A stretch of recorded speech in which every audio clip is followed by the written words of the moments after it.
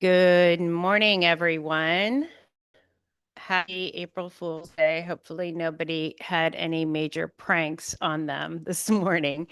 I just want to wish you happy spring, happy April, and we are here and I'm calling to order the public hearing of the Government Oversight Committee. It is Wednesday, April 1st. It's 10:01. And with that, we are going to be hearing conveyances today. We have several conveyances. We have 19. I'm not going to read them all, but they are currently in the agenda that is posted on the CGA website. With that, we are going to ask our ranking members, because I know my good co-chair is on her way. Representative Sampson, are you online? No one. Okay. I think we'll just off and get going then. Thank you so much. Representative Wood, ready to go. She knows how to do everything. Good morning. Thank you, Chairs Senator Gadkar Wilcox, Representative Lucy Dathan, Ranking Member Senator Rob Sampson, Representative Devin Carney, and Vice Chair Senator Doug McCrory, and Representative Ken Gucker, and all members of the Government Oversight Committee. Thank you for raising HE 5581 regarding a conveyance of land to the town of Rocky Hill. I'm here to testify in support of that land conveyance. This came to me through our local farmland preservation committee, which would like to have this land preserved for future generations as undeveloped, perhaps to be used for some community gardens and passive recreation like some trails, but it would not be developed when passed to the town of Rocky Hill. In the testimony, you should have full support from our town council and our staff in the town of Rocky Hill. And I just want to end with, there were some changes made to the language, and this is former 291 land that DOT owns. DOT would like to preserve a couple acres off of I-91 that they can use for staging area. So the original language of the 4.5 acres works fine, and that was already negotiated with the Department of Transportation. And I'm happy to answer any questions. Thank you so much. It seemed, I think there was some questions here because there was a prior conveyance that was passed in 22. So this is more of an amendment. And so just wanted to make sure that some of the differences that you highlighted in your testimony are based on the details of, is that your understanding what you and your sort of the share is the correct details and you weren't considering the prior conveyance? So the prior conveyance, and thank you for that question, the land was conveyed to the town of Rocky Hill, and the town of Rocky Hill said no to the conveyance. So it wasn't officially conveyed to the town. Okay. And that was a previous administration that had plans for the property. This administration is very active and has asked for the land to be conveyed.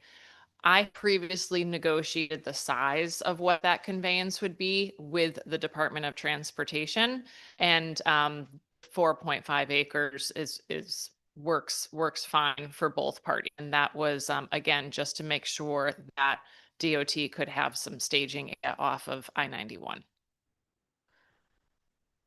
Okay. The land to the west is the off of Route 3, which is easily accessible to the town of Key Hill and where the neighborhood is. The land to the east abuts I-91. So working with DOT, we came up with that size. Okay, so this one is your based on working directly with DOT rather than looking at this prior conveyance. So even though it was passed, and I probably gonna have to double check how it will look and everything like because we have called this an amendment based on the fact that the 22 conveyance was done, but because the town didn't take it and it is DOT, Just to understand, is the appraisal of the property, it was at 668,800, and how was the methodology for valuation made? At the time, it was done through the standard requirements, which I believe it went out to a couple different appraisers. Okay, And the town cannot afford to purchase the land for that number. So we are looking to have the land conveyed to the town and preserved as open space for future generations. excellent. Okay. Um, are there any questions from my good colleagues? Representative Vale. Good morning, Representative. Good morning. Thank you, Madam Chair. Um, so now I lost my train of thought. Sorry about that. Oh, so the town, it was a DOT Yes, land? about 20 or so years ago, there were plans for a 291 connection, and the neighborhood where this land is fought against that. So there was land actually set aside by DOT for a 291 connection, and that project never moved forward. So the land has been sitting there. When I started talking to DOT about passing this on to the town, they shared with me that they do use part of that when they are fixing I-91, various repairs throughout the year. It is very close to I-91, so it makes sense for them to keep a few of those acres. And they have no opposition No, to this? I they- didn't see any they in do the not. testimony. Okay, thank you. Thank you. Thank you. Sir, I'm getting into the Zoom. Is there anybody that has their hand up in Zoom? Okay, great. Thank you very much. I think thank you so much. Uh, next we have Senator Lesser. He is supposed to be here. Is he in the room? Okay, we can come back Okay, to we can him. come back.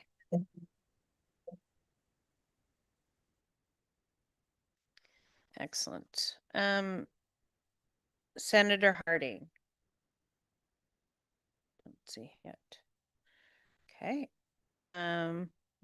Representative Greco, I see you need to accept the invitation and promotion to panelist, if you will. Oh, he did.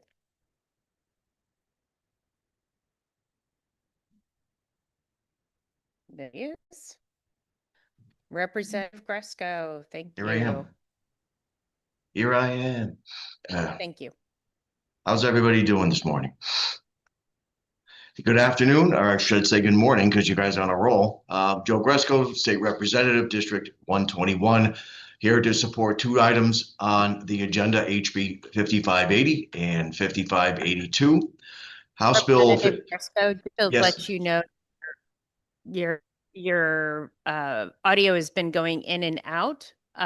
So we have seen you, but maybe if you don't mind, either making sure that you have enough bandwidth or turning off your camera, so we can hear you. I'll turn Thank off my you. camera and probably make a lot of people happy. So let's give that a shot there. Is that any better?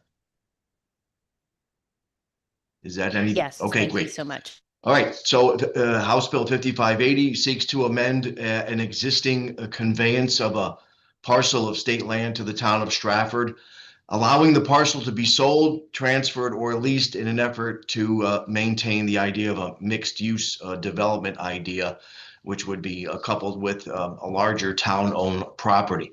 Now, the original conveyance was back in 1968, and it was for a school, which the school has now been closed and demoed. So the town wants to proceed with the mixed-use project. If granted, Stratford can proceed while maintaining the intended transit-oriented. The train station is basically adjacent. Workforce housing development and would allow the specific conveyance would still allow for a municipal parking for the project. but possibly even underground. And then also any funds generated from the sale of the property would, of course, go back to the state. And then HB 5582 dovetails on a parcel of land that the state conveyed to the town. Well, it took 8 years, but that's a long story. The land is the former Grasso Hospital property, which is in the process of becoming senior and veterans affordable housing. But we carved out a small parcel to allow the state to continue owning and operating and providing dental services to IDD clients.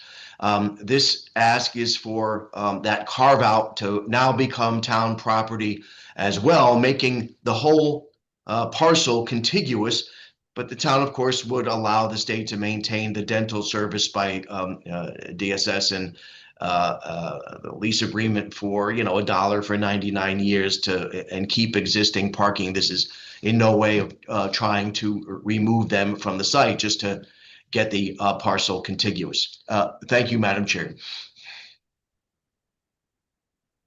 Thank you so much for your testimony and working with the town. I noticed there was nothing on the appraisal value of the property. Can you please expand on that? Which parcel are we talking about? 5580 or 5582? It doesn't appear that either have That would be good. an appraisal here. I'm looking at the map done and the deeds for the 17.2 acres. So the municipal parking in 5580 would be a couple thousand square feet, with the idea of potentially putting the parking needed for the facility underground if circumstances would allow that. They'd have to do a test for where the water table would end up being, but that's the size for that one. And then the DDS building where the dental services are done is, basically 2,000 square feet building, 3,000 square foot building. Like I said, which would be a lease for 99 years, for example, would allow them to continue their services and to continue keeping the parking spaces that were worked out over time. So in no way would we be interested in stopping that service, but it's about a 3,000 square foot building. Okay, so just kind of going back to my question, has there been an appraisal of either property? Because we're talking about two different bills here, 5582 and 5580. One, 5582, which is the parcel of land, which is, I understand, to be this car park now. And in 5580, we are talking about the mixed use development project. Is that correct? And again, as I was saying, I just don't see any notice of any sort of appraisal on either property. Am I missing something? I'm sure you're not, and I will be able to get you those appraisals as soon as possible. That will be helpful. Okay, so just to be clear, so with the 17.2 acres that are contemplated in 5582, those, what are the use of those lands by the town of Stratford? What are they intending to do with them? The original conveyance from about 8 years ago was to create affordable senior and veterans housing. There were 2 dormitory style facilities and a swimming pool on the site, and the The deed was finally transferred to the town at the end of last year after much wrangling. And we are in the process of working out a lease with the Stratford Housing Authority to create that affordable veterans and senior housing. And we have been using our local seniors have been using the pool for rehab and exercise in the interim.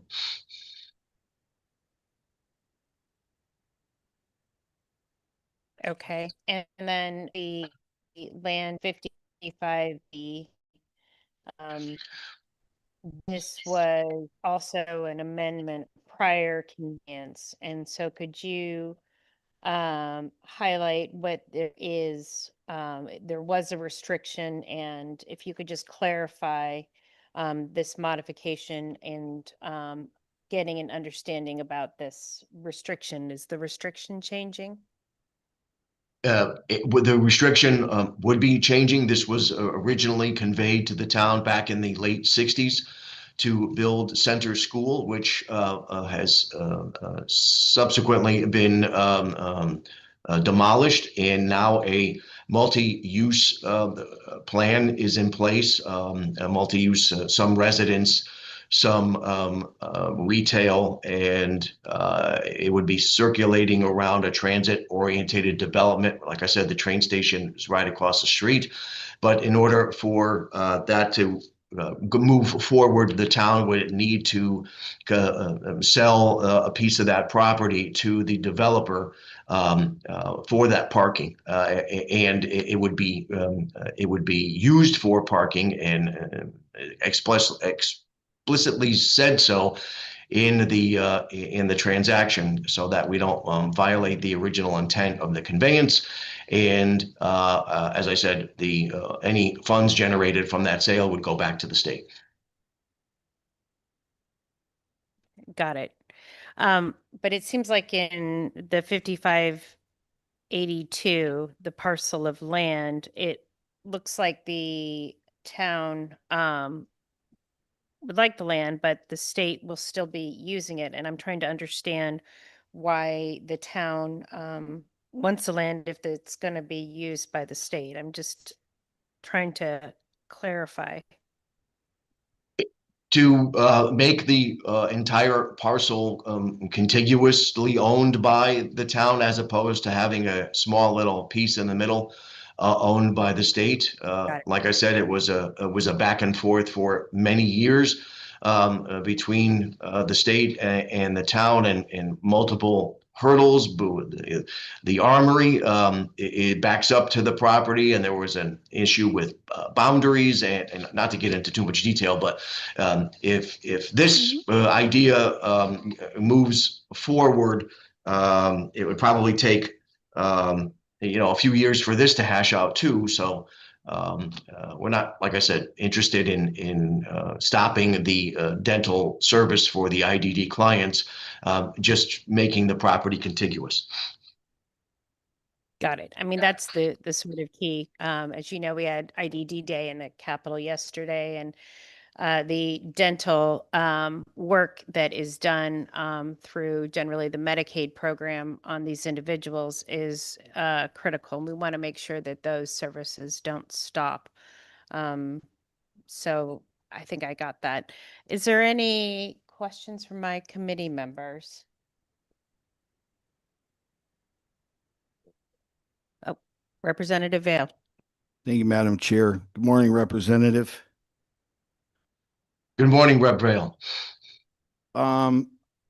So there is some opposition testimony on this, both from OPM and also DDS.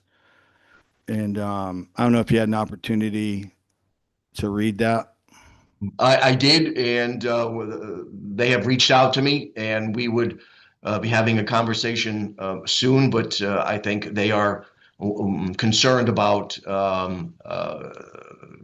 potentially that property going to the town, and then the town saying, "Oh, we don't want you there anymore." But this is where the 99-year lease for $1 would come in. Like I said, the furthest thing from our minds is to stop that dental service from DDS. All right, I would feel more comfortable with this if I had some assurances from those agencies that that was something that you guys could kind of work out. We will be having that conversation probably the beginning of next week, Representative Vale. And yeah, so if you could keep us up to date on that, because it definitely would make this a much easier decision if they were on board with it. And Understood. all right, thank you, Representative. Thank you. Yeah, I'm looking forward to hearing that because I think that is probably my biggest concern with the 55 82 bill. Um, and just want to, just seeing the opposition from OPM as well as DDS, and we want to make sure we continue services. Representative Gucker. Good morning, and sorry for my tardiness. 84 is always, an interesting drive on the way up here.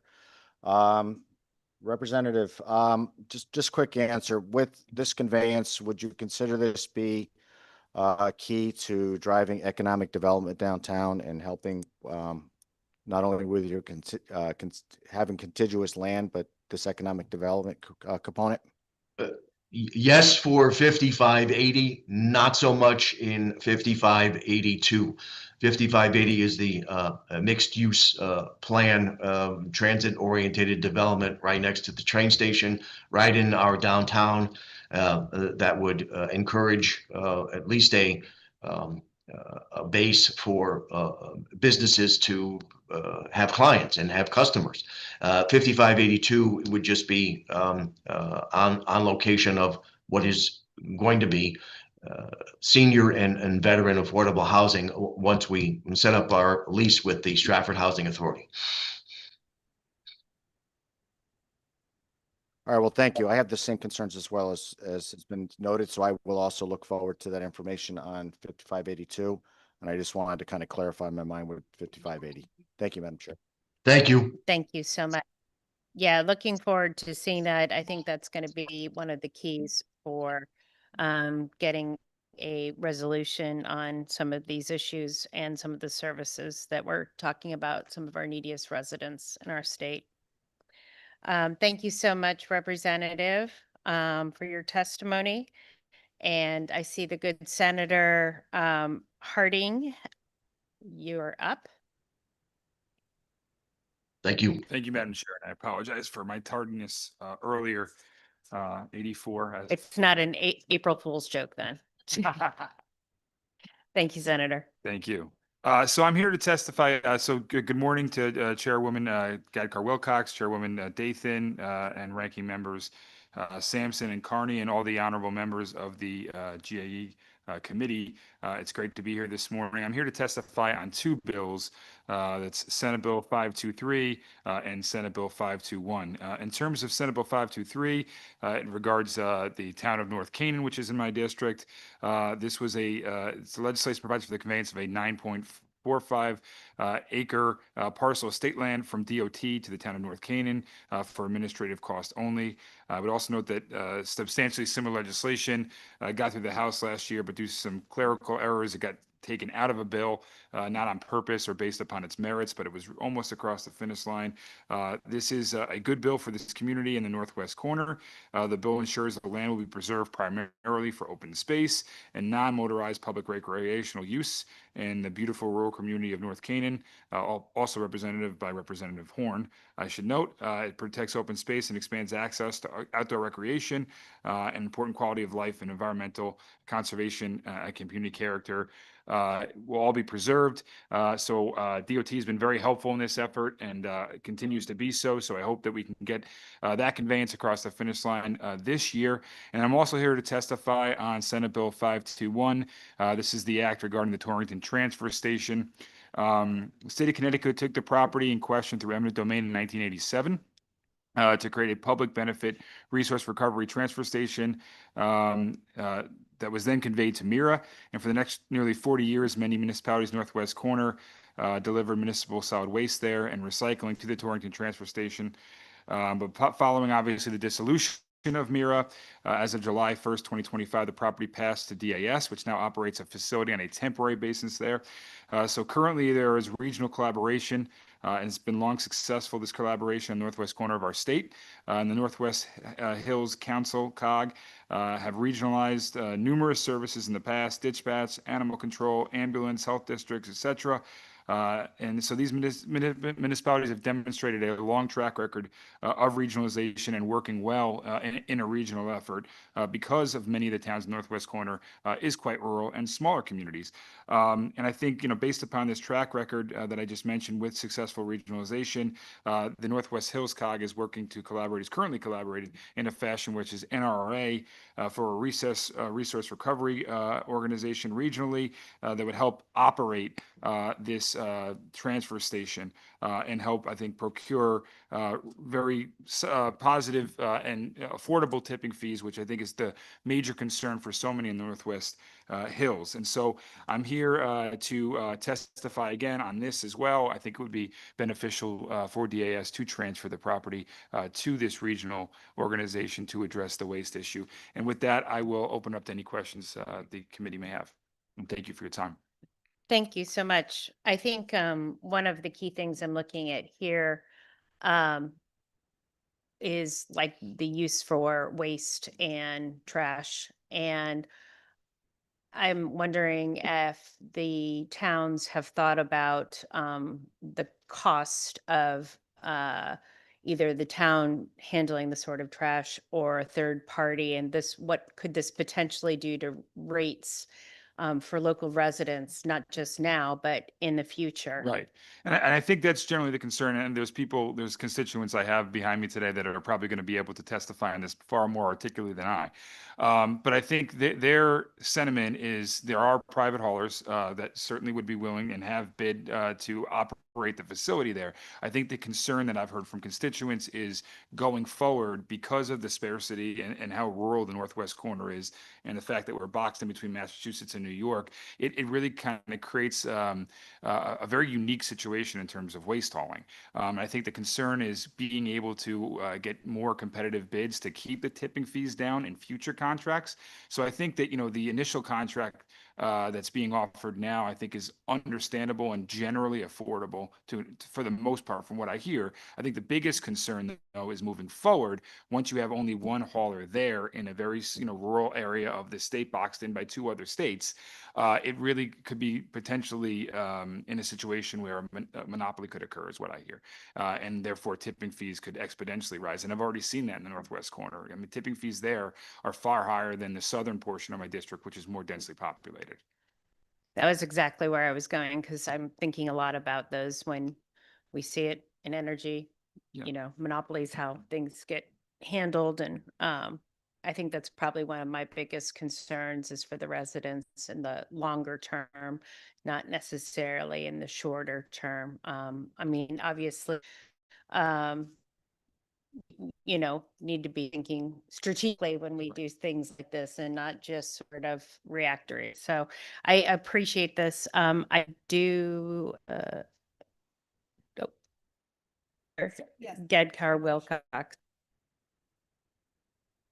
Good morning, Marty. Nice Chair. to see you. You as well. Question on the South Greenway parcel. What's the reason there was a formal appraisal? I'd have to defer to DOT. We've been working with DOT on this, so I'm not sure what their requirements were. And I don't believe that was the hiccup though last year. It was more clerical as to the reason why the conveyance did not occur last legislative session. Okay, and so the standards used in this appraisal would probably fairly accurately reflect what a formal appraisal would Yes, have? that's Okay, my making understanding. sure Yep. what the difference would be then if there's no Yep. formal appraisal. That is my understanding. Okay. Madam Chair. Great, thank you. Thank you. Thank you so much, Madam Chair. Representative Vale. Thank you, Madam Chair. Good morning, Senator. Good morning, Representative. Just two things I'll touch on. I know there's people that will probably be testifying on this in the future that can answer some more of my questions, but you mentioned eminent domain.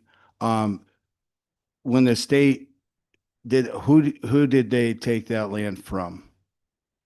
That is a question for the constituents that will be testifying. So Okay. I'm not sure where, because it was 1987 was the year that I was born, so Is that the wasn't year? really, And that was the year? wasn't top of mind. Yep, Yeah. I hear you.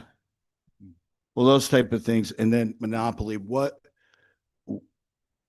monopoly, again, that's a strong term. I don't like monopoly. What constitutes a monopoly in this situation? Well, I think, as I explained, I think the situation is unique in that how we address the waste in the northwest corner, because one is it's very it's very rural. You understand, you live in a very similar district. And so it is hard generally to get private bidders to come in and bid because of how rural the area is, number one. In addition to that, trying to procure services in this regard from private haulers, it's also boxed in between two states. So you have New York to the west and you have Massachusetts to the north that kind of boxes in. So that does limit it as well. And so the regional aspect, as well as how rural the northwest corner is, I think is conducive towards maybe only one company or very limited companies being interested, which then, generally drives up costs significantly. Because again, as you know, I represent rural district itself in northern Connecticut, also a border town, but not in the corner. So we only just border Massachusetts. But I have 4 rural towns. Some have service districts, and put it out for RFPs. And then we have private people who get garbage pickup on their own. So yeah, and again, there's other people I can ask some of these questions too, but the monopoly than I, thing, I have some more questions on. Thank you. Thank you.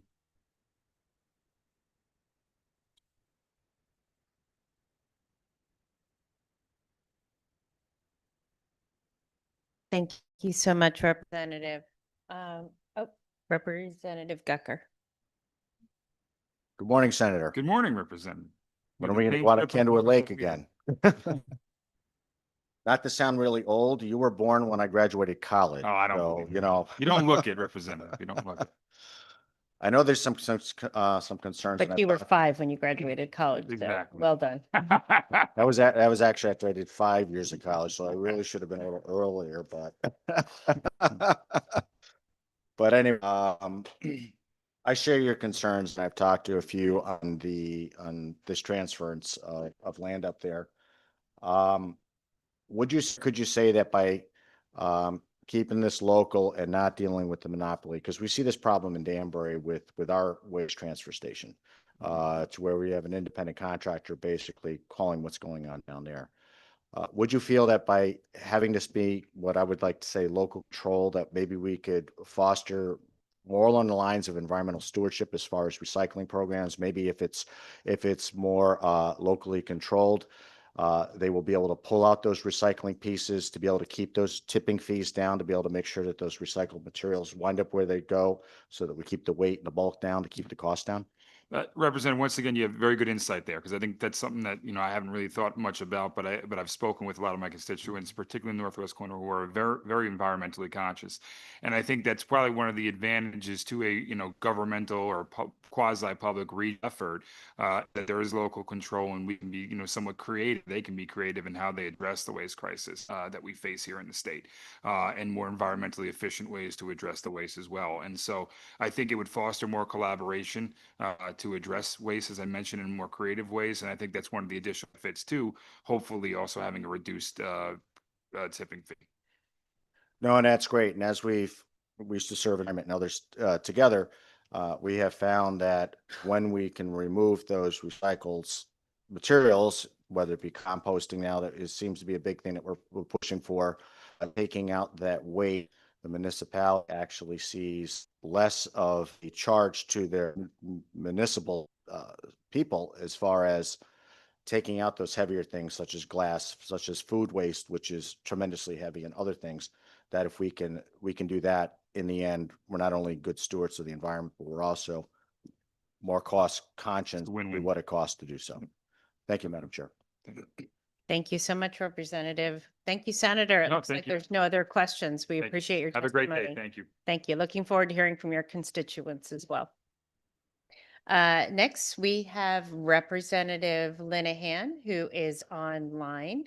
if you'd like to go ahead, thank you. Thank you very much, Madam Co-Chair, Madam Co-Chair Dathan, Co-Chair Gadkar Wilcox, Vice Chair Gucker, excuse me, Vice Chair McCrory, Ranking Members Carney and Sampson, and my distinguished colleagues on the Government Oversight Committee. For the record, my name is Representative Liz Linehan. I represent the 103rd District, which is Cheshire, Hampden, and Wallingford. Thank you for the opportunity to testify today on 2 conveyance amendments. The first one is 5578, conveying a parcel of land from Chesprocott to Homes for Our Neighbors, which is a nonprofit. And the second one is 5579, which was an original conveyance to the town of Cheshire. We are now seeking an extension of the time period before it reverts back to the state. Just to give some background on this, we passed the conveyance for the town of Cheshire in 2019. And the reason why we are looking for the extension is the town has actually been fantastic in working with the community on what would be right to go there. And originally it was simply for economic development. And now after lots of discussions with the neighborhoods involved, we're looking at economic development in a few different ways, as well as possible housing or even partial or full open space. So the extension would be for more discussions, and of course, any funds that would be gained by the sale of this would revert back to the state. For 5578 for Chesprocott, in 2022, we conveyed the land to the Chesprocott Health District. They were in need of new land to build something to house them because they were losing their lease. The town of Cheshire came forward and said, we actually have a great spot for you, so you don't need to pay to build, and that money can actually go towards health issues in the area.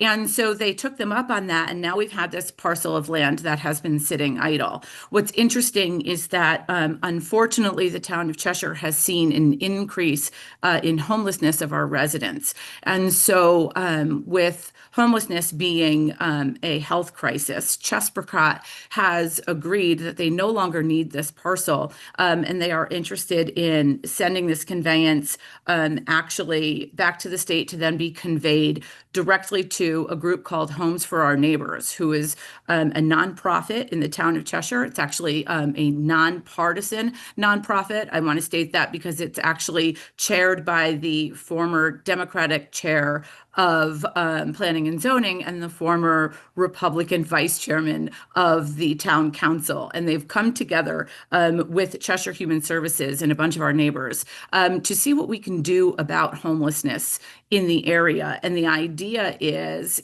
just like one of the bills that they had in front of the General Assembly, that they would like to put some temporary housing on that area, which is located adjacent to the food pantry, in order to temporarily house neighbors who are experiencing homelessness. And like I said, that's in conjunction with Cheshire Human Services. Everybody is on board with all of these proposals from the town side. So there would be Human Services, the town council, the town in general, as well as all the members of Homes for Our Neighbors, and the board from Chesprocott approved this at their last board meeting as well. I'm happy to answer any questions regarding these, but like I said, they are conveyance amendments, and I appreciate the opportunity to testify. Thank you so much. It's nice to see you. So nice to see you. And So- may I just throw in for reference that Senator Harding being born in 1987, that was like my best year of my life for reasons I'm not going to say publicly. It was a really good time as a teenager, so I'm shocked that he was born in 1987. I was a teenager in high school as well in 1987. And Great year. it was a good year too for It me. was. No joke. Representative, I'm sure you saw the comments from OPM on 5578 for the Chesprocott. It's a mixture. Chesprocott. Cheshire Prospect Wolcott. Chesprocott. God, I love it. That's so cute. Yeah. Jessica brought. Anyway, I'm sure you saw their comments and their opposition to the conveyance with the concerns about not the fact that it's going for temporary housing, but it's looking at the revision for the language for retaining ownership and leasing were deleted. Yeah. It was conveyed prior for administrative costs. And so there are comments of either the revision language needs to remain in the bill or the Chesapeake Health Department must pay fair value for the property and have no restrictions on use. And the fair value, as I think you highlighted here, was 1.3 million. Just wanted you to kind of respond to that, if you would. Yeah, absolutely. Quite honestly, I wasn't aware that the revision language would be taken out. So we are very open to putting that back in. And I think that these are the things that we all discuss before the bill is actually called on the floor. If this is something that we can all sit down and discuss with before it actually gets out of committee, I'm open to that too. But this parcel of land, the use is really to help neighbors. There's really no interest in selling the land, in leasing it somewhere, or making any money off of it. It's truly for nonprofit use for residents of the town of Cheshire who are and beyond who are experiencing homelessness. So I am more than happy to discuss putting that language back in before final passage. Okay, thank you for highlighting that. I mean, Absolutely. we see in all of our communities how homelessness is affected in my neck of the woods. We have wonderful organizations that are looking at dealing with this. So it is very good that we're trying to address this in your neck of the woods. Thank you so much. We Are really there appreciate that. Yeah, are there any Senator Gagharwell? Thank you, Madam Chair. I just one question Sure. about the property. So it says that portions of the land will be used or transferred to the non-profit entity. If you can just explain more what portions would be and what is the use for the remaining land? So it backs up its DOC land, Department of Correction. Cheshire is a prison town, and we have land that extends beyond that, which is pretty unusable otherwise, except for the area where our it abuts and a little bit behind where our food pantry is. So I believe that the entirety of that property will be used for short-term housing. So there is no plan for the remainder of the property. It just is. I hope that answers your question. Thank you. Thank you. Thank you so much. Any other questions from committee members?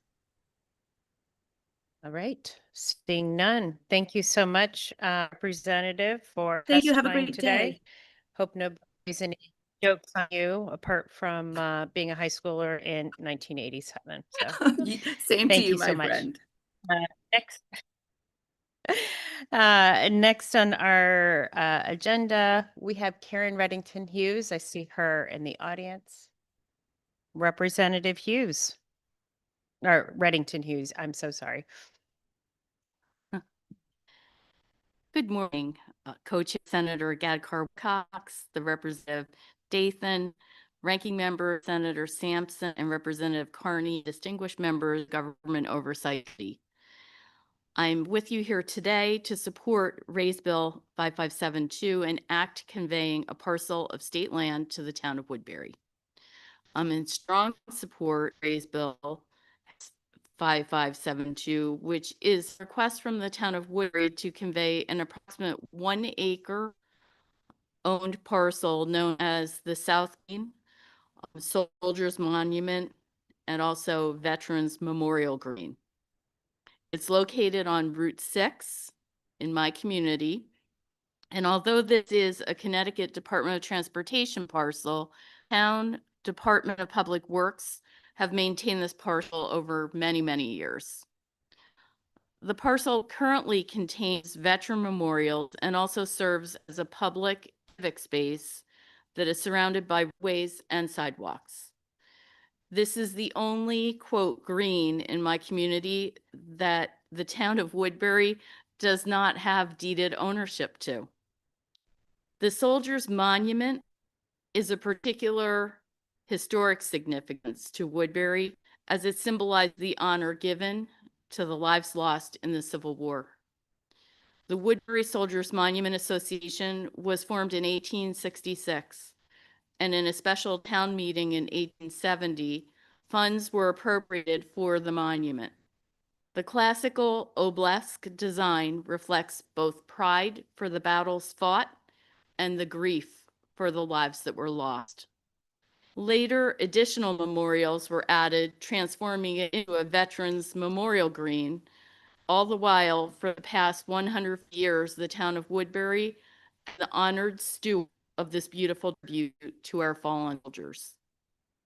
As the town moves forward to engage in some improvements on this hallowed land, it's only fitting that they are able to take possession of a parcel that lays tribute to so many of its residents. Thank you for your consideration, and I welcome your questions. Thank you so much, Representative. Nice to see you today. You too. I sure you saw on the website the opposition from the DOT on their to this conveyance. Yes, I did, but I did not really understand it. There was really very little clarity to why they were opposing it, other than they stated that this came in too late in the process. Okay. I mean, that's kind of what I kind of Mhm. gathered as well. Have you to follow up with DOT to Yes. get an understanding? I have not gotten anything back from DOT.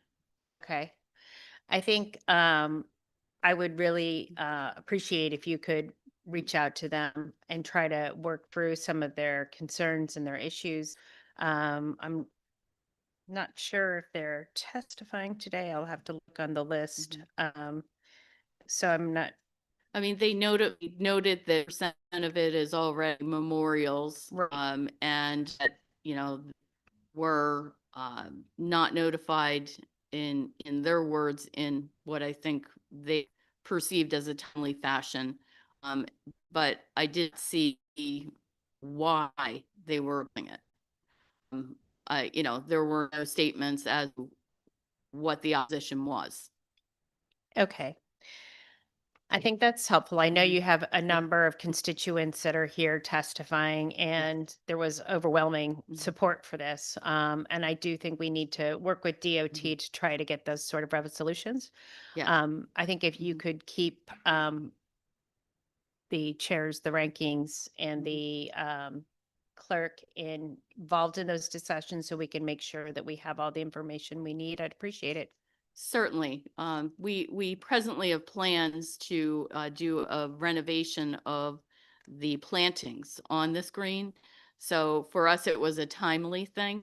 We were planning on taking out overgrown shrubbery so that the green could be, in its glory, and putting in perennials and other plantings.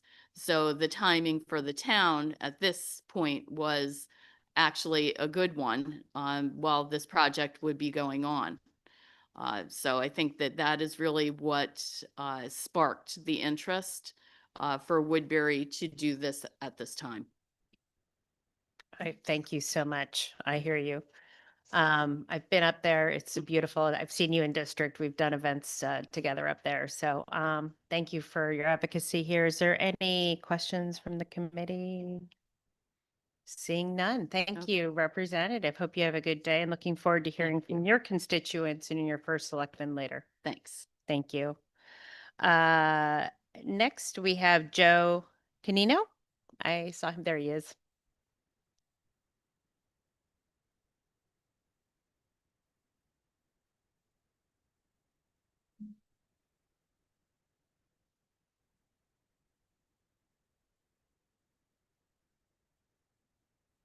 Morning, Senator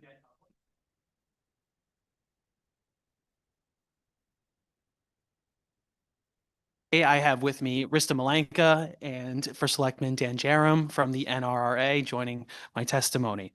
They will be proceeding after me.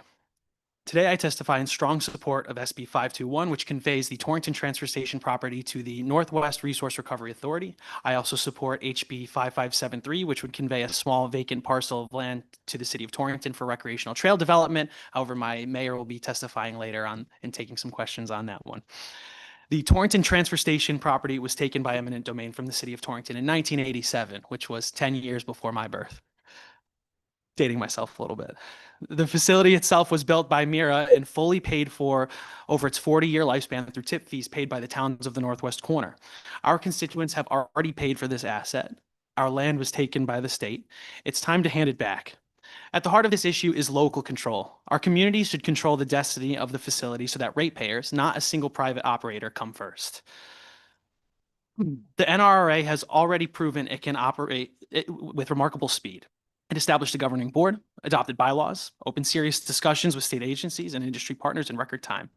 It is committed to competitive tip fees, stable service, and achieving full financial self-sustainability by June 2027 once the current municipal service agreements expire.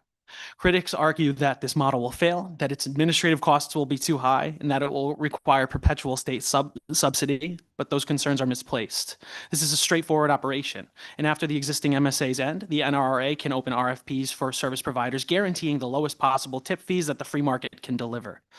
The Northwest region, under the leadership of the Northwest Hills Council of Governments, has successfully regionalized other public services such as dispatch, health districts, and animal control, as explained by Senator Harding. I'm confident that the NRRA can run this facility just as effectively and efficiently. You will also hear claims that the proposal is unfeasible, that tip fees will skyrocket, or that the NRRA is unqualified.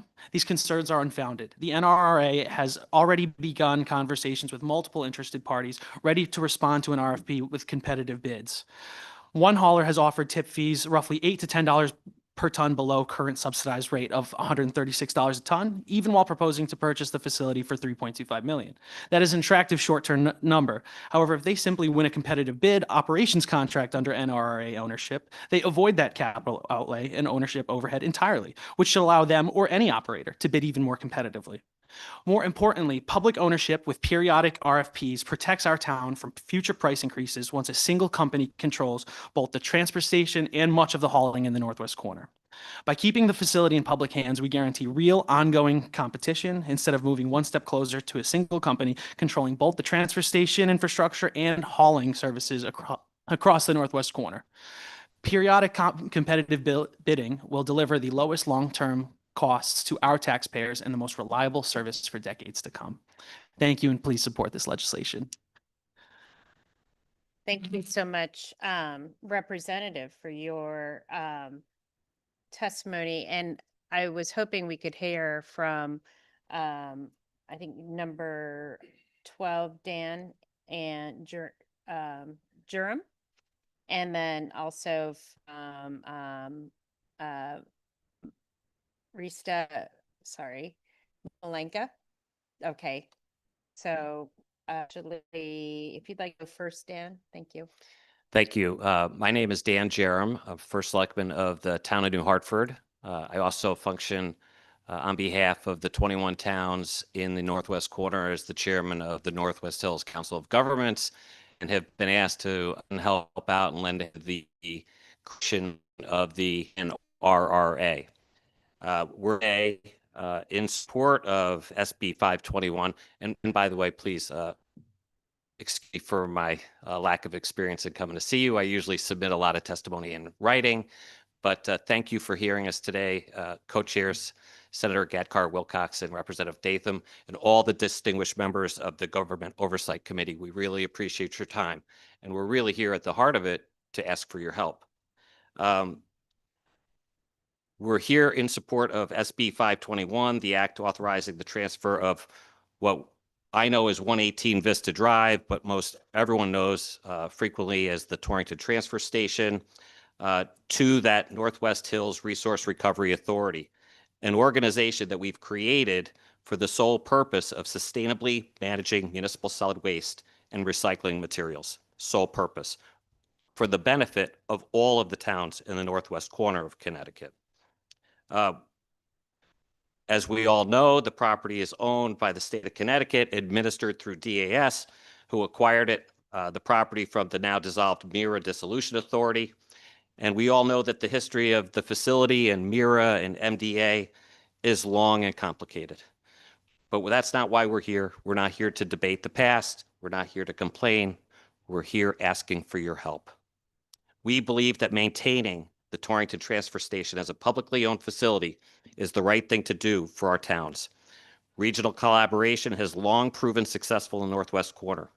Far beyond our schools, most of which are regionalized, the NHCOG municipalities have regionalized numerous services, including police, fire, and EMS dispatch, animal control, ambulance and paramedic services, health districts, fire marshals, public works equipments, collaboratives, and yes, transfer stations.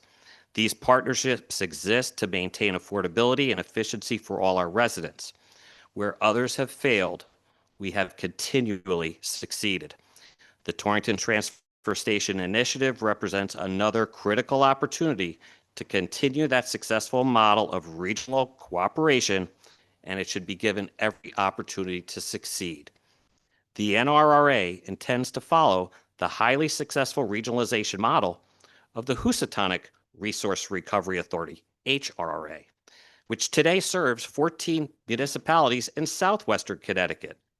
And it should be noted that it took the HRA about 4 years to get off the ground, to get established and fully implement that vision. Get the operational framework going and everything. We're really here working on an expedited timeline because of all the changes in the law that are far beyond our control.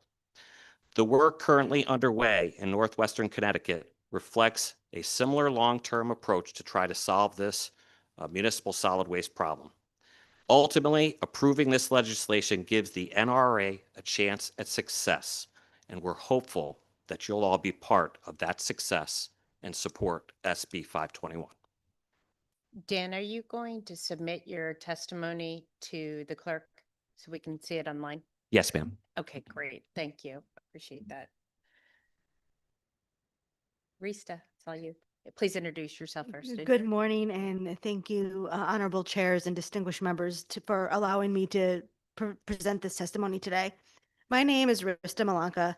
I am the Director of Economic and Community Development for the Northwest Hills Council of Governments, and I'm here to support SB 521 and the conveyance of the Torrington Transfer Station to the Northwest Resource Recovery Authority.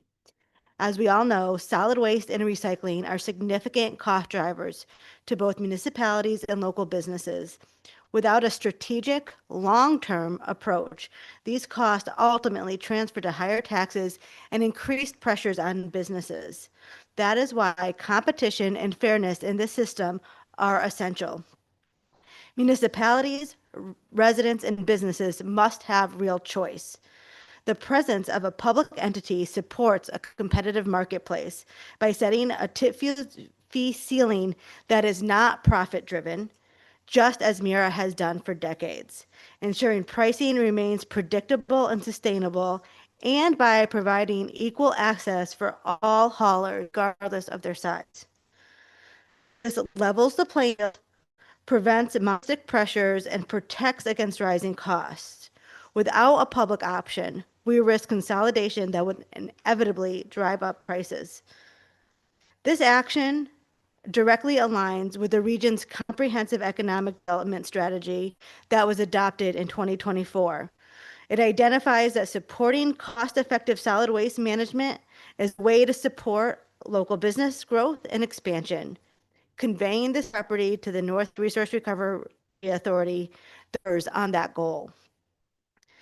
The importance of maintaining a publicly owned facility is also demonstrated in Mira's own policy and procedures, which stated in section 5.2.1, the sale process, that Mira may sell real property, but the competitive price does not apply to the sale of real property. And whenever practicable, property will be sold to a public or regulated. Transferring this asset to the NRRA follows both the letter and spirit of that guidance. Under NRRA's ownership, operations will be competitively bid to private operators, ensuring efficiency while maintaining public oversight. Contracts can be rebid over time, keeping costs competitive. Given the opportunity and the time, we are sure that we can replicate this model that mirrors the success of the Housatonic Resource Recovery Authority, which currently serves 14 communities and has consistently lower tip fees than our region has historically seen. The Northwest Hills Council of Governments is committed to providing administrative support and has secured a sustainable materials management grant from DEEP to support the Torrington Transfer Station and the NNA in getting established and developed. In closing, transferring the Torrington Transfer Station ensures long-term accountability, but combining the efficiency of a private sector expertise with oversight and public interest safeguards of a regional authority. This property transfer is the first step in a strategic decision about how we manage costs, support business, and protect our taxpayers across the region. I urge you to support this conveyance, and thank you for your time. Thank you so much. I saw you completed the forms.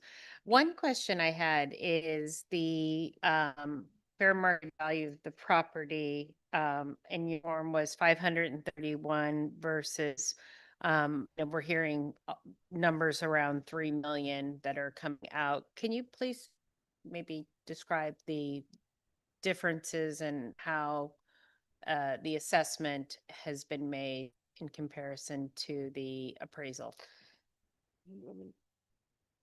So, excuse me, a few things on that point.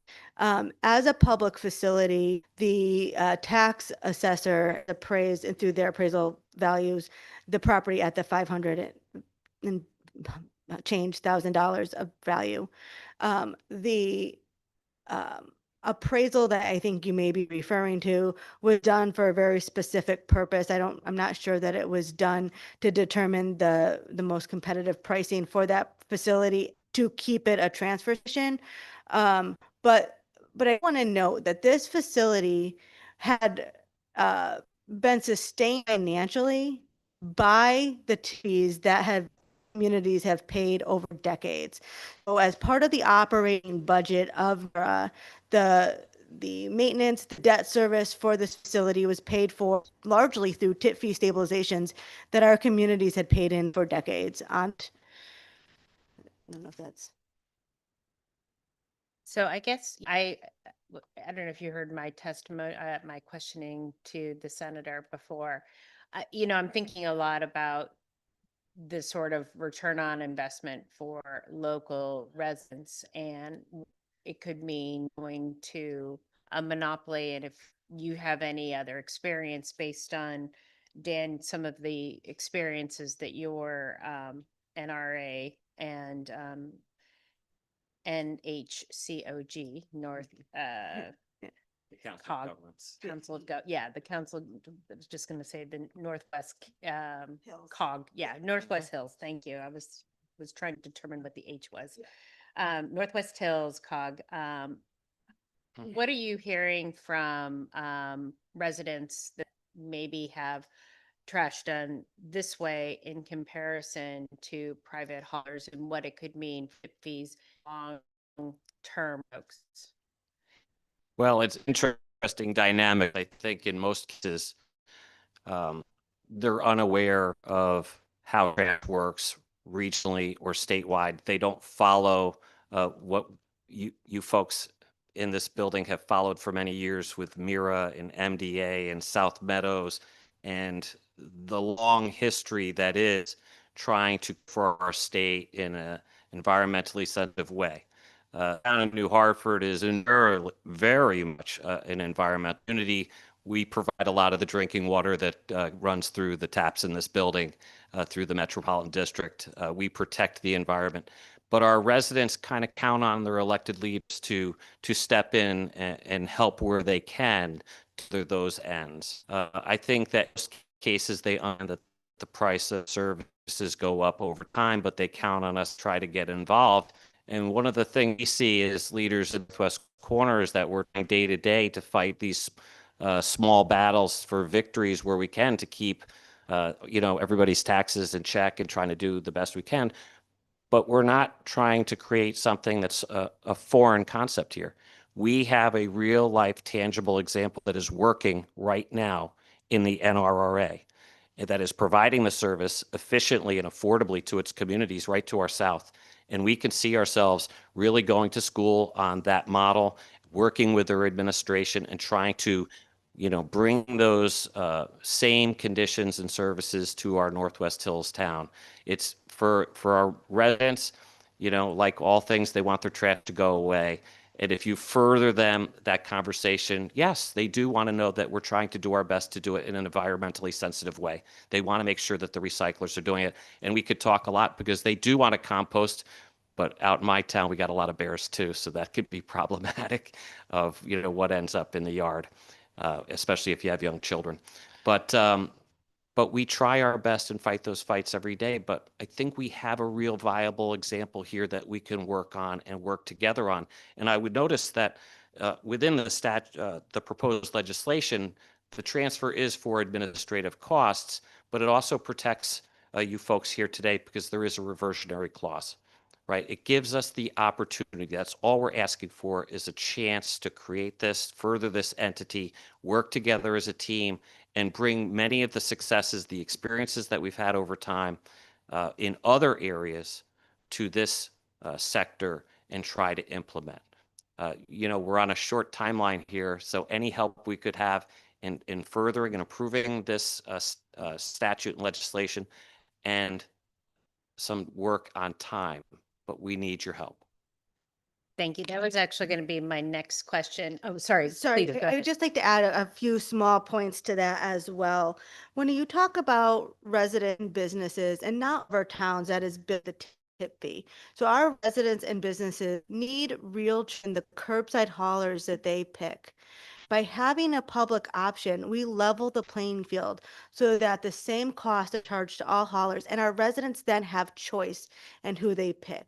So right now, and I think if we eliminate that form, we'll hear more, but we're really trying to protect our local business and residents for continue to have the options.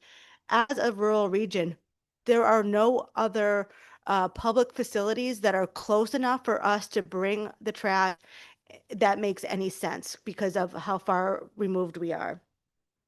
And I would also just, we're not here to talk about about the tip fee because we still have to determine that as we move through our process. But we have talked a little bit about recycling and recycling options. And I just wanted to touch base on that because currently we do not charge our towns or any user to the facility anything for tip fee. Our tonnage for recycling is $0. So we are encouraging our municipalities and users to recycle, streamline, and we are really promoting that. So by continuing to offer $0 lane, which we believe we can do, will help improve sustainability and provide those additional options and opportunity for our communities to continue improving those streamlined diversion efforts. Thank you for highlighting that. I wasn't aware of that, and I didn't know if that's the same model in other municipalities. And I guess my greater question is, do you think we would be able to do this in a fashion that's shorter time frame than the 4 years that we've had based on those sort of learnings? So I think the answer is yes. And one of the primary reasons I can confidently say yes is that we have the support of the Northwest Hills Council of Governments Board, and the Northwest Hills Council of Governments is an established entity. And we do have resources at our fingertips that are able to help the Northwest Resource Recovery Authority. So they're not going it alone. We're here for administrative support and to provide resources so that we can do this a bit of a faster method. And I would note through time, we'll be able to identify further cost savings, shared partnerships, which we are exploring currently. So we're, the benefits aren't necessarily what is going to happen or tomorrow or even next month. The benefits come when we have the opportunity to really right size this facility for the need of our region and build relationships and partnerships with all of the haulers in the region and with other partners. So as we move forward, I think we can do it in the short term. I think the longer time we have, the more sustainable and the more cost effective we will become. Thank you for that. And I think you kind of highlighted the choice mechanism as well. For me, I'm really trying to focus in and doing as much compost as possible, trying to figure out how we can do that.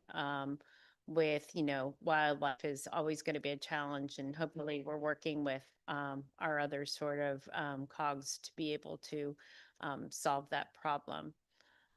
Sorry, go ahead. I was just going to add, and Riss did not add in her testimony, but the state has been very generous to the COGS in terms of the grants that were given for either municipal solid waste or MS4 requirements, as well as the second grant that we got for municipal solid waste. So we are in process right now of interviewing for a strategic advisor to help guide this process. So we are pursuing, it seems like it's every day of the week I'm spending more and more time on this initiative, right in the heart of budget season, just like you folks, and trying to attend meetings.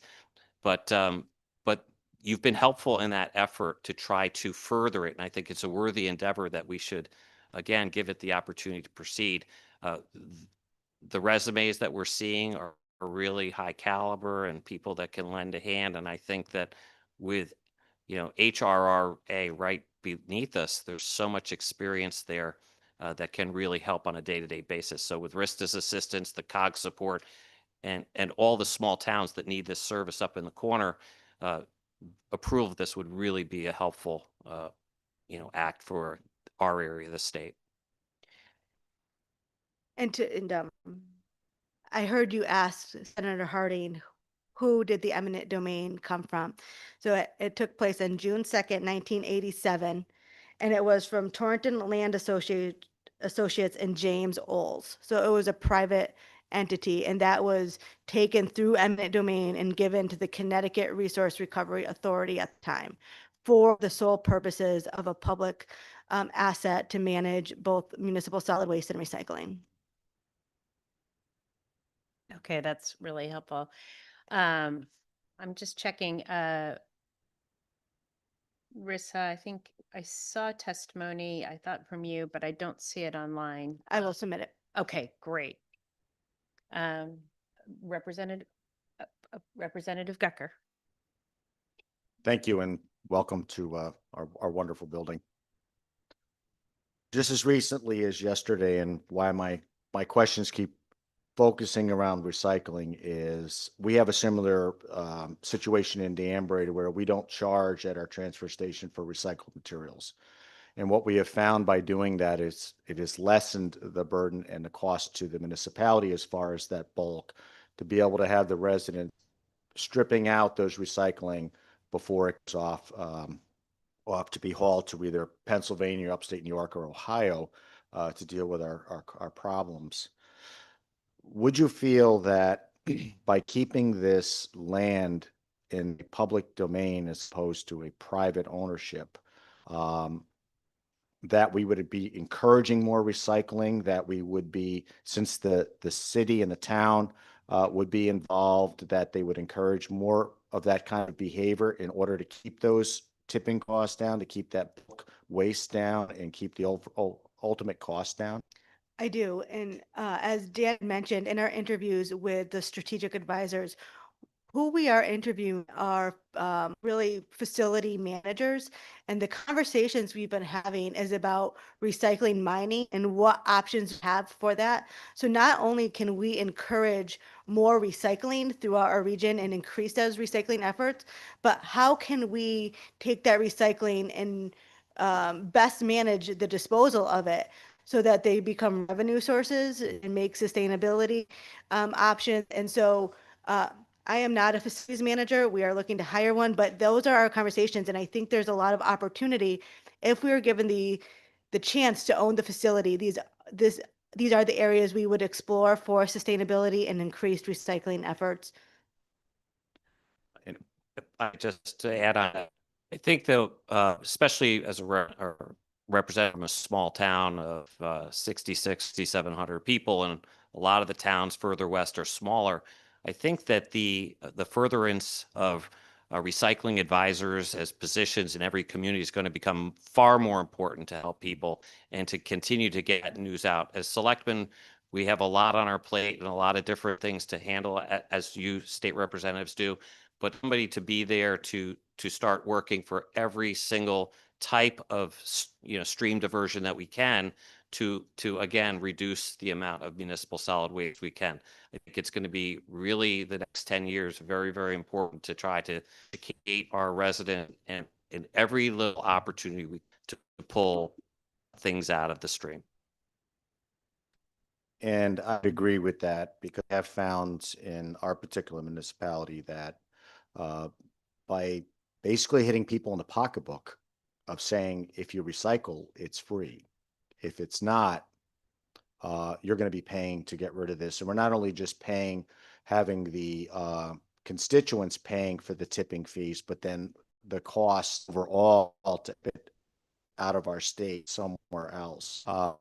So I would be in agreement, and I feel that, and that's why I posed the questions the way I did, so that if this is kept local, the town will be able to foster those ideas, to be able to get that word out. To where I get concerned, where if we have a monopoly, for example, they're not going to be really worrying about the recycling aspect as much, because they're just going to make it, ship it out regardless. So we can keep our footprint a little bit lower on our environmental causes, but at the same time, cost wise, it will save the residents a bunch of money at the same time. I'm a little bit older than Representative Canito and Senator Harding, and I've attended a lot of meetings, and I frequently recall the conversations with Tom Kirk, who ran Mira for many years, and his largest source of pride was being able to say that we took care of all our municipal solid waste in state. What we made, we processed, and we disposed of here. And we could talk about whether burning materials or burying it, which one's healthier or better or worse for the environment. But the bottom line is that that was a source of pride that we did that. And I think that at the point, sending this material out of state is going to become problematic for all of us. And the more we go, the faster we go to reduce the streams at a time when we're trying to propagate growth in our state. But I think that it's going to be a challenge. And I think that we need to get back to the model of taking care of everything in state. I thank you, and thank you for your activism in that area. Thank you, Madam Chair. Thank you so much, Senator Gagnon-Wilcox. Thank you so much for your testimony. I did want to ask you about the opposition testimony from the CBIA. If you could perhaps respond to a couple of things that were stated about, one, just taking property off out of a kind of competitive or market-based process, and what that means in terms of sort of future economic investments for the town. And there's opposition based on that. So if you wanted to, I just would like to hear your response to that. And also the fact that you're eliminating this conveyance will eliminate future potential opportunities for that kind of market-based economic development. So if you can respond to that, and what I heard you say was this is in the context of what currently is a monopoly. Is that the case? If that's not the case going forward, would that change your answer? If there was, and how do we get to the conclusion that it is a monopoly, in fact, and unlikely to get additional competitive sort of services there? Just wanted your response. Well, I don't know that I use that term, but I don't think it's strange to think that the market competition is lessening. The providers are being reduced. I think we've taken actions by closing South Meadows. We created scarcity of processing, which has upward pressure on pricing for disposal. But But I think that we see that the consolidation of the industry is happening in the northwest corner, and it's happening rapidly. The providers that used to provide curbside service in my town have been bought out by different things. And I understand that that's a market force that occurs. I believe that if you were to take and we all know how difficult it is for any non-market provider to come to the area, they have to have a site and it has to be permitted by DEP. So before they can even come to the area, they have to make investments with no guarantee of contract. So to maintain this as a publicly owned facility that's available for RFP, you're actually sustaining competition. Okay. Because you'll have an RFP process, right? So there is a competitive bidding process. Exactly. That's what I wanted to clarify. And not having the hurdle where a business would have to come to the market and say, you know, I have to invest before I can perform, or I have to be lucky enough to win a bid and then mobilize quickly. But having this here, and we don't know what the future will bring, who would respond to that. We are open to working with anybody who can provide these services to our communities at the best possible price. We just believe that long-term, you know, public ownership of these small towns and the northwest corner will be beneficial for all. And ultimately, anybody could come in with that ability and make a bid during an RFP process and say, we can provide the service for X, and we would have a surety of knowing that everybody was given an opportunity, everybody was given a fair chance, and that we got the lowest price. Conversely, if you take that off, it makes it very difficult for people to come to the market, where, as Senator Harding spoke, we're in that unique position of being boxed in into the corner. And how does that work? Great. And that was and so maybe consolidation is a better term than monopoly, which you didn't use. So I just want to confirm that the recent trend has been that these services are being consolidated, and therefore you have greater concern about it, is what I was hearing. And I just want to confirm, though, that it's unlikely that that trend will reverse itself and become open or more competitive from a market standpoint, in your opinion. Correct. And I think just to kind of answer that question and elaborate a little bit, when we talk about competitiveness, right, we're talking about the vertical integration of the entire process. So from curbside to the processing to the disposal. So there's a lot of different ways where there can be competition. And so we are looking at this from two different perspectives, I think, to answer your question.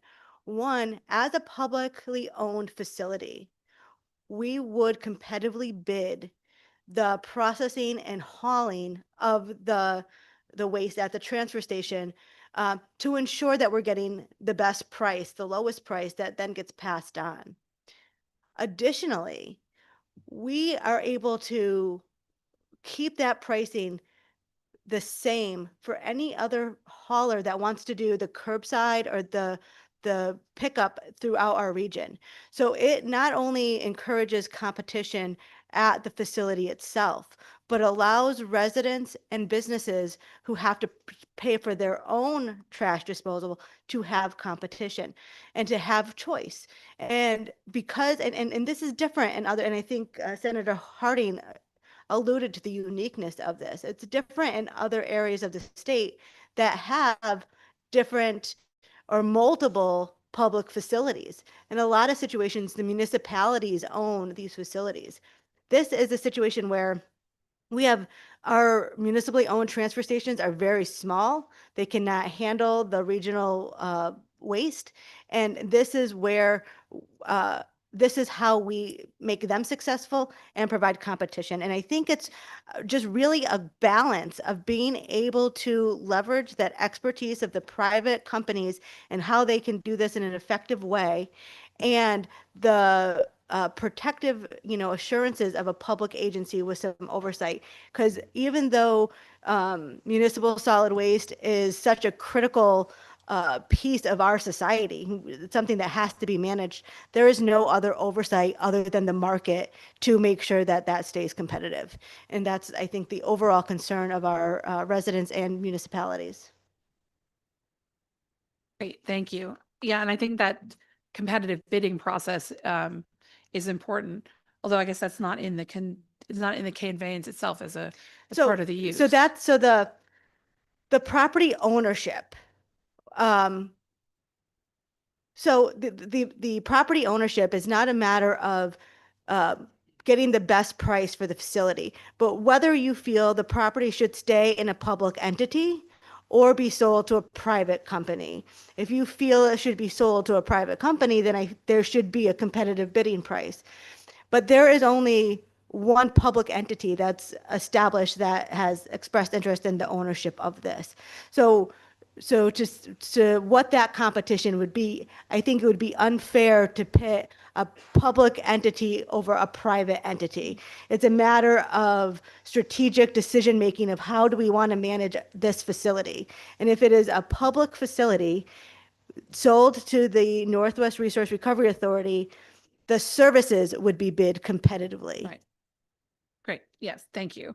And just if you can just help me walk through the appraisal process and just the difference between, I know as the good chair has mentioned that we saw an appraisal at 3.1 million, but your appraisal came in at 531,000. So have you submitted any documentation for us to understand how So- you came to that appraisal and why there's such a big gap? So I think to understand that, and I don't want to go too far back, but when the Mirror Dissolution Authority Board was winding down their operations, we had created a term sheet for the property to be transferred over to the Northwest Resource Recovery Authority with all the existing contracts.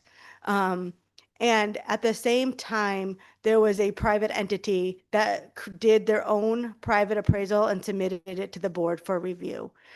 So I don't have any input as to that appraisal. It was done by a private entity for the purposes of wanting to purchase that through a private sale.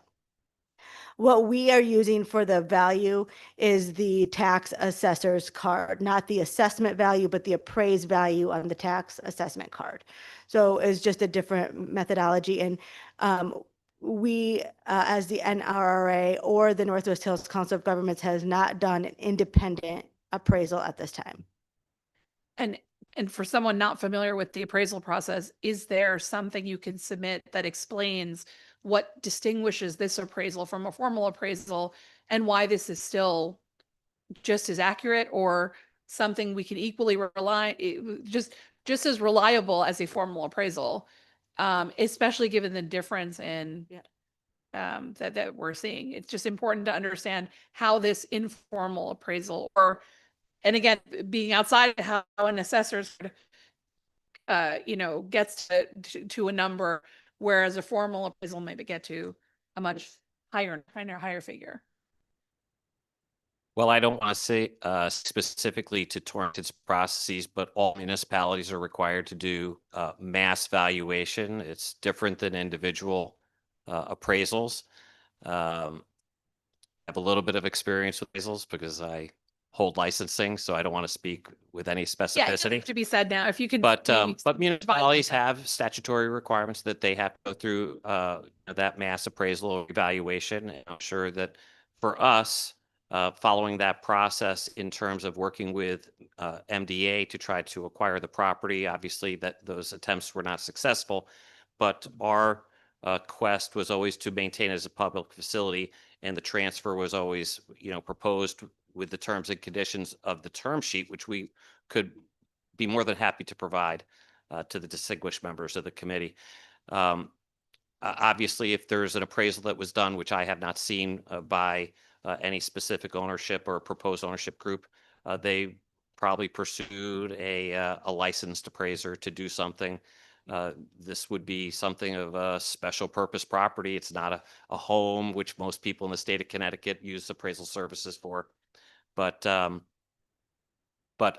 would think that this number evolved out of a mass appraisal for revaluation.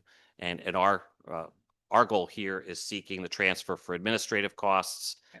So we're hopeful that that is successful.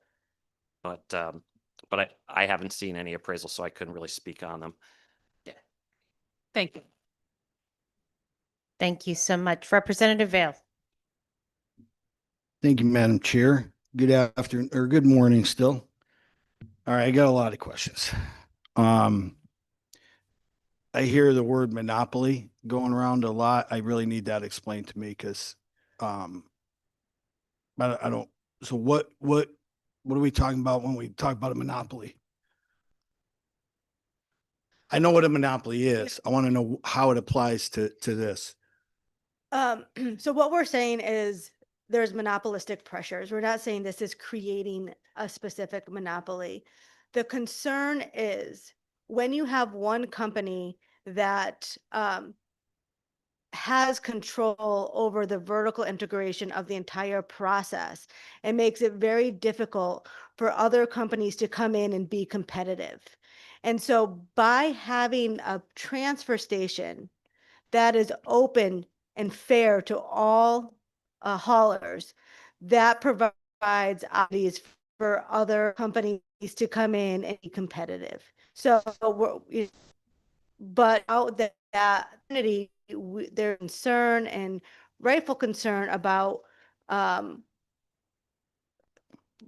the curbside to our local transfer stations that do their own trucking. Would they be required a higher fee that makes their own truck unsustainable? Are there additional insurance required that are being required public private facilities? Again, a public facility keeps the field level for all haulers so that we can ensure the market is in the competition and not any other way. I If that, understand what you're saying, but I think we should stop using the word monopoly. I think it's being yeah, represented. Number one. So again, I'm not from the area. There seems to be a lot with this. That's why I have a lot of questions. So Mira ran the facility. Why did they stop running the facility? State legislation. But why? What triggered that? Were they not, were they losing money? What was the reason why? Well, I think we could go back a decade and talk about the 80 or 90 towns that use the South Meadows facility. It's a long drawn out past.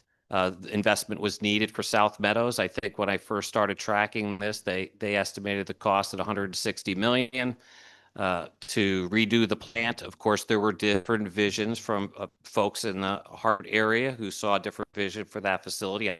I understand the nature of different people having different beliefs. Times changed. There was a firm called Sasser-Rooney that was bought in. The price doubled.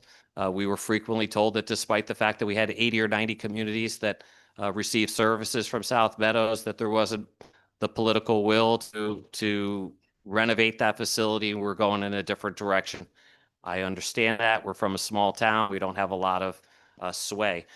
What I can tell you is we used to have two haulers, curbside pickup available in the town of New Hartford. We only have them now, and one bought out the other. It happens, and I understand that it happens. The goal for us is to try to understand the future and not the past. We're stuck with the cards that we're playing here today. Of how this is. I don't pretend to know everything. I've watched from afar for Mira for a long time, and I understand that probably when I got involved with this, the tip fees were $50 to $60 a ton, and I've been doing this for 7 years. So, and like everything, my budget has gone up in a lot of different areas. So, why did South Meadows close? Because there was political will to go in a different direction, and I understand that. It was a lot of capacity, and people were looking for a different result here, and perhaps redevelopment in Hartford was important, and a new future, took hold. What we're trying to understand now is how can we go forward together? How can we provide this service for some of the small towns out in the northwest corner, so that in the future, we can all work together to provide this valuable service to our communities. And we're not here to tell you that we're for or against any qualified operator. We're willing to work with whomever can provide the service the best to our communities over the long haul. We just know that taking a state-owned and controlled permitted site out of the public domain, in our humble opinion, doesn't further competition. It reduces it. Well, my concern, I'm not a huge, I don't have a lot of faith in the government running things that normally private entities run. They don't generally tend to do it as well. And if so, who ran Merit? Were they experienced? So this will be a two-part question. So that was obviously not sustainable. Were they run by state employees, or was that bid out to private companies to run it? Number one, let's just stick with that for now. I wish my colleague Don Stein, former first selectman of Barkhamsted, who I believe was the chairman of Mirror for years, was here with me side by side, like we used to collaborate in New Hartford and Barkhamsted, because he could probably give us a tutorial. I believe that they were a quasi municipal agency with a board of directors, and they hired their own employees. Okay, and so to the best of my knowledge and belief. But So- so okay. so I think when you think about Mira was a very large organization with many facilities, including an incinerator plant and transfer stations throughout the state. So their administration was, as Dan had just mentioned, a quasi-government, their own employees with a board of directors. However, to your point, I think their transfer station, specifically the one in Torrington, was not operated by Mira employees. It was they had a scale house operator, but it was operated by a private company that they did bid a contract operation that they did bid and get those private contracts in place to operate the facility. To your point, I think the private companies do know how to operate these facilities more efficiently, but I think there needs to be a balance of that public oversight to ensure that there is cost controls and that we're continually receiving the best price. So it is a balance between the two for the transfer station, which is being proposed. And so NRRA, does that already exist? Yes. And what is that current role? And is that within Northwest Hills Council of Governments? Is that like a sub, or are those two separate They're two entities? separate entities. The Northwest Resource Recovery Authority was established and has a board of directors and its own bylaws. As a new entity, the Northwest Hills Council of Governments is providing administrative support for them to get established. When were they established? In March or May, I think it was May of 2025. And was it for this purpose they were established? Yes. Okay. And so what level of and I know you mentioned earlier that so what level of experience does that board have on overseeing this type of operation? As I indicated in my earlier testimony, we're in the process of hiring a strategic advisor with industry experience to advise us on a day-to-day basis. Most of the selectmen in the area have limited experts just dealing with their stations or things that happen in their own town, but we are bringing in expertise to advise us on the operation. So again, one of my concerns is this organization isn't yet fully established to handle this operation. And then you're asking the state to pass over the keys to this and to just transfer, correct? There's not going to be fair market value. Correct. Which is undetermined at this point. So I just wanted to touch on that a little bit. I think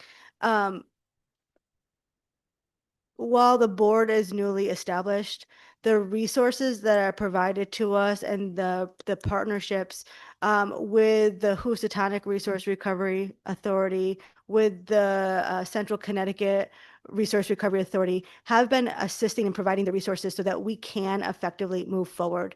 Our chief elected officials and our public works directors throughout the region have some expertise in procurement and in bids and what needs to be done. Many of our towns own small transfer stations, and we have expertise within our region that are currently operating small transfer stations.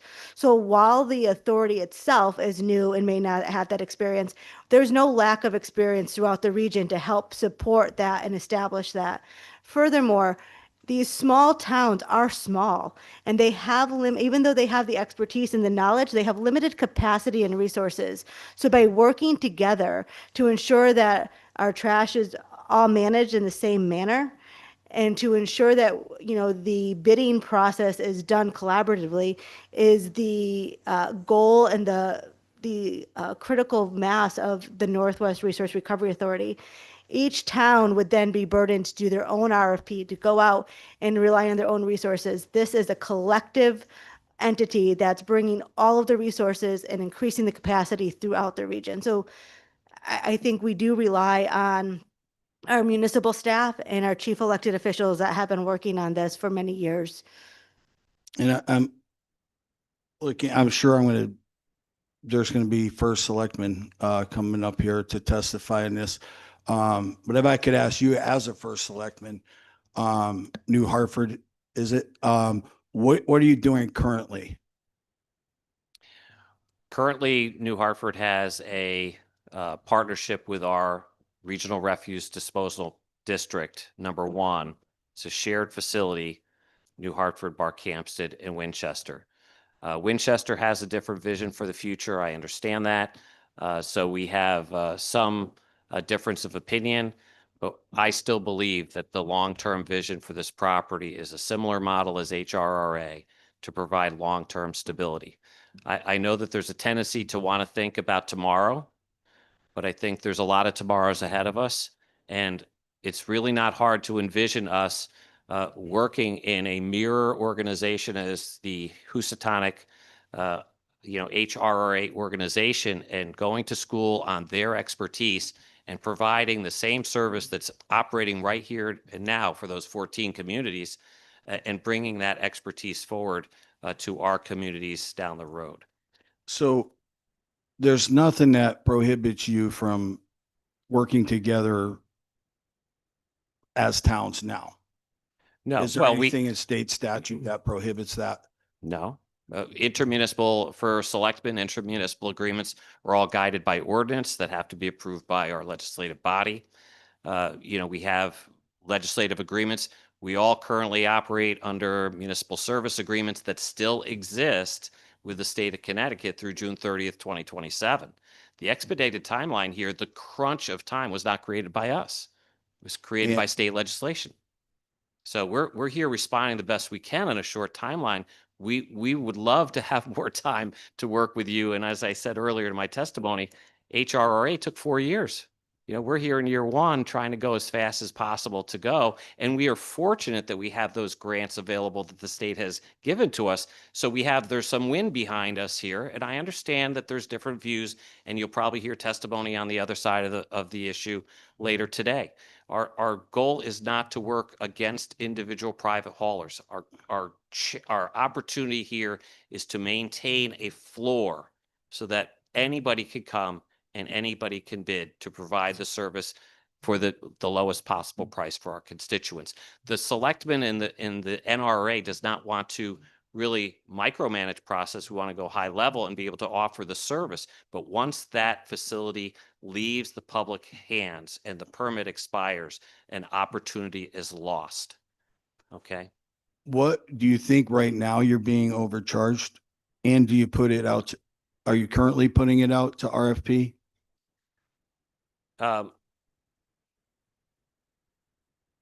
So I meant town by town. Oh. But like, so I meant like New Hartford. You said Town by towns would do RFP despite the fact that we have MSA, municipal service agreements with the state that say that our trash should be going to South Main Street to the Torrington transfer station. So I think towns do competitive bidding for their curbside pickup, but not competitive bidding for the processing and end use. That is done at the regional level collectively. So all of the tonnage is used together to get the best price. So I think towns do their own bidding for their curbside, but not when it comes to the Torrington transfer station. So I'll just So what's going to be different if we do this conveyance and you get what you're asking for? How would that process be different?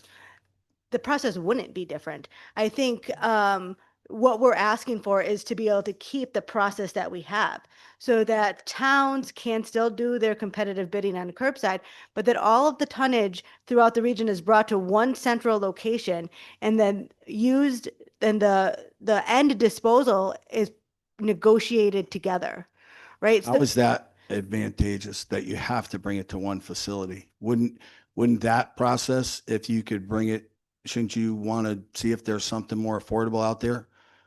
Well, so we And I don't see why you couldn't collectively negotiate that if you chose to. So- I like regionalization, but I don't like forced regionalization. I like chosen regionalization. And I would think as chief elected officials that you would agree with me on that issue. But again, I think that's exactly what we're asking, is for that choice, right? So that our municipalities have a choice to use the public facility or not. And many of our towns, 10 of our towns, are choosing to use that facility currently because they feel that they are getting better pricing and that end disposal by negotiating all together versus they could do on their own.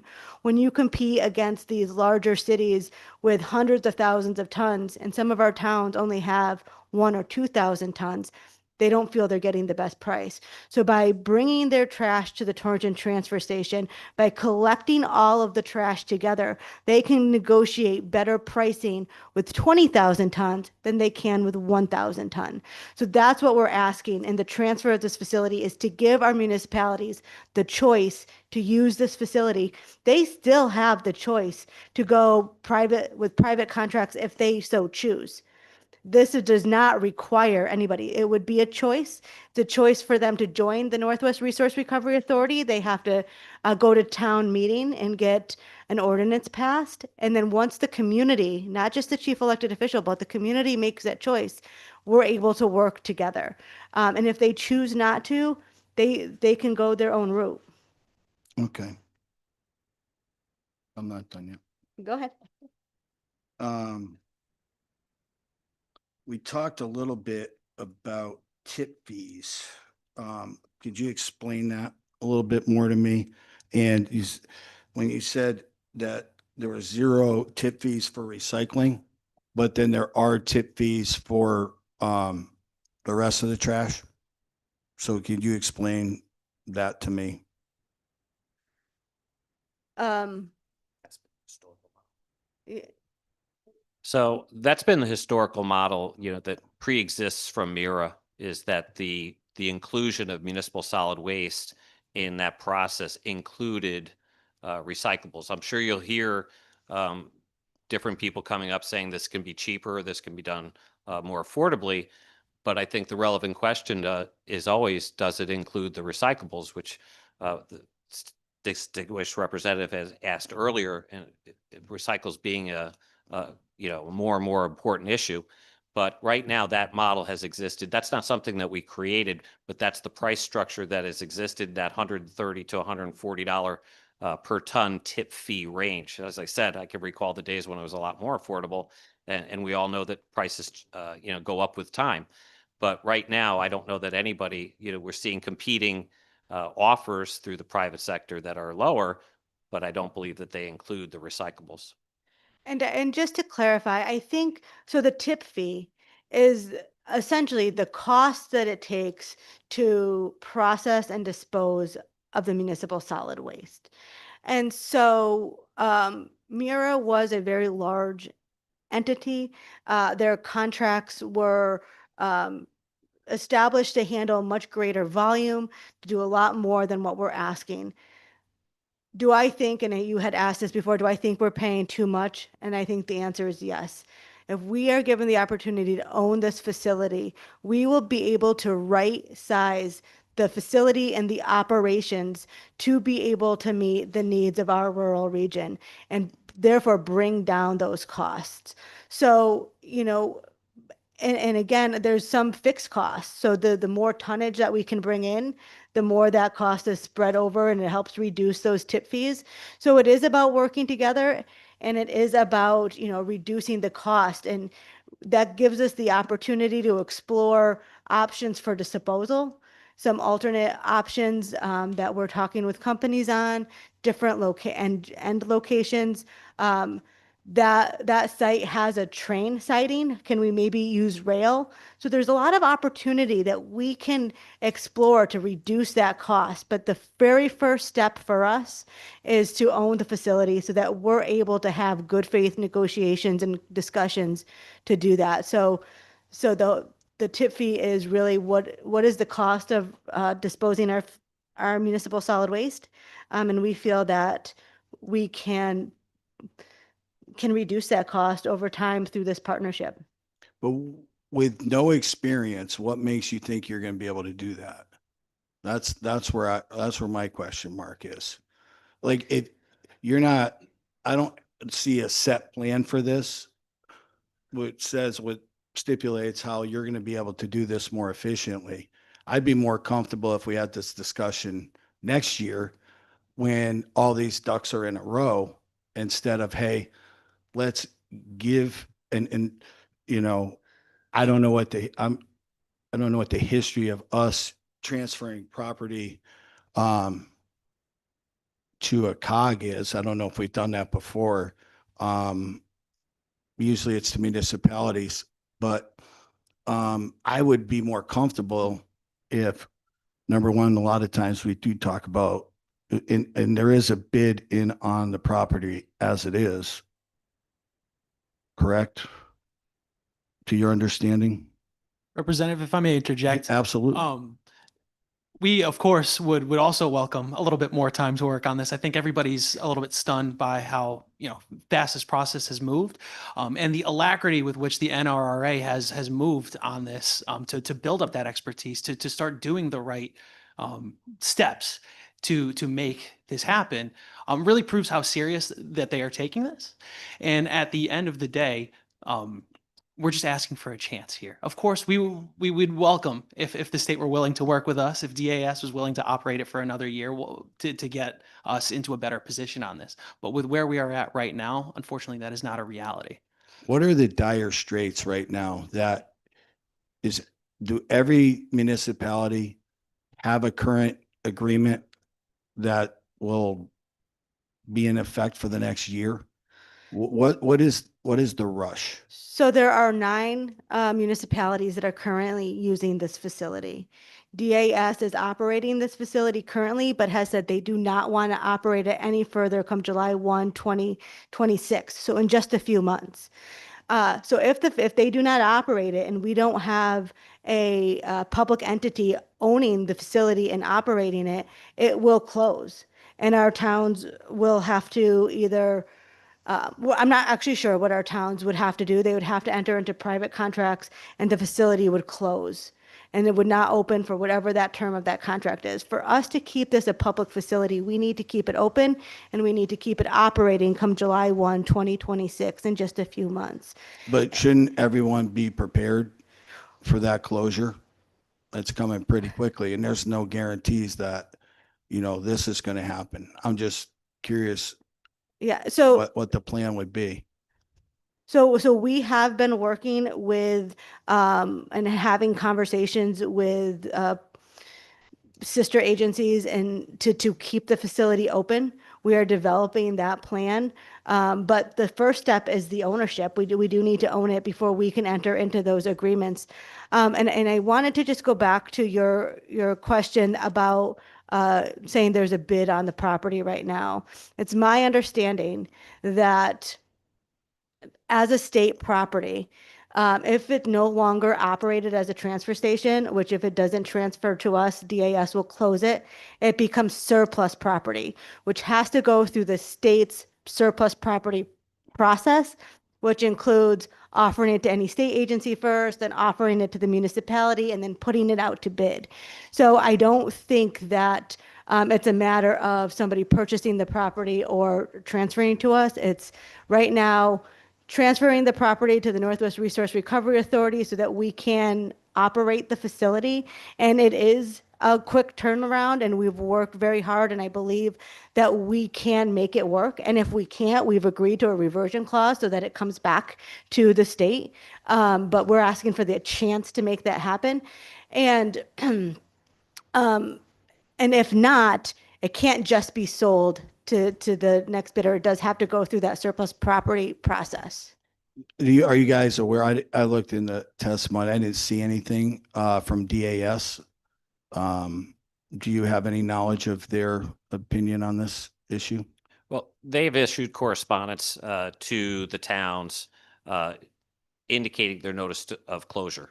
But on So- this specific issue, on whether we should transfer it to NRRA. I have standing meetings with DAS every Tuesday at 2 p.m. to work on this transfer, and they have indicated that they're supportive of this transfer to the Northwest Resource Recovery Authority. And they're working with us very closely to make sure that this is a seamless transfer, and the permits and the agreements and everything that's necessary gets transferred to us so that we can continue to operate come July 1, 2026. Well, if that's the case, I would encourage DAS to submit written testimony and talk to us, because we're the ones that are ultimately going to be making that decision. So that information would be helpful. So thank you. Thank you, Representative Vale. Representative McGee. Thank you, Madam Chair, and thank you for being here today and answering all of our questions. Really appreciate it. I just have two brief questions for you, and if you've answered them already, forgive me. But just for clarity, I know that you said that you are modeling after or templating HRA's system. So do they own their landfill, and do they issue RFPs for their services? They have a mix. They own some of their landfills, they lease some of their others, and they do bid for those services. And I believe the executive director, Jennifer Heaton-Jones, will be here to testify she later will. She'll be today and with can us later. probably elaborate a little bit more. Okay.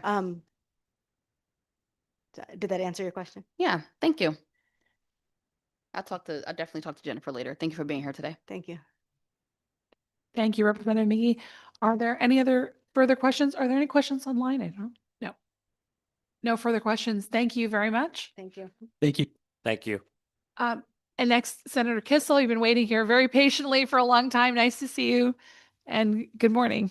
Soon to be good afternoon. Good morning. Well, now for something completely different, for a little bit of time. I'm here on House Bill 5577. Chairman Dathan, Chairman Gadkar Wilcox, ranking members Carney and Sampson, and esteemed members of the Government Oversight Committee. And also, Madam Chair, the first selectman of Summers is here with me as well, and maybe to expedite things, if he wants to come up, he can testify right after me. Yes. And what speaker number is that? He should be 13. 13. Yes, please. Yes. And so 5577,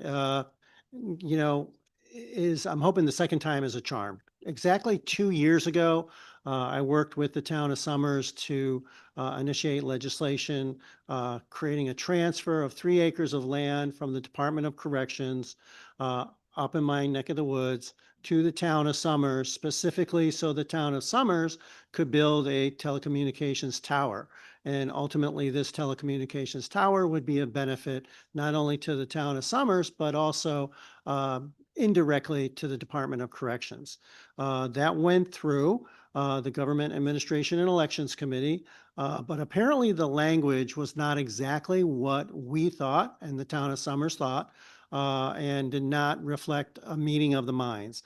And it got gummed up.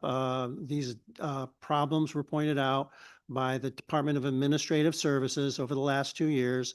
We tried to have it go forward for no cost, which was the agreement of the parties, but DAS pointed out that there was not the language in the bill that passed 2 years ago to allow them to do that. So I'm back for a second bite at the apple to get it through this legislature the proper way. This land has no other great purpose. It doesn't overlook a river. It's not prime land to develop or anything like that. It's by agreement with the Department of Corrections and the town of Summers. So for those of you who are not familiar with my neck of the woods, my Senate district has more correctional facilities than any other Senate district. And up in the Enfield Summers area are two facilities, Osborne and the Cebulski reintegration units. And those areas, like other areas in the state of Connecticut, the Department of Corrections uses certain facilities for certain types of inmates. A lot of times people think about it just in terms of the violence level, the threat level, but also they're segregated in terms of age or mental health. So for example, Garner down in Newtown, they have mental health issues, those inmates. That's where those inmates tend to gather because they have counselors, psychologists, psychiatrists, and it allows them to be more efficient in providing services. Likewise, in our neck of the woods, this Osborne Cebulski area, we have the older inmates. And the older inmates have, like the rest of the population, more health issues. And so there's always been a little bit of tension because what has happened as this congregation of older inmates in this area has happened, there's been more 911 calls. Yes, the Department of Corrections just picks up the phone and dials 911. And what ends up happening is the town ambulance service from the town of Summers has, by law and morality, has the duty to go and respond to that. And we had to work out what was an appropriate fee schedule. So part of those negotiations are, hey, Department of Corrections, you're using our services, our first responders. We need an upgrade. Can you at least give us some land so that we can build a new telecommunications tower for our first responders? We'll pay for the tower. Town of Summers says, we'll pay for the tower. We just want the land. Department of Corrections said, great, we'll give you the land just for the cost of the transfer, not for fair market value, because they know that ultimately when they pick up the phone and they call for 911, this telecommunications tower is going to be a benefit to everyone in that neck of the woods. And as a further act of good faith, what the town of Summers insisted was a restrictive covenant in the deed in that this parcel shall be used only for public safety purposes. And if that ever varied, then the parcel would revert back to the state. So it's sort of like a bells and suspenders. The state of Connecticut actually has this benefit if the purpose stated by the town of Summers is attempted to be changed 10 years, 20 years down the road. So everybody's in agreement. It's a great idea. I just want to say that I want to thank David McCluskey, the liaison from the Department of Corrections. What he did in the last week to help in anticipation of this hearing is, what you understand is for an agency, a department like the Department of Corrections, to submit testimony in support of something like this, which they did, they had to communicate with the Office of Policy and Management, essentially say, Mother, may I, can I submit testimony in favor? And they got the go-ahead. So this has been vetted. It has been vetted for no cost to the town of Summers for a purpose that will not only benefit the town of Summers, but will, in an indirect way, definitely benefit the Department of Corrections. And the state of Connecticut felt so assured that their position was covered and that this was a fair transaction that the Office of Policy and Management just yesterday told Department of Corrections, yes, you may submit testimony to the Government Oversight Committee in support of this transaction. So it may have taken us 2 years, but we're at the process now where this can go forward and the town can immediately, they've been waiting patiently for 2 years, and this emergency situation has not gone away, and they really want to be able to get that new telecommunications tower built. I just want to now turn over the rest of my time to the first selectman of the town of Summers, Tim Keeney, and he won't say this about himself, but I'm going to say it about him. Tim Keeney was a Navy SEAL. He was a Vietnam War veteran. He was commissioner of the Department of Environmental Protection under the late Governor Lowell Weicker. Then he became commissioner of the Department of Environmental Protection for the state of Rhode Island. And under the administration of President George W. Bush, he was third ranked in the National Oceanographic and Atmospheric Administration. He then went on, came back to North Central Connecticut, became our probate judge for a number of years, a beloved probate judge in 4 of my towns. I don't have Union, but or Stafford, but 2 of my towns, but 4 towns in North Central Connecticut until, Madam Chair, you will understand, the Constitution of Connecticut aged him out, where he wanted to continue his public service as first selectman for the great town of Somers. So with that, I'd like to defer the rest of the testimony to him. Thank you, Senator Kissel, and welcome to the First Selectman. And thank you for that very impressive introduction. And Senator Kissel, as usual, thank you for going into so much detail. You basically answered the questions I would have asked, but I might just follow up on some of them. But being so thorough as always, I appreciate it. Thank you, Madam Chair. Thank Please. you, co-chairs and ranking minority members and distinguished members of the Government Oversight Committee. Thanks for the opportunity to present this testimony today. My name is Tim Keeney, First Selectman of Somers, and I respectfully request a modification to Special Act 24-13, and it's also House Bill 55-77, which concerns the conveyance of a parcel of state-owned land on Bilton Road in Somers. That, by the way, is currently managed by the Osborne Prison. And 2 years ago, Senator Kissel, as you heard, championed the effort to enable the town of Somers to acquire a 3-acre parcel from the Department of Corrections for the purpose of constructing a 2-way radio communications tower to serve our first responders. This project is essential to ensuring the reliable emergency communications and strengthening public safety for residents, visitors, and mutual aid partners, as well as Osborne Prison and other adjoining towns, by the way. It's going to help them as well.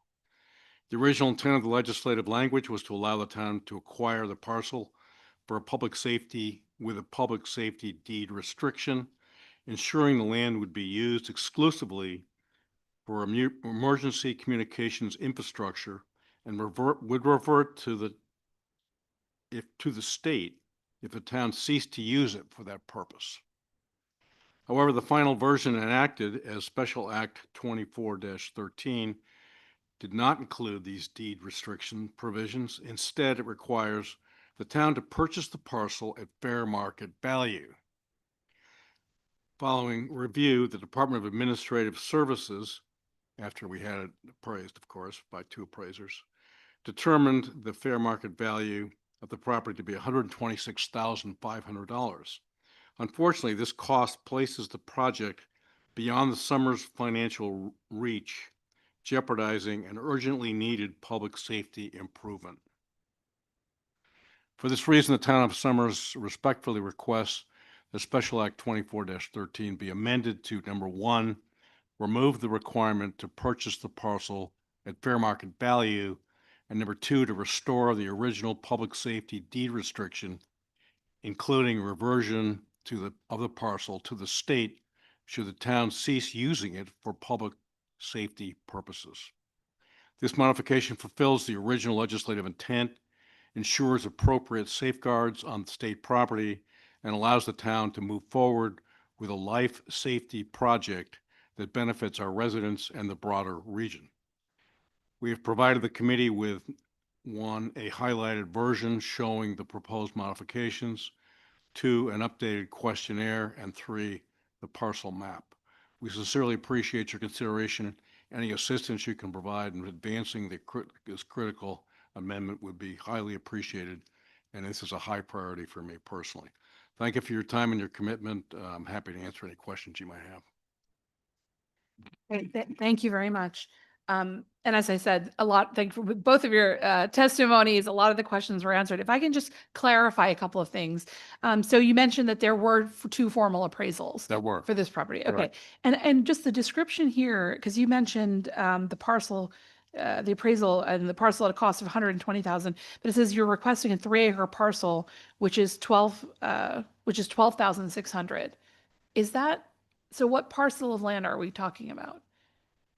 In the submission? I'm sorry, the 12,600 was referred to what? It says, that you're requesting a 3-acre parcel, which is valued at 12,600. That's what But it sounds like you're, that's what the town thought it would be valued should the restrictions be placed on it. okay, But Senator Kissel talked about town not paying any money. We, of course, we would prefer that. okay, so the difference is the fair market value Yes, versus. ma'am. Okay, Right. I understand. Okay. And then so you're asking for just an amendment to add the reverter on there And the deed restrictions. and the as deed well. restrictions. Great. Correct. That's it. Perfect. And the deed restriction is for, so it says the deed for exclusively for public safety, but it sounds like it's actually going to be narrower than that. It's going to be for this public communications infrastructure.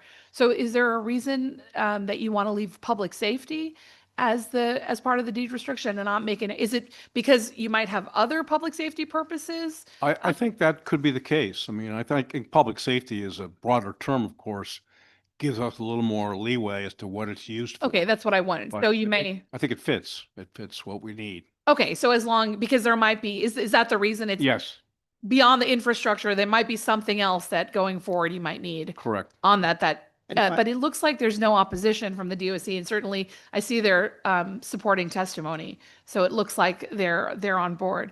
And then it looks like the town's also going to grant an easement to the Department of Corrections if they need it for a staging area for emergency. So that has all Absolutely. been discussed. I forgot to mention that part as well. but Great. You're correct. And so, Madam Chair, if I just want to clarify, because under the statute, you're allowed to deed property that for no cost other than the cost of the transaction. Yes. And that has been done. And in my written testimony that I submitted, there's ample precedent in recent years for those kinds of transfers. Conversely, if the committee feels more comfortable, what I'm hearing from the first selectman is this: with the added deed covenants, the deed restrictions and the reverter clause, that then an appraisal done by the town, I wouldn't want it to go to DAS and have it go through the Board of Properties review and all that rigmarole again. So we're trying to avoid DAS. We appreciate all their assistance, but please, no more assistance. We just want the deed. And if you feel that 12,600 is appropriate, it sounds to me that the town is willing to pay that because that's what the town thinks the property is worth with the restrictive covenants. I actually I see. think for their wait in 2 years and the emergency situation and the fact that the state is going to get plenty of benefit from this, I think for just the cost of the transaction is a more appropriate way to handle this, but I defer to your wisdom. Thank you, Senator Kissel. That was very helpful to clarify. Great. Any further questions? Yes, thank you. Questions? Representative Vale. Thank you, Madam Chair. Good afternoon, Good afternoon. Mr. Selectman, Representative Vale. Senator.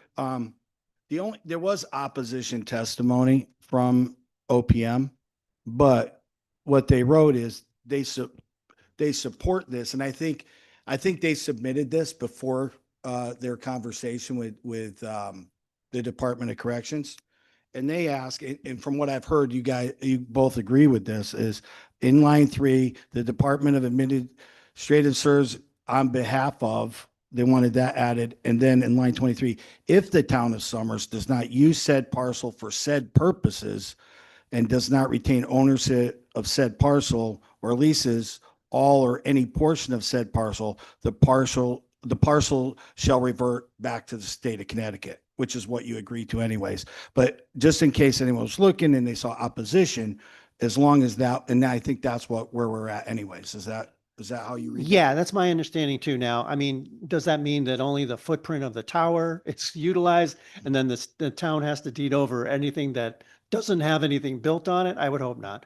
I think building the tower on the 3 acres and having that land accessible for emergency vehicles or electrical equipment, power boxes, whatever, is appropriate. But I think that because I just was able to work this out with Mr. McCluskey, the liaison for DOC, and get the written permission from DOC to submit in support of this in the last week, OPM jumped ahead of us. And I think, yes, absolutely, Representative Vale, I think we have addressed all of their concerns. Very good. Thank you. Appreciate your thorough work.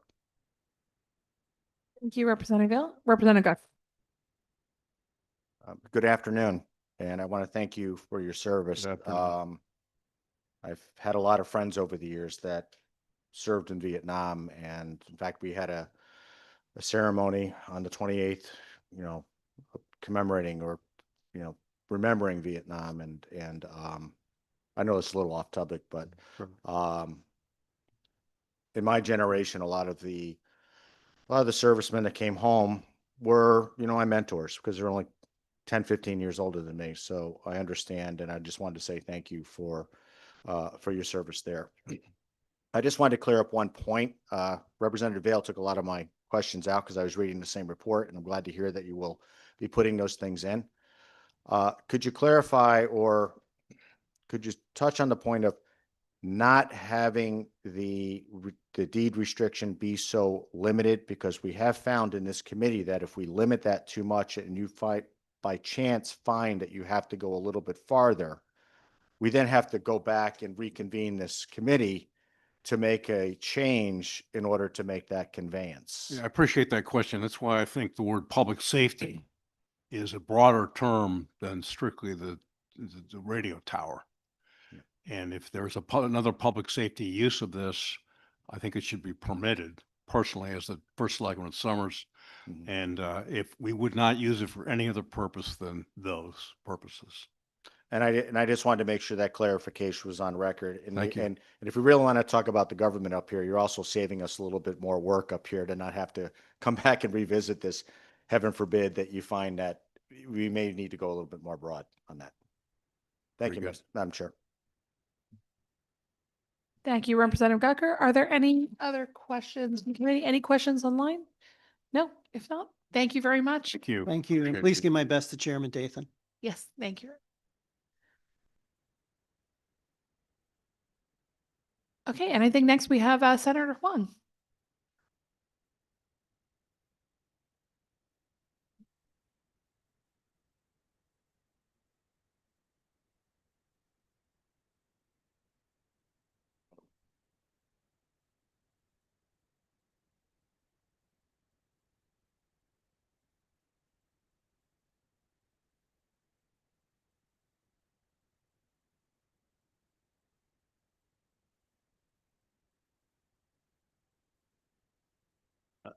Thank you, Madam Chair.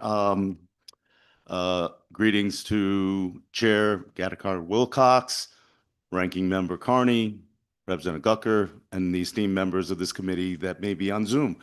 I'm State Senator Tony Huang, representing the 28th District, representing Fairfield, Easton, Newtown, and Bethel. I am here to speak in favor of Senate Bill 524, an act conveying a parcel of land in the town of Easton. But I come through this with a reiteration of how this committee is so valued in the land conveyance process. Having been in this General Assembly many years, I appreciate the transparency and the accountability of land conveyance that is going through this committee to have an exchange and feedback from many of the shareholders to be better acquainted and making the best direction moving forward. With that being said, I am grateful for the feedback and the transparency of this request. As a very strong environmental advocate and an advocate for Easton, in this case, of a town that represents nearly over 70% of its town being a watershed, watershed protection and water safety is absolutely paramount. And this received many feedback, many educational feedback from the advocates such as Aquarian Water, DEEP, Nature Conservancy, and the Aspetuck Land Trust. We took that feedback very, very strongly and gratefully in regards to the potential impact of this request. And as a result of that, we want to report to the committee leadership that we are open to clarifying the request in beyond the original request of over 6 acres that impacted watershed areas that were raised. We are hoping with the committee's guidance and many of the advocates that have offered input, to be able to work with us to look at a parcel of land, potentially 1 acre, that is not watershed, and to be able to utilize that for the goal of this land conveyance request. And at the heart of this proposal is a deeply meaningful purpose of why. This open area is intended to be a living memorial to Eunice and Lee Hansen, both of which are long time champions and advocates of the town of Easton, but also to the Congregational Church that is advocating for this memorial. But an equally powerful rationale to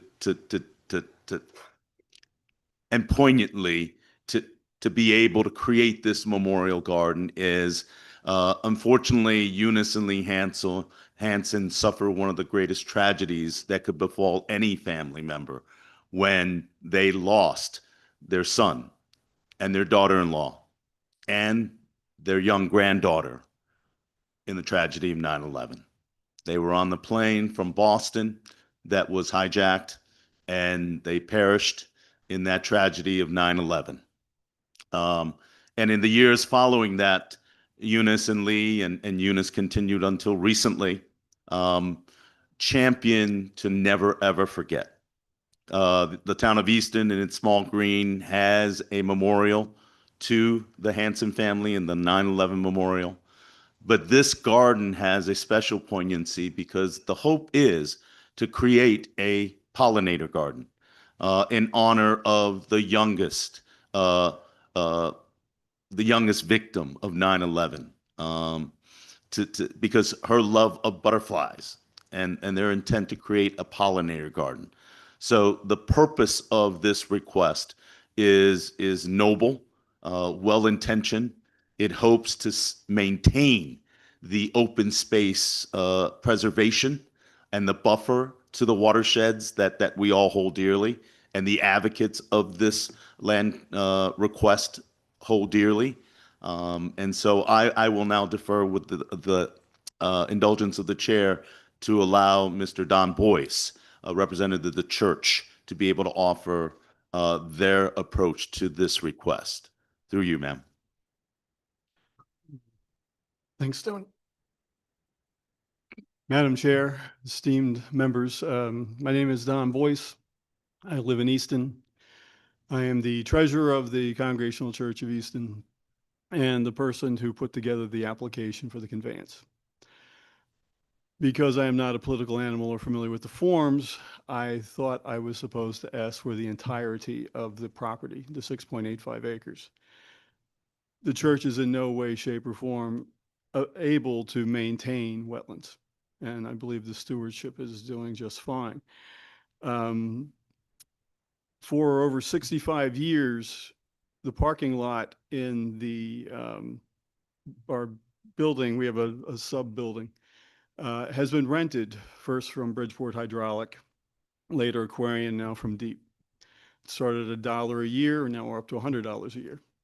And one of the reasons why I requested the conveyance was to make sure that that would never, ever be removed. Also, there is a stretch of land in the 6.85 acres that, according to the GIS map with the town of Easton, that is farmland, not wetlands.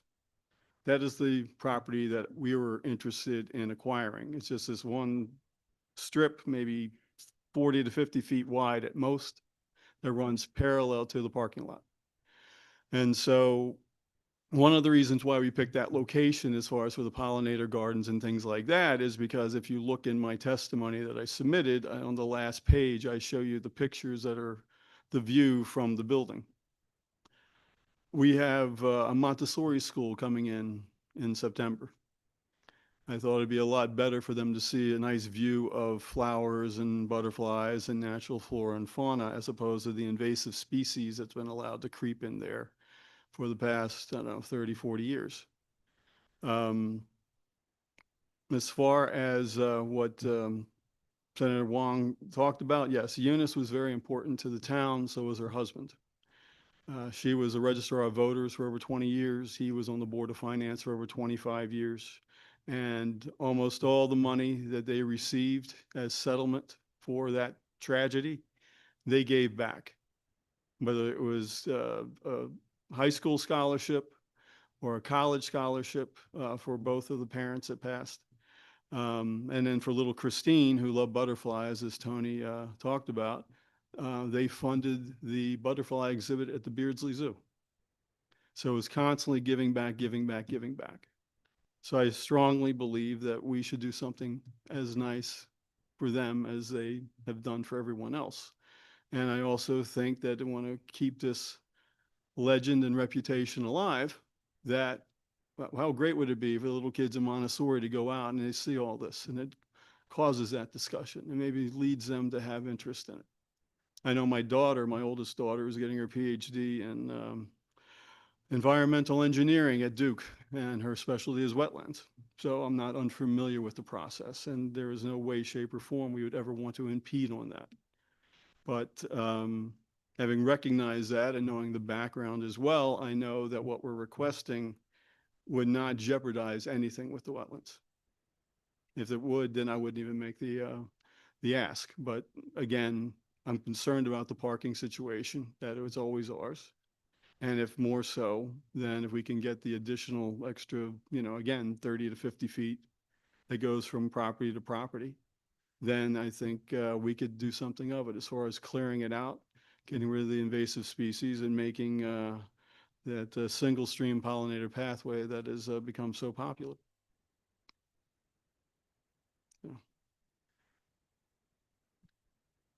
I just wanted to follow up on that in the sense that this is always going to be maintained as open space, and both of us and many of the and if not all of the advocates believe and treasure the protection of watersheds. And I mean it sincerely, that this committee and the process of land conveyance is a great example of transparency and accountability and engagement, that a well-intentioned idea with better information and better engagement from all impacted shareholders is valued.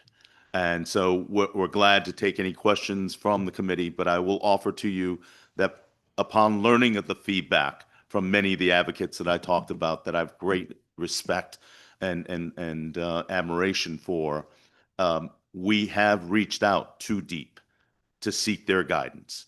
I have spoken to Aquarian and their expertise in watershed protection, in seeking their guidance to be able to work together to create a win-win proposition.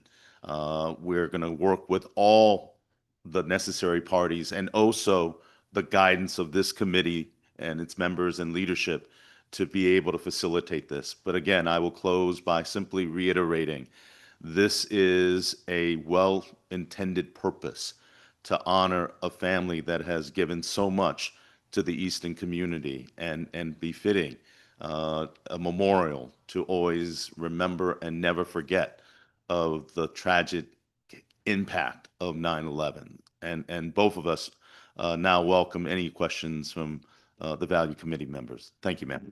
Thank you, Senator Huang and Mr. Boyce, and appreciate, of course, the noble cause here, and sorry that it's for this purpose. But it was, in fact, significant tragedy for the entire country, and a very noble purpose to, in fact, mark that and the contributions of the family.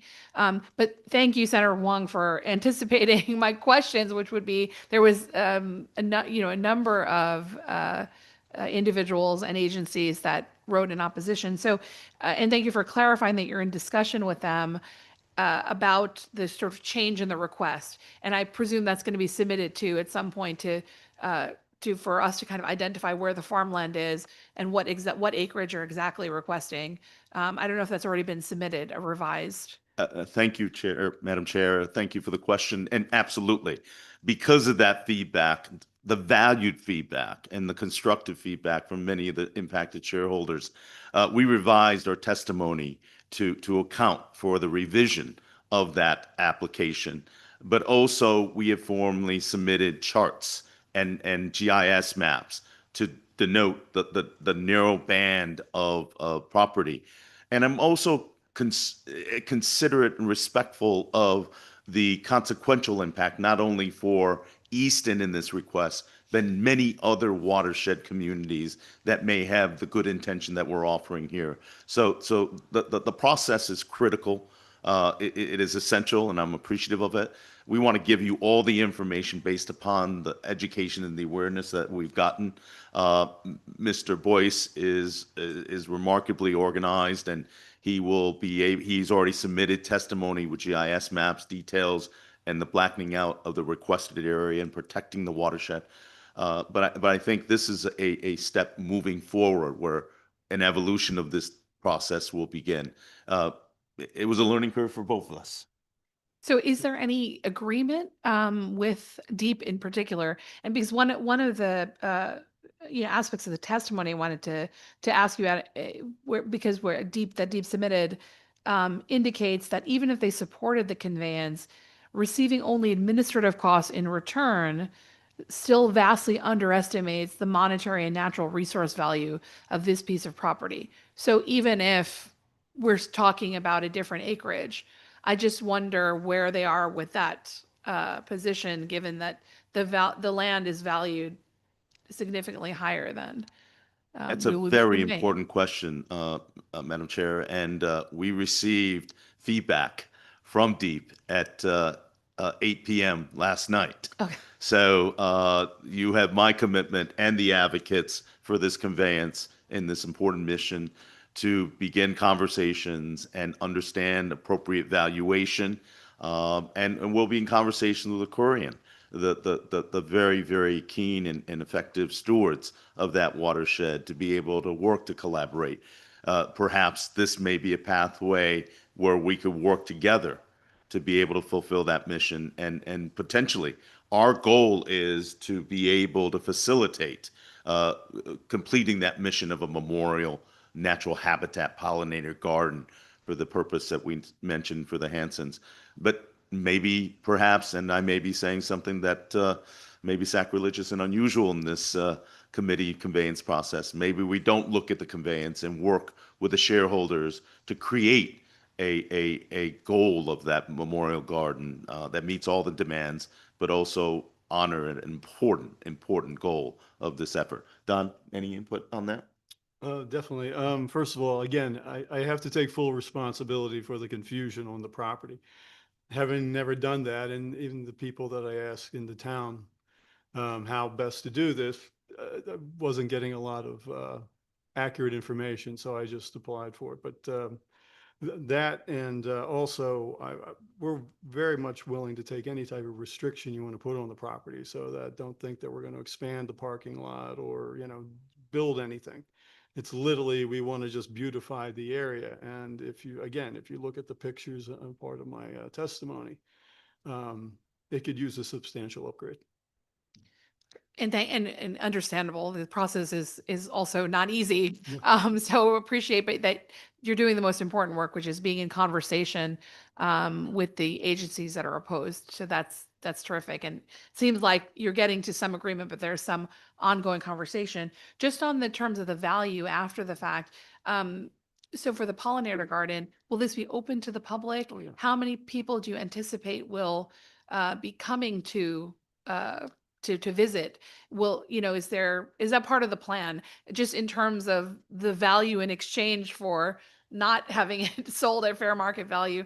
What is sort of the public value in exchange that you have planned anyway for that? Well, everything at our location. Now we have the church as a separate entity. It's at 290 Center Road, and this is at 336 Westport Road. We've done substantial upgrades. Like last year, I brought in the Tunnel to Towers mobile exhibit. And so we had about 1,800 people show up. It was covered by Channel 12 and local news. We constantly have events. We have nothing but events scheduled for, especially this year, America 250, just about weekly. It's going to cause me to lose the rest of my hair. But, it's one of those things. But, with the school being there and whatnot, they're planning on, I think, about 25 students, right? And it's going to be a draw as far as that goes. We have outdoor barbecues all the time, and the parking lot is always open. You know, the church is there. People, if they want to go in, they can go there to pray. It's going to be the same thing here. Matter of fact, Lee and Eunice were very responsible. We created a memorial garden that's by the church. So we strongly encourage entities and persons to come and visit and to enjoy the area. That's another reason why we're doing it. The parking lot can hold about, I don't know, 60, 70 cars. So even when we have events, if they pull in, they can walk through it. I don't think the property in total is conducive for people to take hikes. I know you have like the Saugatuck, Aspatuck Trail and things like that with the Centennial Forest. I wouldn't recommend people trudging through, there because there's no delineated path. But if they want to come and enjoy it or things like that, hopefully they will. Hopefully they'll be cutting flowers and things like that. But, as far as that, we've never discouraged anyone from coming and enjoying our facilities. Great. The location in question is literally at the crossroads and entry into Easton. It is a bisection which the church sits up on a hill, and the open space, as Don mentioned, will be now the surrounding area will host a Montessori school. It is offshoot parking during church. Right across kitty corner, you have Greiser's General Store, which is one of the iconic general stores that is a community gathering spot. So it is an appropriate location that's kind of the hub, given that Easton doesn't really fully have a hub. And the garden is a beautification, removing invasive species, putting native plantings in there. It really is kind of a intro landscape, one for the beauty of that community setting. But number two, as Don mentioned, is with a Montessori school, it is a potential teaching laboratory of pollinator, watershed protection space.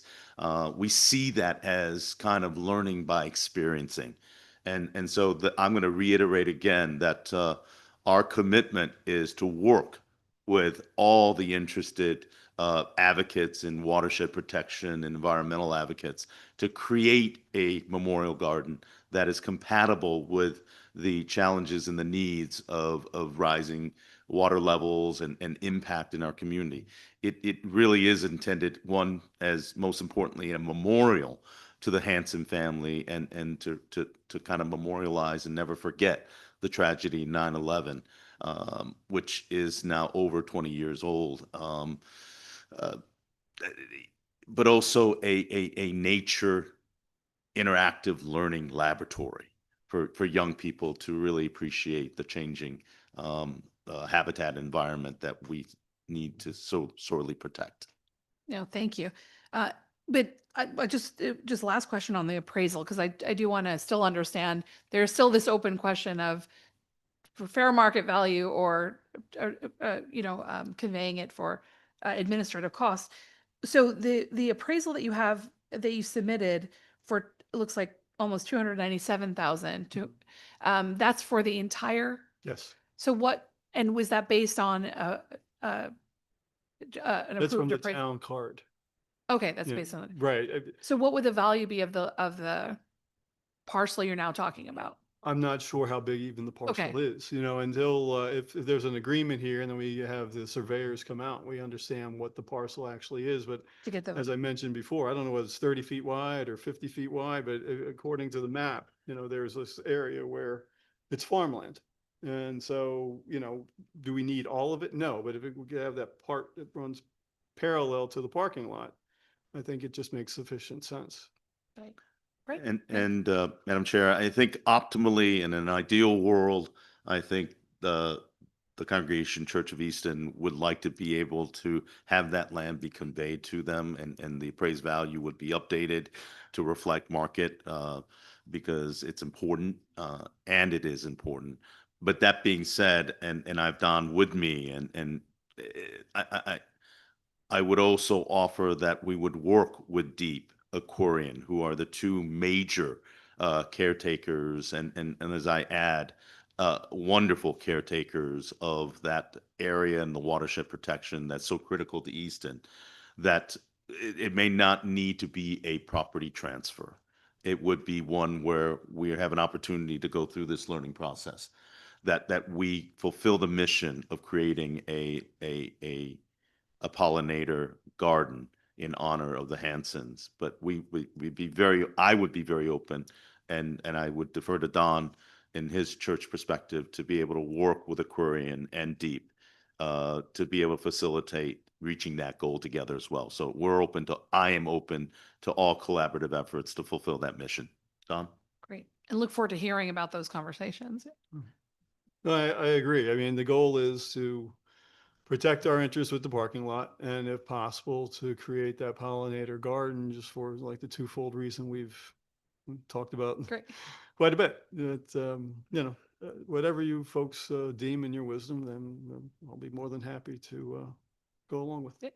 Thank you very much. And I think Representative Cocker. Thank you, Madam Chair, and good to see you, Senator. Thank you. Forgive my voice. For somebody who never gets poison ivy and doesn't get allergies, since I've had COVID, I've caught poison ivy twice, and I seem to have allergies going on. So the one positive thing we got from COVID was Zoom. One of the negative things I got was now I'm susceptible to poison ivy and allergies. I wanted to touch a bit on your goals here. I do understand, and I do deeply appreciate the family that's involved with this. My neighbor, just probably 1,000 feet from my house, Candace was on that same plane. She perished that day as well. And sadly, I learned about her being involved when I happened to knock on her mom's door to see how she was doing, and realized how close to home this was. But then also, being of the age that I am, we had a whole discussion earlier about who's of what age with Senator Harding. I have friends that perished that day that were firefighters that went into those buildings and never came out, that we think about often.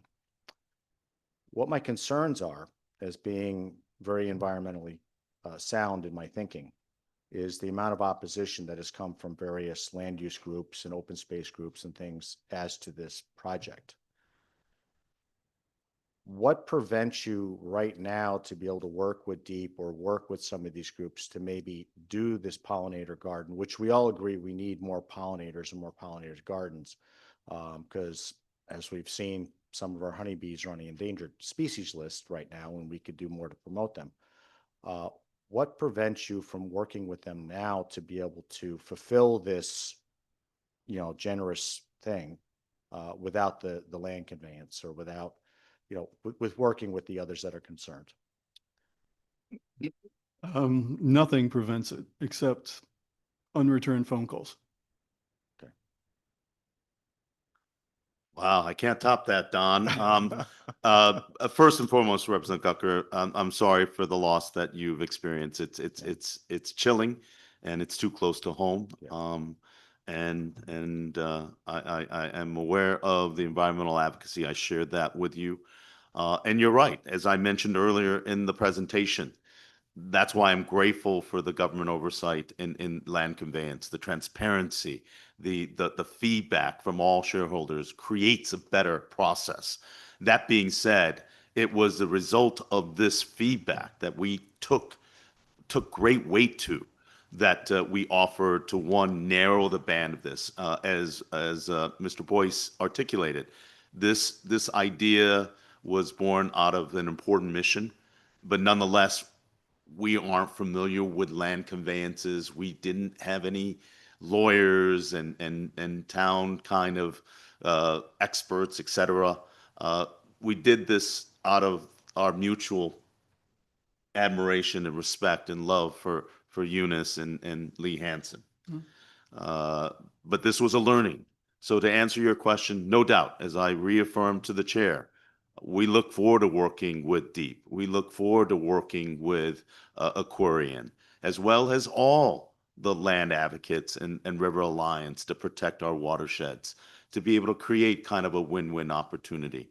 And as I said earlier to the chair, which may be unusual in these meeting halls, maybe we don't need a conveyance, but perhaps this process elucidated the fact that these are feedback for a noble mission that maybe we can accomplish these kind of goals. So your point is very well taken. There's nothing preventing us from talking to those entities, and we have already begun those conversations.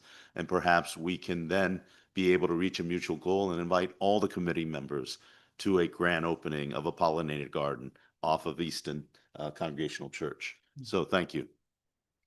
Yeah, just to clarify, so in your conveyance that you're asking for is like 6.85 acres. So if that amount that you're looking for is a lot smaller, or if we're narrowing that, that would certainly, I think, help all in this committee to understand exactly what's going on, because almost 7 acres is a lot, for this project. I'm not saying it's not noble or worthy, but just to be able to, really get a sense on this. And I think it is a worthy cause, but at the same time, as you know, we have to look at unintended consequences.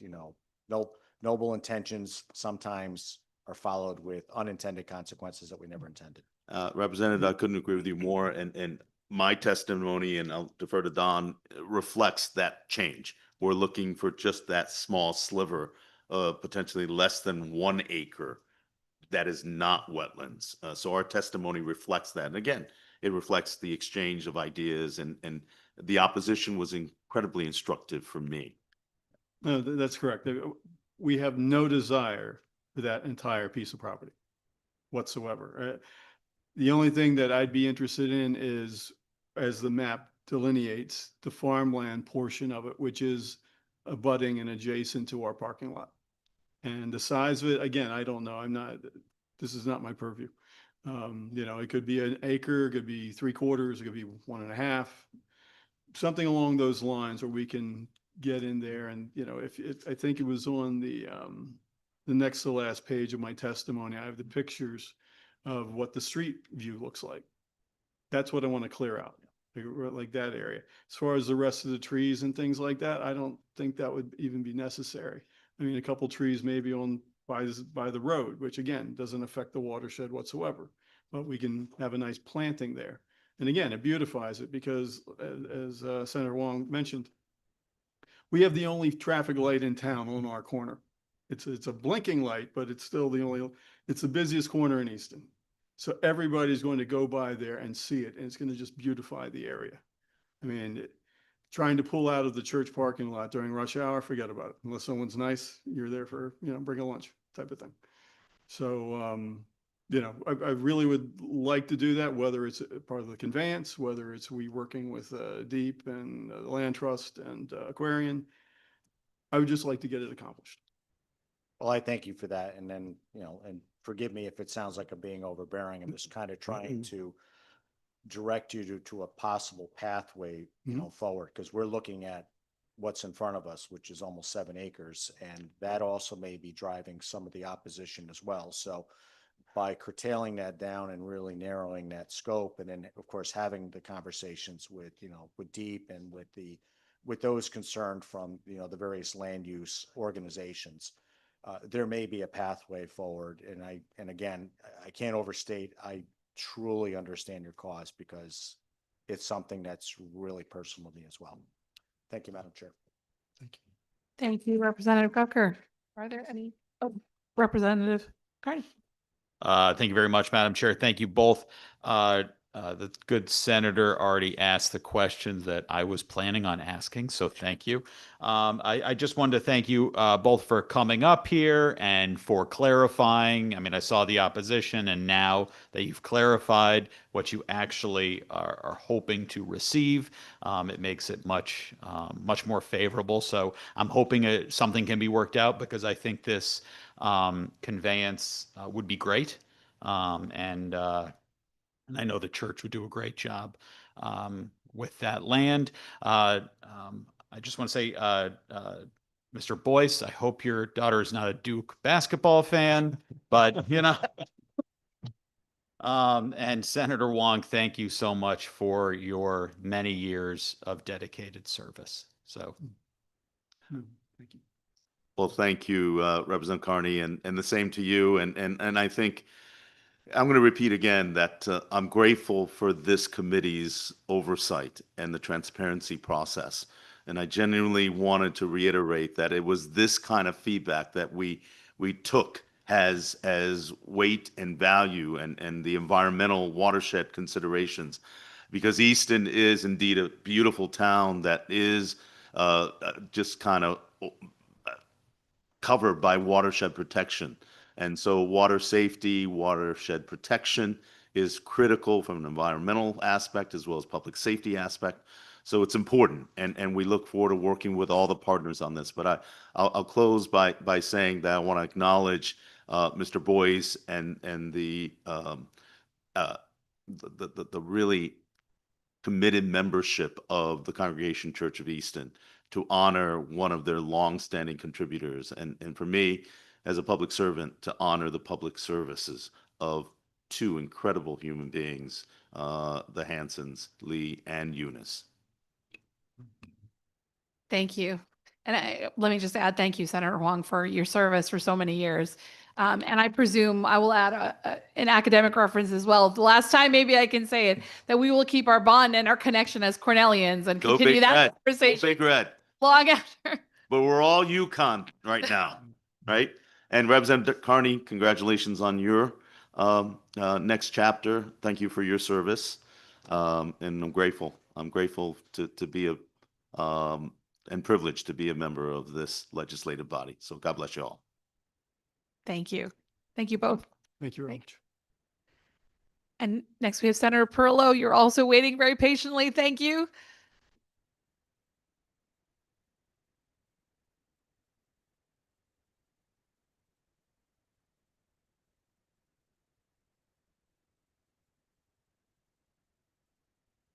I will make this as quick as you would like me to make it, or as you will allow me to make it. How's that? So just 3 bills before you. First, there are 2 Stratford conveyances, 5580 and 5582. You already grilled Representative Gresco pretty hard on that, and I think he answered most of your questions. So I simply just want to say that given the fact that I represent Stratford, I've been aware of this. I've worked with town council and the mayor, and I'm fully on board with this, and I think it's a very good thing for the town, for both of those conveyances. In addition to that, there is a conveyance in the city of Shelton, 5575. You do have a letter of support from the town. That would be a conveyance directly to the city of Shelton. I want to address just one item in there, though. There wasn't a letter from OPM expressing, not opposing, but expressing their desire to ensure that DEEP would be able to maintain access to some monitoring wells that are on that site. And, in speaking with the town, they're amenable to that. So not amenable, they're supportive. So if that language does need to get written into this, that shouldn't be a problem. I mean, the wells are there, they do need to be monitored, and there's no objection. That was quick, Senator Perillo. Thank you. You got a lot of people here with a lot of bills, so. So let me just ask you about the opposition then to both I guess it was 5580 and 5582, I think. If you can just speak to that. Yeah, so the opposition on the was the DDS property. I'm not as familiar with that. I can speak specifically to the property at Center School related to the use of parking.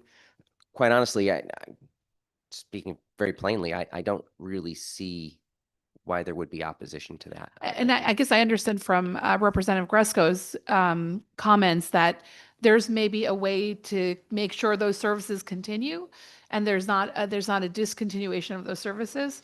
I don't know if that's been worked out or not. But I mean, my understanding is Representative Gresco's understanding, so I don't Okay. have anything really to add. Okay. At least that's what's happened in the conversations I've been in. Was there also opposition on No. 5582? No. Okay, great.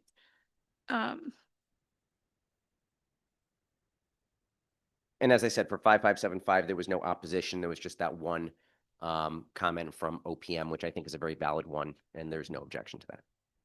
And if you can just walk through, as I'm looking through, because you, great that you went so quickly, but as I'm looking through, so the conveyance is for administrative, if you can just walk through for, let's start with 5580, as I can go through the submission itself.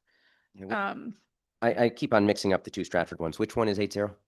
So 5580 is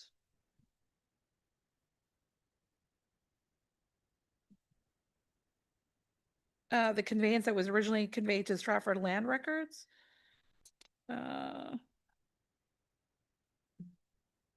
Oh, this is just an amendment. Okay, that's what. Yeah, both those Stratford conveyances are actually changes to previous conveyances. Okay, and the specific amendment here is just.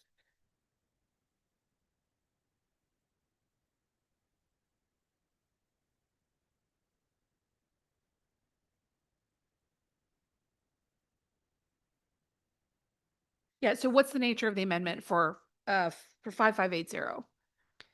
And remind me which we've got the two Stratford ones, and I keep on mixing up the numbers. 80. So it was the one for a mixed use redevelopment project. Yes. So that is, it's actually a great project. It's TOD. It's right near the train station. The language that was in existence previously was that it would have to be maintained for municipal parking. Okay. And this is actually what this essentially would become is shared parking because there is an abutting building that is owned by the town, that is the Board of Education offices. And then the residential building to be constructed will be in proximity, but there will be shared parking between, so that folks who work for the town in the Board of Education office can use parking that is built by the developer. And so that, obviously at night when there's nobody using the Board of Ed building, that there'll be access for the residents of the apartment. But the fact that the language that, as you see, said very specifically municipal parking, Mm-hmm. you need to remove that word municipal. Okay, so that's the amendment, and it's the same, and it looks like, and the monies received from that parking are going to go to the state. Yeah. Okay, perfect. Okay. All right.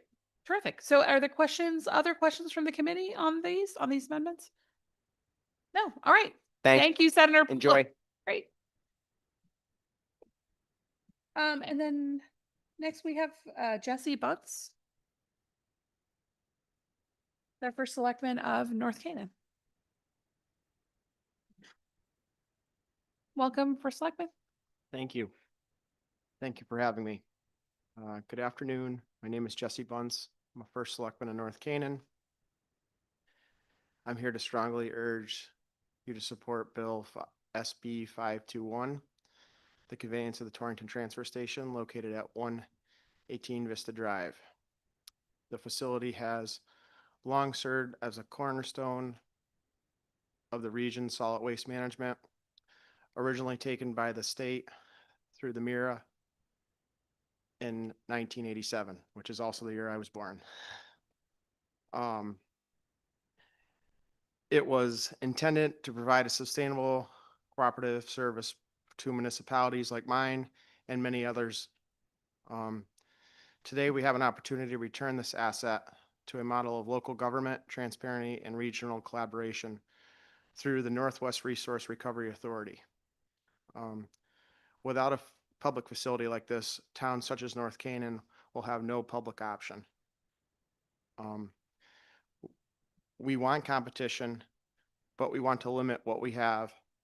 It is extremely difficult to procure and negotiate private contracts truly serve on the long-term needs. Keeping this facility public ensures we retain a voice. The RRA provides critical support, helping towns navigate contracts, offering waste diversion strategies, and delivering education programs. It may not be the cheapest option in the first couple years, but I think for long-term sustainability, it will help us, keep our tax dollars down and do things good for our taxpayers. By transferring ownership of the Torrington Transfer Station to the NRRA, we can preserve competition, ensure transparency and accountability, maintain local control over costs, promote sustainability and recycling, protect our community through environmental responsibilities. I hear you guys talk about tip fees a lot, and that seems to be like a focus number on everything. But one thing I would like to add is the tip fee is just one part of the equation. We have trucking, we have equipment such as compactors, where we pay rental fees on that for a small town like us. We also have recycling costs. With the current MIRA program, we don't have to pay for recyclables. So although you may see a lower advertised tip fee on a lot of these contracts that may come in front of you, some of those costs get pushed onto the other things that I just spoke about. So I would like to just have you keep that in the back of your head. I strongly urge you to approve this transfer and support future priorities of our municipalities, our residents, and our shared responsibility to manage waste sustainability. Thank you for your time and consideration. Thank you so much for your testimony and for adding and for adding that information. It's helpful to think about the other associated costs. And just, one question on the public option, why it's so important. Do you anticipate without it, or I can say, what do you anticipate without it would be the kind of financial impact on town residents? There's not a lot of companies up by us anymore. We're right at the Massachusetts border. So it makes it really difficult for us to try and have multiple streams of where we can go. So having a public option where multiple haulers can bring trash and not be charged fees, to higher insurance fees or higher tipping fees at that point would help us a lot. And also with the recyclables, like I say, some of those costs get shifted, I would say. Thank you so much. And there'll still be a private competitive bidding process for services, but there would be. It would be controlled. Our local station that we have right now, we have a private hauler that hauls out of our station. So yeah, so we bid that out. Great. All right. Terrific. Thank you very much for that. And are there questions from members? Representative Hill. Thank you, Madam Chair. Good afternoon. Like I represent rural areas as well, 4 very rural towns. And we have no public option, but we have a competitive bidding process. What is it about having a public option necessarily going to make things more affordable? And why is it so urgent? Well, I think the urgency comes with the contract being cut short. That's what really has made, the urgency with MIRA. Yep. I would say, as far as making it affordable, a lot of times there's a revenue stream off of the recyclables that would not be passed on to the municipality if it wasn't held publicly. And I think that's what we need to protect, So even like we talked earlier, and I'm trying to understand this as I go. To me, it would be what you pay for the overall fees. So if you paid more for that, but zero for recyclables, it's to me would be the overall amount you're paying in fees. Are the fees per what? What are the per fees? ton? Per ton. The tip So is usually a per ton fee. So, we're seeing a bid came through right after the DAS letter came through that they were going to cut the contract 1 year short. And we're seeing lower numbers on the tip fees, but we're also seeing where we were paying zero, a $45 per ton fee on recyclables. So that's something that, you know, you can see, yes, the tip fee is lower than the $136 we're currently paying through the Mara contract, but if you add the two together, it's not. Well, I think that's the important number, right? Like what we add together. So Exactly, that's correct. whether it's combined, because that's what your ultimate, unless there's a difference in the amount. Like if the tonnage is way more for, non-recyclable garbage, that plays, it's not the exact numbers, correct? So those are two different numbers. So if it's 90% non-recyclable and 10% recyclable, then that much lower rate on the non-recyclable stuff, it makes a much bigger difference. So it's not, we can't just add the two together like I was thinking earlier. So has anyone done the math on all that? Maybe there'll be someone who testifies later in the day, but that's what my concern with all this. I'm sure with the model from HRRA. What's that? I'm sure with the model from HRRA, I believe Yeah. Jen is scheduled And to I testify know later. they're going to be testifying later, so He can maybe she'll provide have some some more information. accurate numbers on that. Sure. Okay. Thank you. Thank you. Thank you, Representative Vale. Were there questions? Other questions? Committee? No. Thank you very much for your testimony. Thank you for having me. Have a nice day. Okay, next we have Jonathan Murray from USA Waste and Recycling.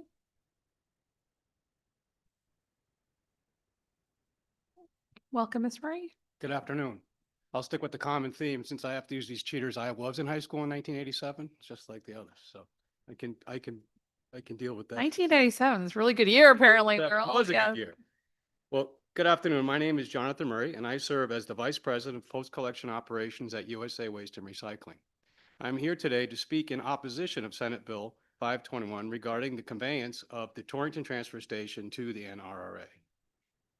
I'm proud of the work we do every day across Connecticut.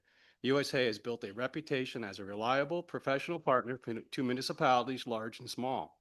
We operate transfer stations and waste systems across multiple states, and we understand what it takes to run these facilities safely, efficiently, and in a way that delivers real value to the communities we serve.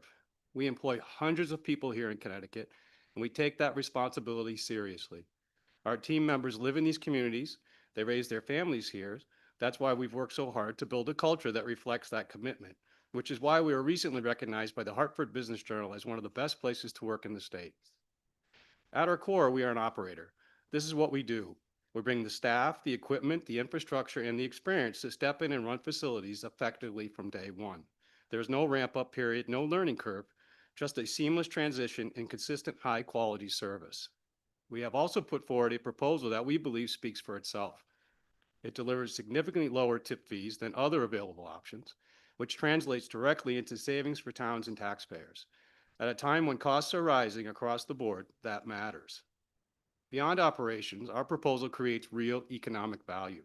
It would generate approximately $100,000 annually in property tax revenue for the city of Torrington and deliver $3.25 million to the state from the sale of the property. That is immediate and ongoing value without increasing the burden on residents. We have also demonstrated our long-term commitment to the region by offering 5-year, 10-year, and even longer when requested, contract extensions to the Northwest Hills towns, with meaningful savings built in for our communities already under contract. That's not just about today. That's about stability and affordability for years to come. We believe strongly in being a partner to the communities we serve. Our track record shows that we deliver on that promise, whether it's through reliable service, competitive pricing, or being responsive and accountable to local leaders. This is an opportunity to choose an experienced operator with a proven record, a strong workforce, and a proposal that prioritizes affordability and value for taxpayers. Thank you for your time and consideration. Thank you so much for being here and for your testimony. If you can maybe speak to some of the testimony that just came up about the other associated costs beyond tip fees, how do you sort of account for that, and does that get passed off in any way? The associated costs with operating the town's transfer stations, we wouldn't have anything to do with. They'd be able to operate those and still bring the material to us, and we would pass on the pricing that we've offered them for the MSW and for the recyclables. So if they have costs running their transfer station, we don't have any control for that. Okay. And I mean, as part of a competitive bidding process for services, you'd still be eligible to submit for that bidding as part of that bidding process. Correct. Yeah. So why is it so important? I mean, there was a lot of testimony that the public option would be able to at least ensure that prices don't rise for members of residents of particularly smaller towns. So to what extent is there a competitive market in the area, and to what extent, the word, I won't use the word monopoly, the word consolidation, there's been sort of consolidated services there.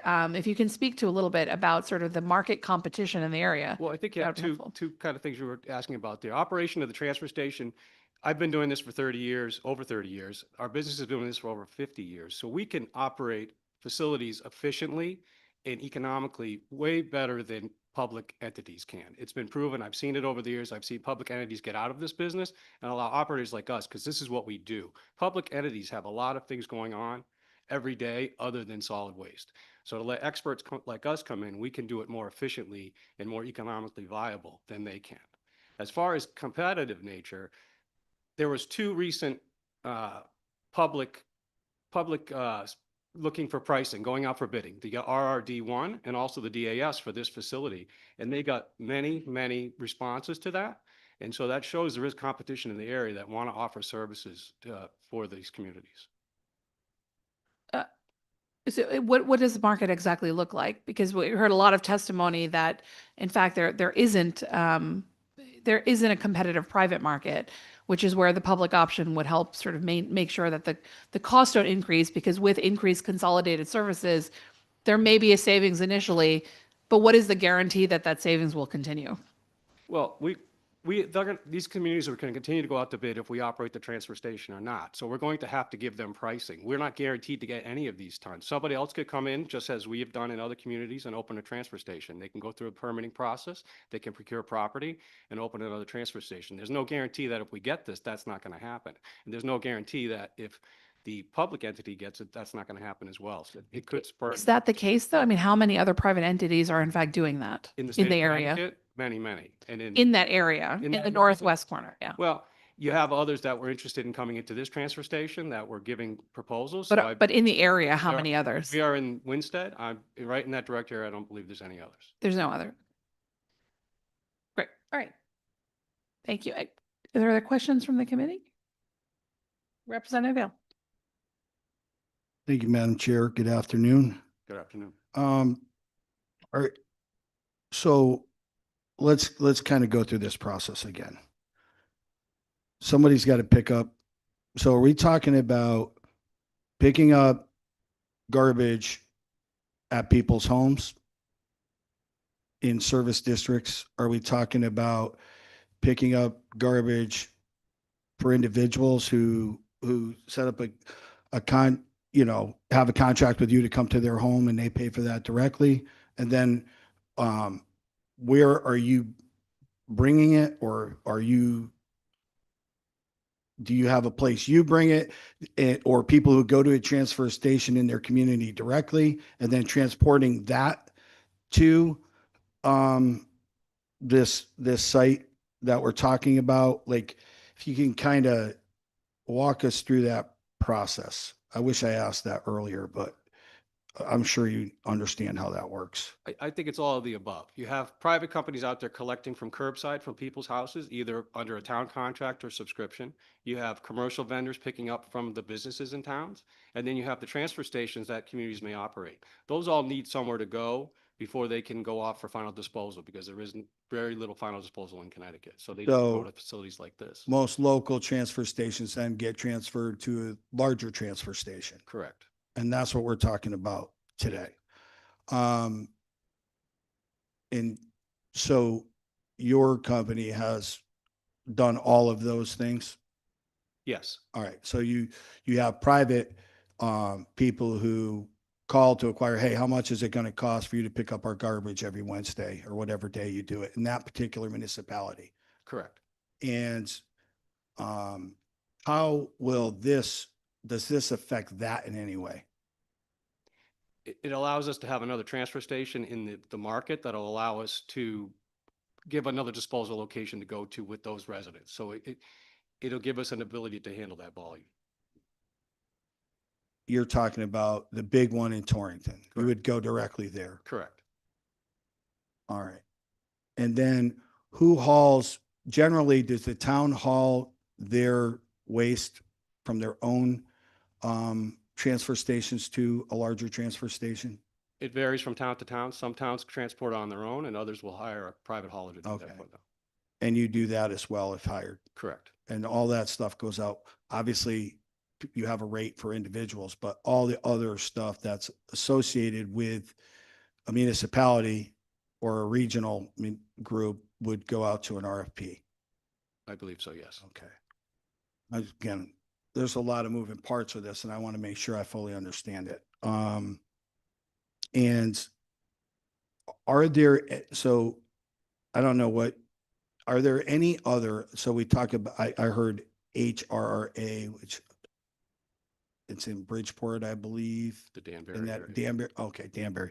So other than that, are there any other government, is that government run? I would assume it's similar to what we're trying to accomplish here with this conveyance. Are there any other, other than that one, are there any other in the state of Connecticut that you're aware of? Yes, well, there's the Bristol Resource Recovery Association that we've dealt with for almost 20 years now that has an authority that oversees trash and recycling for several communities.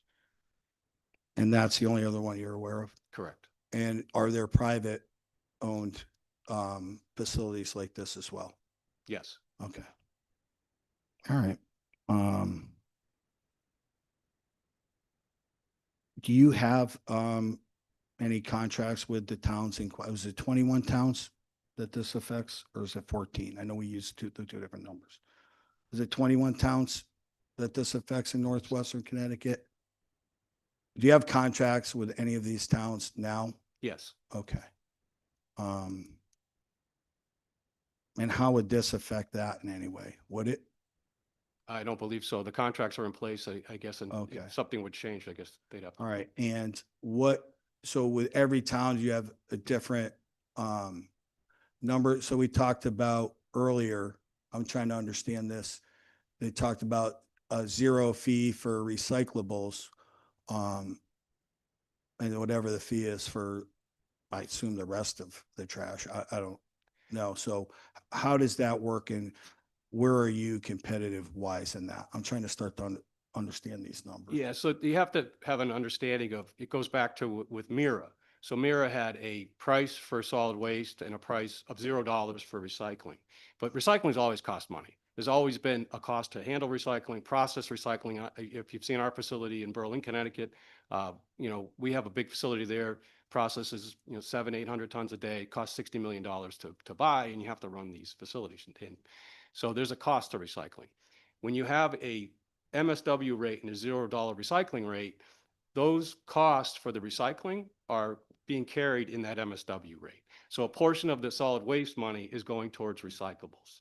And so the towns are paying for the recycling cost as a part of their solid waste. So that's why you'll see their prices are higher. So I think the last speaker spoke about pricing that they received, that they had a lower MSW rate, but they had to pay for recycling. But you can't add those two numbers together, because you have two pots of material in your town. You have solid waste that you put out the curb for disposal, and you have recyclables. So you need to look at those two separate.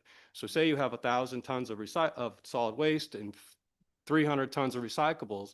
Well, I think if you're saying the price was, whatever the price was for the solid waste, you multiply that, and then you take the tons you have for your recyclables at the 45 he mentioned, you multiply times that, and then you take a total dollars and you divide by the total tons of trash and recyclables to come up with your cost, which is going to be lower than what they're seeing in their total cost for they're just paying for the trash rate. That's what I was trying to get at with the you can't add the two numbers together. Not equally, because there's two different, so it's Correct. apples and. Correct. different apples. You need to look at them distinctly as their own. All right, so do you know generally the amount, well, you mentioned 1,000 tons to 300, is there a ratio? Is it 65-35? I think it would be important for us to see some of those costs as well. Not,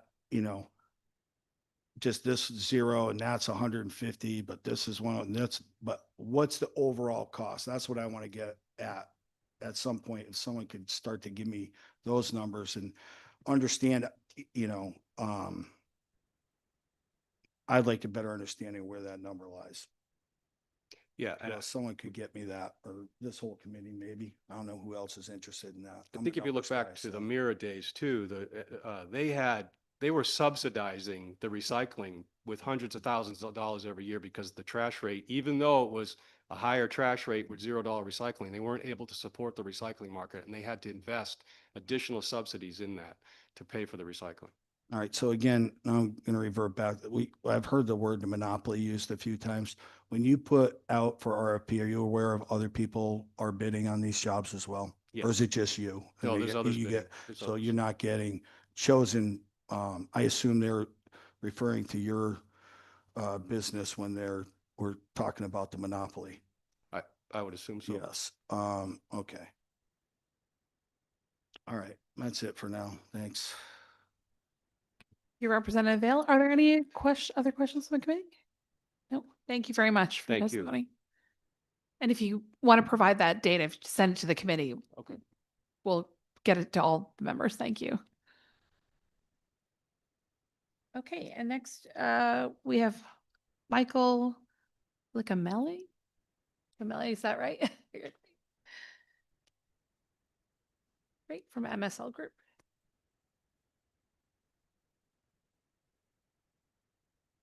Good afternoon. Thank you very much. My name is Michael Licamelli. I'm with MSL Group, and we are helping out Shiloh Baptist Church in Middletown to assist with a property that you guys had deeded to them in 2024. The issue that we're running into is there's a reverter clause in this deed, and the problem is that if you just tell us the bill number, sorry. Oh, sorry, it's 518. 518. And thank you very much for taking this up as an issue. Senator Lesser's been very helpful on this as well, and such. So this is about an 11-acre property. It's in Middletown. It was deeded in 2024. And in a nutshell, the problem is that the language of the deed that was finally issued, that was from the legislation, has a very vague term in it. So when we went to go get financing and talk to attorneys and with regard to tenants and such, the issue we ran into is they just didn't know how to deal with it, and everything is kind of stopped. So right now the project's basically unbankable. And just to give you this quick summary, the real heart of the matter is the original language says if the property is not used for the development of such housing by 2029, the problem is no one knows what development is, or how to define it, or what counts as okay. So in the proposed 518 bill, it specifically defines, it changes that to if construction is not commenced on such parcel of land, or a loan signed for financing of such construction. That's a very specific, concrete thing. And so what that allows financing lenders to do for the project is to say, hey, we understand that's a specific date and time, a specific thing. They can then go to a title company if needed, and the title company can ensure that the reverter clause provisions have been met in that case. So Shiloh Baptist has developed property in the past. They have a 40-unit senior housing project that they've successfully operated for over 20 years. And this property, they've been very excited to get going on as quickly as possible from here to do a number of single-family, moderate income housing for ownership, and a number of apartment units as well as a renewable energy solar facility to power that. So we're just requesting that we just have a path to solve this. And Department of Administrative Services, we did speak with them at length and in advance, and they kind of said, well, they just asked us to come back because they needed some guidance and they weren't sure what to do. Thank you so much for that clarification. And I'm just looking at opposition testimony from OPM. I don't know if you've seen that. Yes, I did see And that. if you can respond, yes, because Absolutely. one seems to be an actual statutory problem in terms of the requested changes, and the other just yeah, and just another problem, but not statutory constraint. Yeah, so there's a couple of different ways that we can solve this. I did read that OPM letter of opposition, and I checked with our attorney, and he believes they're correct about the state not being able to have Take mortgage on a lien, financing stuff. yeah. And so I think that what he suggested just a few minutes ago was to say, hey, what about just the OPM was not against clarifying the definition of what counts as meeting the reverter clause. And I think everyone would agree that it just needs to be something clear cut and that people can work with. So it's my understanding that Senator Lesser also has scheduled a call today. He just told me before he left that he's scheduled a call at 4 o'clock with OPM to talk about this. So I think our suggestion is going to be to drop the other language, but to keep the just defining specifically the start of construction as the solution, so that we can hone in on that. And I think they're okay with that, because that doesn't have anything to do with the issues that they brought up. So, but we'll check with them on that. Great, that's what I wanted to. Okay, so it sounds like you are working on a solution, but that will change significantly the request that's put in terms of in terms of the original request. You're going to modify that to only now include the changes to the reverter language. Yeah, in other words, because like I said, we could solve it in one of the two ways, and the easier way is to do it that, because then the reverter issues have been met and they don't have to worry about it in the future. It's just a situation where, if a lender's coming in, they just want to know that they're not going to lose all their money, and we're just trying to give them that specific, and because their attorneys are working on this, they're just making sure that all the I's are dotted on that. That makes sense. And it looks like there was one other change in language. They use the parcel for moderate income housing. Is that? I don't know where that came from, honestly. The intent was to do some single family ownership, which would be low moderate income housing. We're probably going to work in conjunction with DOH and or CHAFA with that. And so we're probably going to use one of their programs. So the church didn't ask for that particular change. What was the original language? It says, no, actually, what's strange is it's just. Oh, that is the original language. It is there. It says for moderate income housing and recreational facilities. Yeah. So I don't know why that was underlined. Okay. They're just making sure. I thought maybe that was another change. Okay. But great. That makes sense. And you'll still, so I'll follow up with Senator Lesser, and presume he'll follow up with the committee as to the conversation with OPM. Yeah, if that's okay. I just wanted to come here today to let you know that, everyone's excited at their church to work on it, and they just need that clarified, and then they're ready to go and move forward on the rest of the project. No, and that actually makes a lot of sense, because it's not clear when use begins if you don't have a mechanism to identify that use. Yeah. We do this kind of work, and development can mean everything from hiring an architect, whereas construction is you're in the ground. Exactly. No, great. Thank you very much for being here and your testimony. And let me just see if there are any other questions. Any questions online? No. Great. Thank you so much. Thank you very much.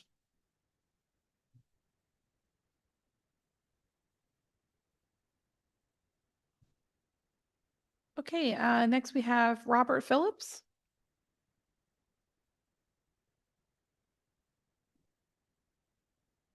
Okay, from the Northwest Hills Council of Governments. Yes. Welcome.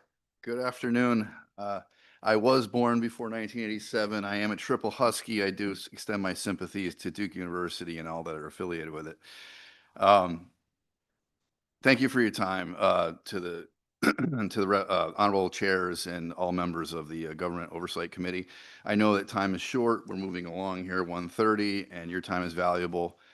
We've had a number of constituents speaking on behalf of Raise Bill 521, and I know we have others to come as well too. So I'll keep my comments brief and representative of my role with the Northwest Hills Council of Governments. I am the executive director of the Northwest Hills Council of Governments, also known as NHCOG, and I appreciate the opportunity to speak in support of the conveyance of the Torrington Transfer Station to the Northwest Resource Recovery Authority, as outlined in Raise Bill 521.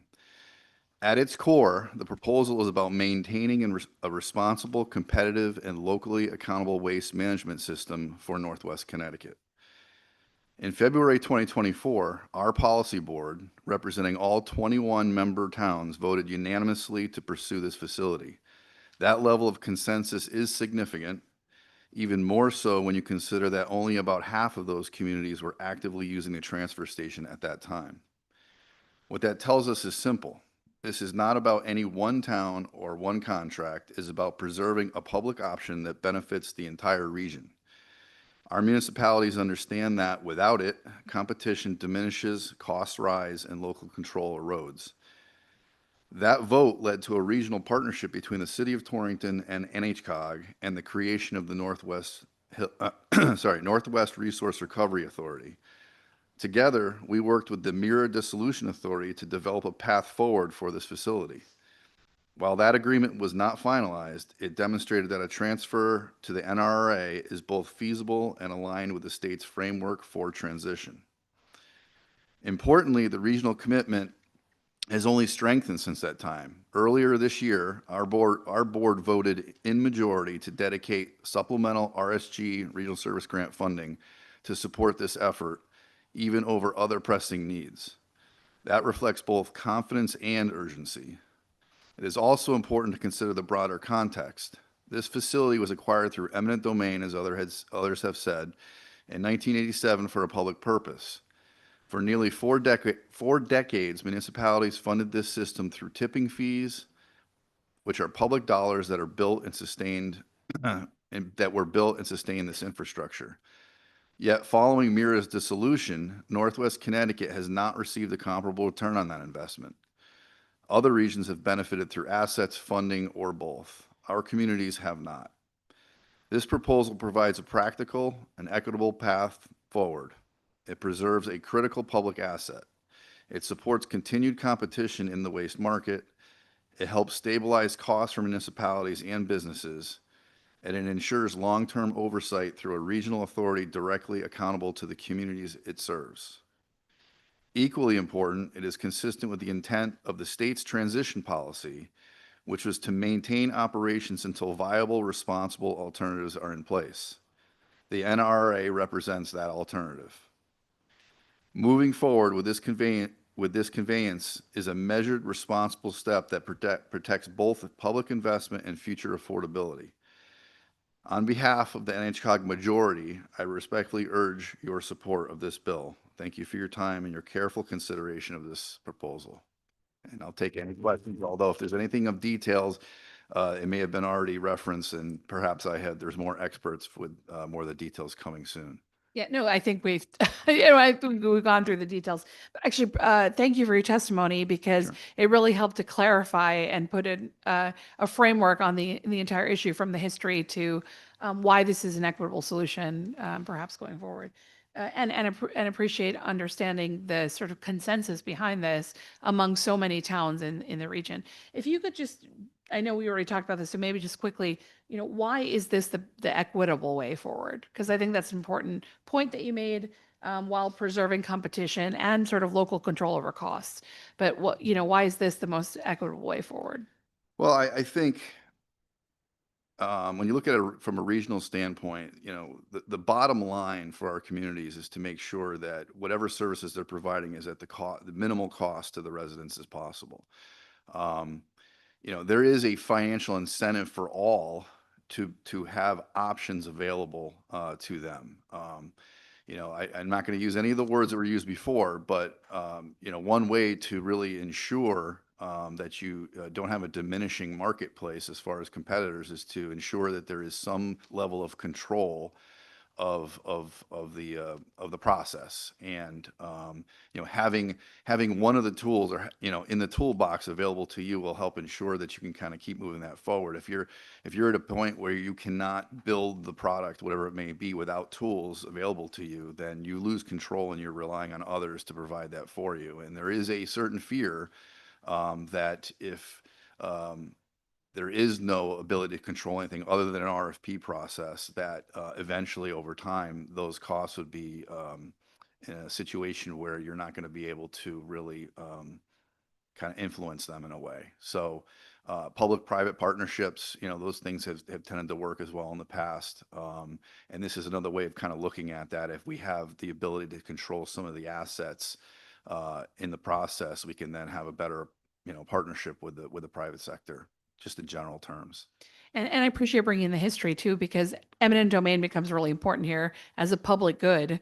There is in a way, this differentiates us from just a private free market enterprise, because there's a role for the local towns to keep at least some management of cost on behalf of town residents, and there's overwhelming support for that. But also the bidding process allows the opportunity for these kinds of public-private partnerships. Yeah, and as I understand, and I'm not an attorney, but as I understand, the eminent domain, framework really is that it's land is taken for fair market compensation for public use. So the intention and I guess the understanding is that it's always going to be available for a public use. Yeah. I'm glad you highlighted it, because that's an important piece of the history here too. Yeah. Thank you. And Representative Hales? Thank you, Madam Chair. Just to be clear, I know, I gotta look her name up earlier, and I didn't even ask her. She said Miss Malanka mentioned that. I'm not a big fan of eminent domain, but it was taken from a private company, not from the town of Torrington. Is that correct? I don't actually have the history available to me. I think that. So I think that makes it a little bit different in that sense, that it's not like something that was taken from the town and now should be returned because it was taken under that. So just for clarity on that. And you mentioned that you guys were in negotiations with Mira and my DAS, I don't know, about this. I don't see any testimony from any state agency for or against this. So what were those negotiations, and why are we not hearing from the state on this?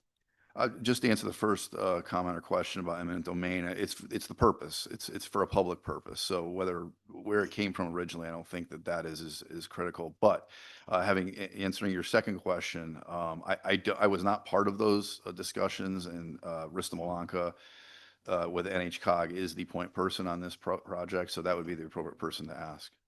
Okay, because again, if they were here and talking about it, it's state land now. I'm curious as to what their take is on this. I don't see any written testimony, and I can certainly reach out to them, as I will. And you talk about an option. If we do this, it's a big ask. Like, what guarantees do you have that you're going to have a competitive bid process, or that you'll be able to establish that? Yeah, we're essentially a government agency, NHCOG. We're an extension, subdivision of the state. We do follow, as a matter of policy, the Connecticut DOT's procurement policy for everything that we do. Because we don't have a specific local one. So just the fact that we have to follow those procedures, we would have the framework set up. We have a very long history in the Northwest Hills that should be emphasized, because there's a lot of talk about regionalization, regional this and regional that. There is really true regional efforts that happen in the Northwest Hills and also in the Northeast section of the Connecticut, the two rural cogs of the state. There's a very long history of really truly regional approaches to solutions because of the small towns and the fact that they're not full service. They don't have the ability to go it alone or even partner with another town. It's a real regional approach on any number of things. I think some of them were mentioned earlier, but so they're very well equipped. They're very receptive to those types of roles as far as making sure that there's that approach and there's a mutual benefit for everybody. So I don't lack confidence in that. It's very clear. Everybody's willing to work together. And again, I represent a rural area in north central and northeastern Connecticut, and I have two COGs, NECOG and CROG. And there's a lot of things that the municipalities, I represent the smallest town population in the state of Kent, the town of Union. And they choose what services they want to use with the COGS. Some choose to participate, some don't. I like regionalization, but I like the municipalities to be able to choose that for themselves if that's the way they want to go. I don't believe in forced regionalization. And so, so the current contracts with Mira, are they are the towns, how many of your towns participate or participated with Mira? Is it all of them or As far as I understand, it was about 13. 13, and it and may you be out one of that's outside of a 21? region. Yeah, there Okay. are a number of towns in our southwest section that actually participate with HRRA. So I thought I might have heard earlier, and you could correct me if I'm wrong, that under that agreement that those towns are forced to use Mira. Is that correct or not correct? That's the contract that they were participating with. So they had There to- were opt-outs along the way, and some towns may have opted out at certain given framework points. And if you were to take this over, would it be the same? Same as The same type of contracts that Mira had? I think that the canvas is open. Okay. You know, the intention is to do this in a way that is going to be cost effective, and because there's not a lot of players involved at our level, NHCOG level, there is the understanding that we would be less costly than a Mira in performing those services. But that, to me, that's hypothetical because that's not, you don't have there's no expert. That's why I want to see some type of cost benefit analysis, which doesn't exist. Then we're asked to give this property not at fair market value, but just give it to a COG. Are you familiar? And I don't know if we've conveyed land to regional councils of government before, or would this be setting a precedent? From a DAS standpoint, I don't know the history there. That's not a fair question to ask you. Well, probably yours, maybe if you had any conveyances before. Yeah, no, not that I know of, but you know, we do have the ability to basically, you know, acquire land, take out bonding for that purpose. And I'll just say that, you know, we're a board like any other. So when there's a majority policy decision, that's what I'm charged to do and move forward with. So you know, that's indicative of the basically the, you know, what the board would like to do. So it's something that, you know, it's in that way, it's showing the interest level and the dedication to that decision-making process. So that's where we are. And again, this conveyances, I don't know if you've been paying attention, but we have a number of conveyances coming up here that need adjustments made to them because we rush stuff through sometimes, or sometimes there's miscommunication and things aren't recorded properly or whatever. And that's again what gives me a pause on this too. This is a pretty big issue. It's a big ask, and I don't think has a concrete footing. Like there's too many question marks for me to like. I need to start hearing some more stuff. I'd like to see a plan because I don't want to make a bad decision. And you know, it's a big decision. This could, you know, Yeah. I wish it was further along in the process.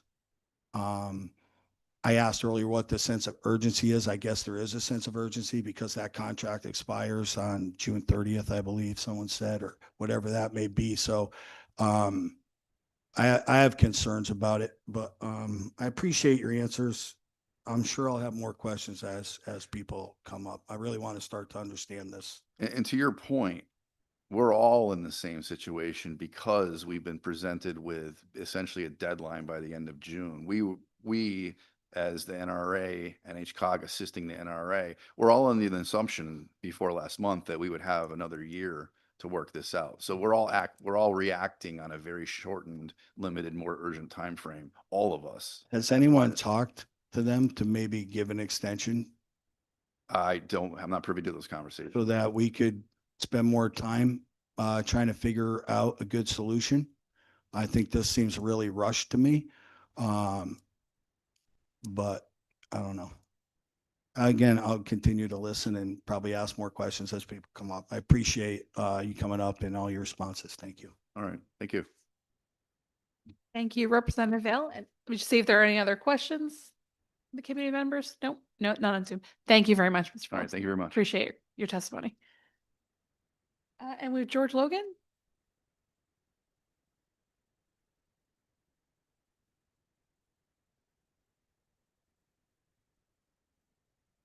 Good afternoon, everyone. Good afternoon, Chair Gadgar Wilcox, Ranking Member Carney, thank you, and distinguished members Vale and McGee. My name is George Logan. I'm the Director of Community Relations at Aquarion Water Company. And I am here because Aquarion Water Company opposes Senate Bill 524. Aquarion has been in the public water supply business since 1857 and owned the subject parcel prior to 1900 and up to 2002, when the parcel was conveyed to the state under a land sale agreement that provided both Aquarion and the Nature Conservancy with conservation easements over the land. The purpose of that transaction, entered into at great expense to Connecticut taxpayers, was to protect drinking water watershed land in perpetuity, above and beyond the laws already in place to prevent the sale of water company watershed land.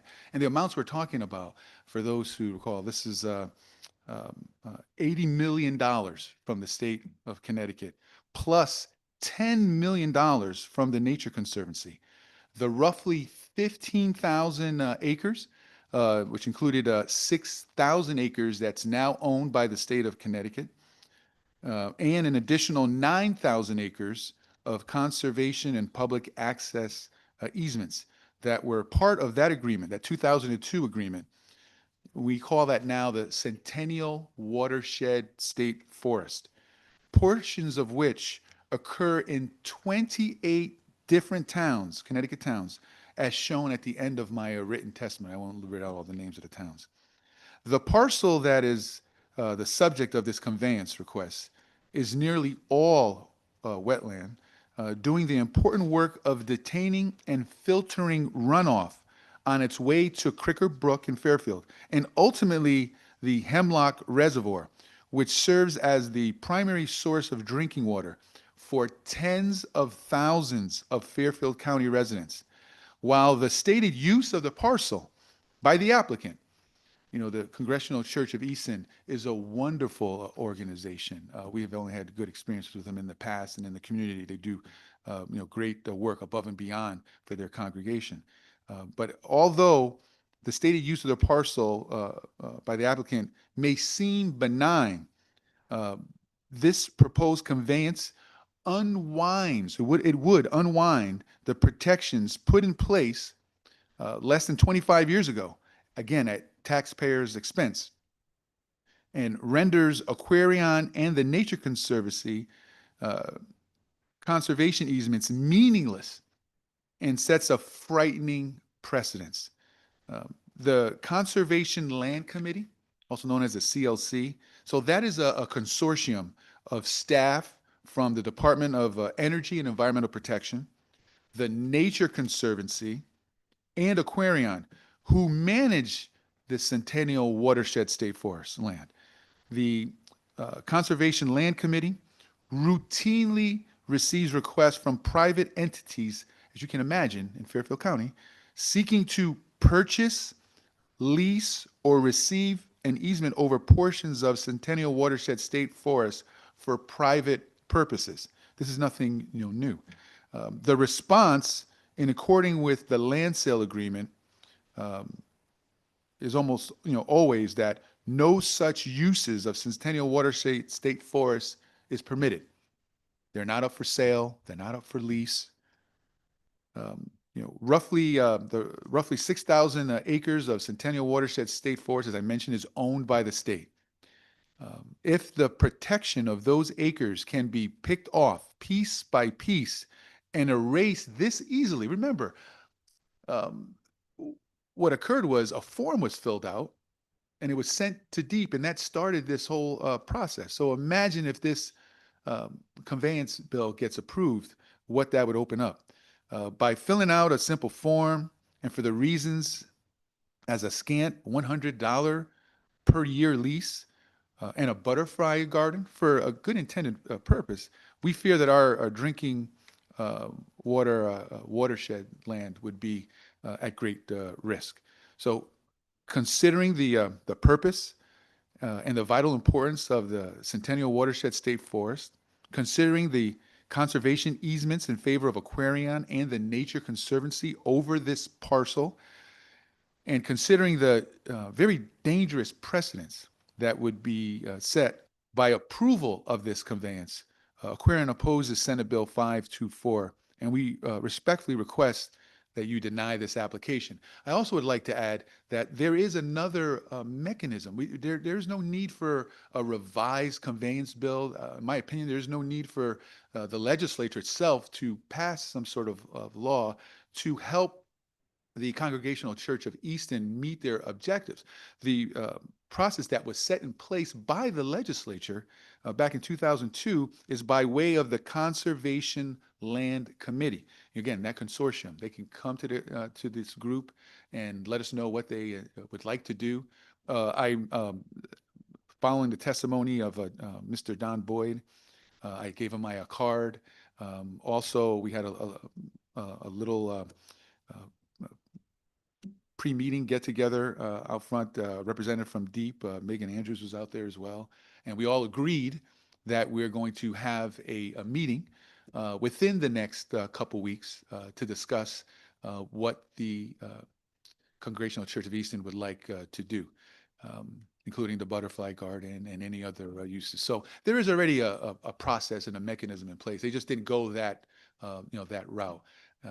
And I, again, gave my card to Mr. Boyd, and as the Director of Community Relations for Aquarion, I let him know that I will specifically see this through to make sure that the meeting happens quickly and that they get the FaceTime with the right people to help them achieve their goals. Because again, the Congregational Church of Easton, great organization, but it is the Conservation Land Committee. That is their job. That is their purpose. And they have done a wonderful job in terms of protecting the Centennial Watershed State Forest. And Mr. Boyd mentioned invasive species, as well. If there's any sort of that type of issue, again, the mechanism is the Conservation Land Committee. They're in charge for managing the land, and we're more than happy and willing to take a look at what his concerns are and do something about it if it's warranted. Thank you very much, Ms. Logan, for your testimony. And were you here to hear the testimony of Senator Huang Yes. earlier? Yes. So, following up, it sounds like everyone is already, I'm glad there are plans for a conversation. So it sounds like a conversation is moving forward, which may take the entire issue outside of the conveyance process anyway, because it sounds like maybe there's an informal solution. I just wanted to get your reflections on their, the suggestion of now only being interested in that portion of the of farmland. Is there objection to that in principle? Yes, there is. There is. Okay. Yes. What's the objection for that? So not watershed land, but the farmland. Well, the farmland is watershed land. Okay. So what they mentioned was wetlands. So there's the wetlands, difference, okay. wetlands versus watershed Okay. land. The entire property is watershed land. So any rain that falls on that property ends up in Cricker, potentially in Cricker Brook and the reservoir. So even so it's not only the wetlands issue, the farmland, there's objection The to entire that. property. And okay. Absolutely, absolutely. Would there be some sort of informal way for them to use that land? Is that something you'll likely discuss? That's something that we would discuss. Okay. Yes. Okay. That was it. That was the other question was, and again, now they're willing to revise it, but the proposal was not to have it at fair market value, but for administrative purposes. And I presume you may have concerns about that, and I just wanted to raise that issue. No, as well. absolutely. I mean, first of all, again, we're in Easton and Fairfield, and as far as the fair market value, it's, up to, over $100,000 per acre. But that is mute because none of the land is for sale. That is not something that the Conservation Lands Committee would consider, and it would consider. And again, when you take a look at when the land was sold at taxpayer expense, great expense, the whole idea was to protect this land for open space in perpetuity. And, I'm here and we're here to do everything we can to make sure that that intent is carried through. Okay, thank you very much. And are there other questions from committee members online? No. Nope. Thank you very much for your testimony. Okay, next we have Ed Spinella.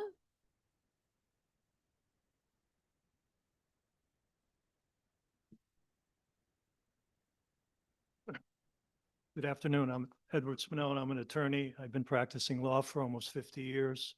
I've been representing solid waste management companies in the state of Connecticut for 40 years. I negotiated the deal when the Mirror Dissolution Authority wanted to sell the property to my client. I'm fully aware, knowledgeable about the term sheets that Mr. Malanko spoke about today. And I'm here to speak in opposition to Senate Bill 521. Rather than go over my prepared testimony, I think it's best if I react to what I've heard today. And the first thing that I've heard today is that the proponents of this bill believe that the public option is the way to go. And they mentioned several times the Mirror Dissolution Authority. Prior to that was MIRA, and prior to that was CRA. I'd like to advise you that in 2012, there were 70 members of the CRA. When the MDA took over, there were 9.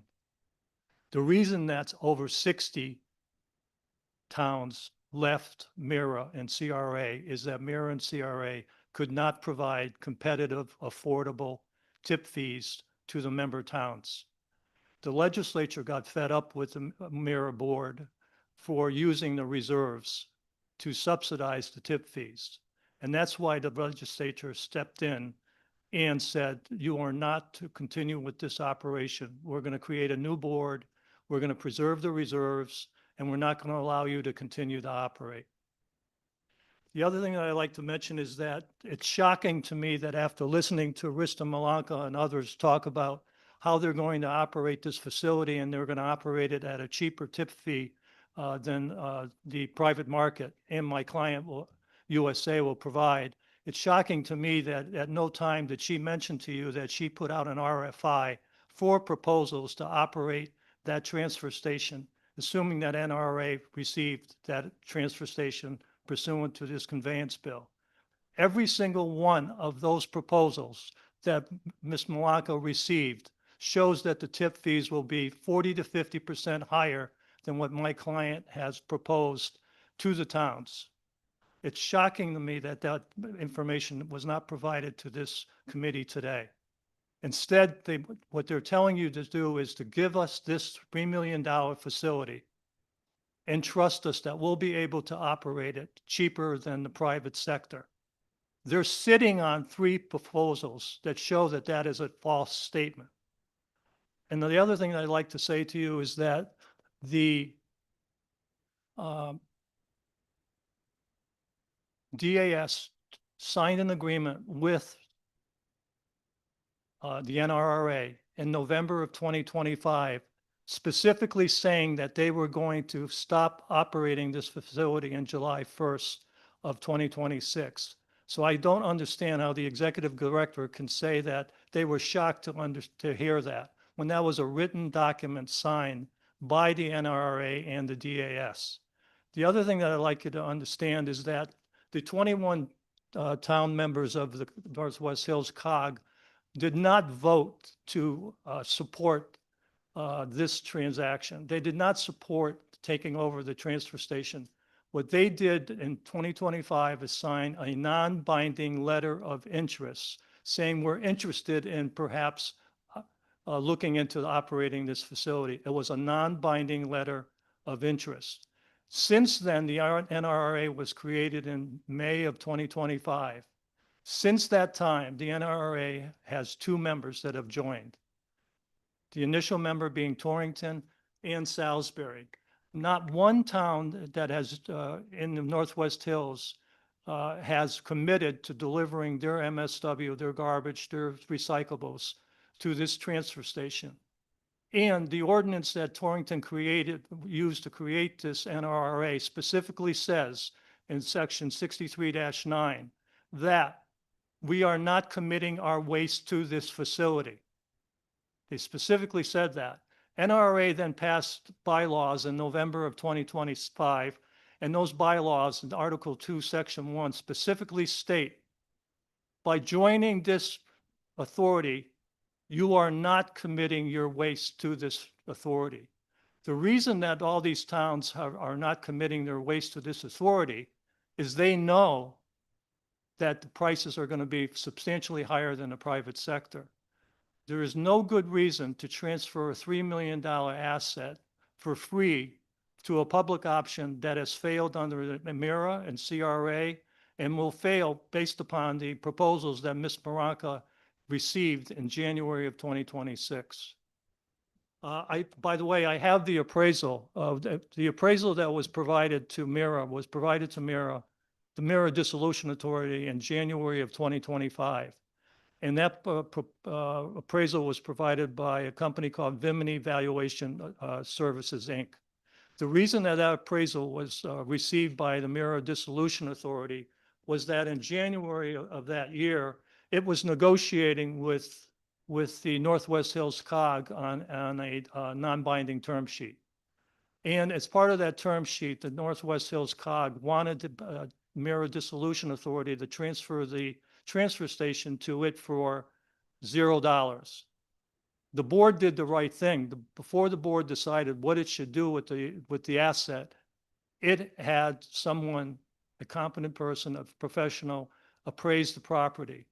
And that appraisal came in at $3.115 million.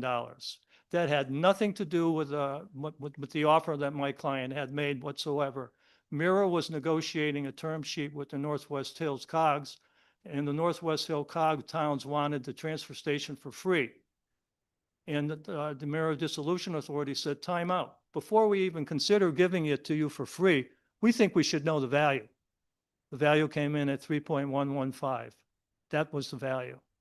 Another statement that I've heard today is that all the Northwest Hills towns should receive this transfer station for free because they paid tip fees for several years.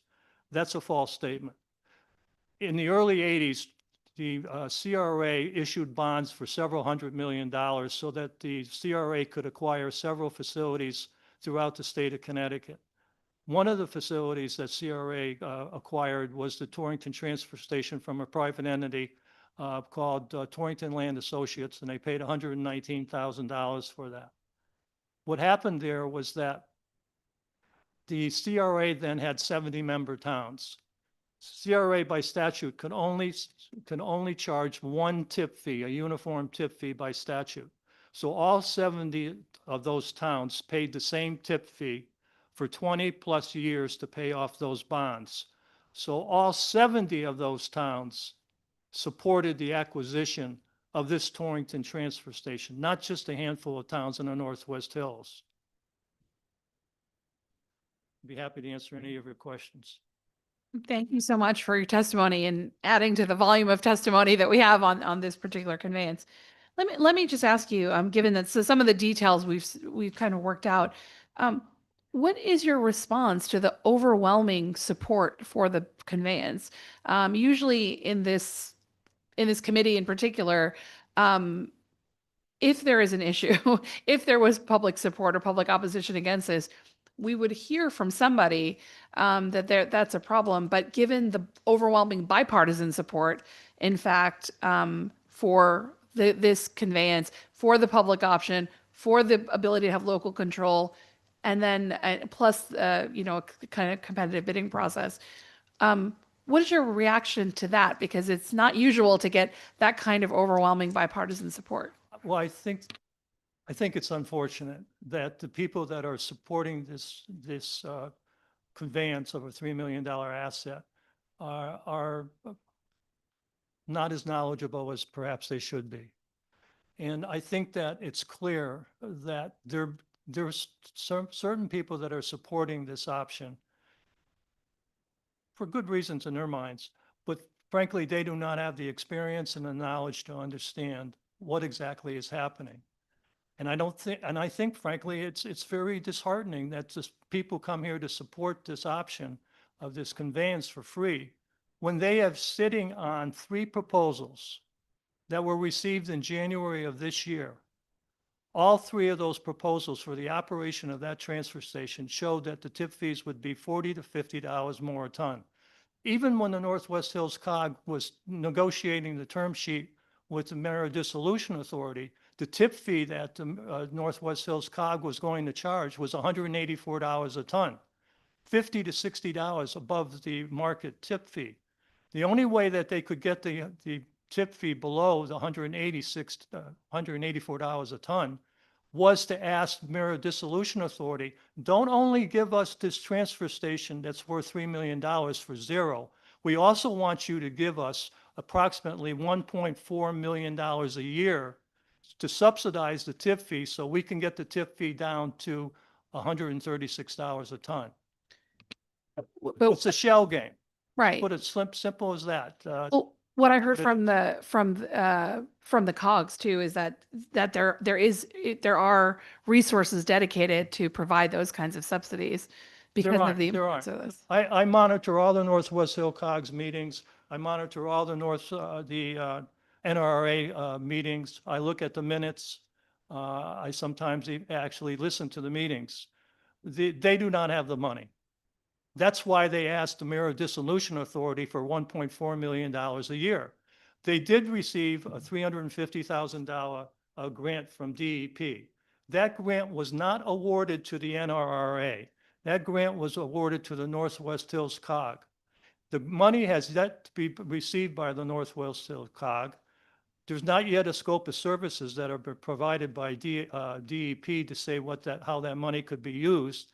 And the Northwest Hills COG total board, 21 members, have not decided how that $350,000 is going to be spent. So they do not have the money, period.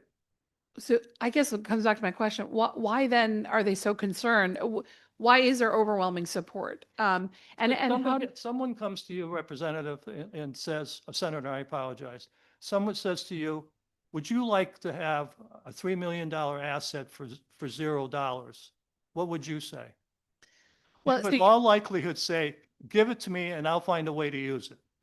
But they also have to, yeah. So one thing is you're looking at the value of the exchange at the time of the exchange. There's also a long-term cost burden and an accountability to the public. So in terms of the long term, what would guarantee that prices don't continue to rise if you don't have the public option? Okay. My client does not dictate to the towns, any of its customers. My client says to the towns, are you interested in us handling your municipal solid waste? And if the town says yes, we then say to the town, what would you like the services to be? Would you like them to be for 5 years? Would you like them to be for 10 years? Would you like them to be for 20 years? Tell us what you are interested in, and we will then make a proposal to you. And that's exactly what happened in the Northwest Hills towns. RRDD1 put out an RFP and said to the private sector, make a proposal for our municipal solid waste. They received, I think, 4 proposals, which, is not consistent with saying that there's no competition in the area. They received 4 proposals. If those towns had asked for 20 years, the private sector would have offered 20 years. There comes a time when the towns want affordable, stable pricing. It's for the towns to decide what they want. If they come to the private sector and say they want 10-year deals, the private sector will offer 10-year deals. We would have gladly have offered a 20-year deal if the towns asked for that in the RFP. They didn't. They asked for 5 and they asked for 10, and we gave them 5 and 10. And those prices are significantly below the public option that is being proposed by NRRA. Frankly, the easiest thing to ask, the best question that could have been asked today to the NRRA is, tell me here, sitting today, what will you charge your customers for the next 5 years, for the next 10 years? Tell me what that number is. And then I'll tell you whether I think it's a good idea that you should receive this $3 million piece of property for $0. They're not telling you that. And the reason they're not going to answer that question is because they have already received 3 proposals that show that the pricing that this so-called public option will be is 40 to 50% higher than the proposal that my client has made. Thank you. Understand that. But in terms of long-term control of costs, what guarantees that a private enterprise will control those costs outside of just, and where is the accountability to the public? The accountability is in the contract. You give the town a contract and you say for 10 years, I am going to charge you these numbers. And your client can still be part of the competitive bidding process for services, is that correct? Yes, right. Right, but she's already sitting on, she put out an RFI, request for information on proposals. She has those. They're all higher than my clients by a significant amount of money. I would have thought that she would have told every one of you how these proposals were wonderful.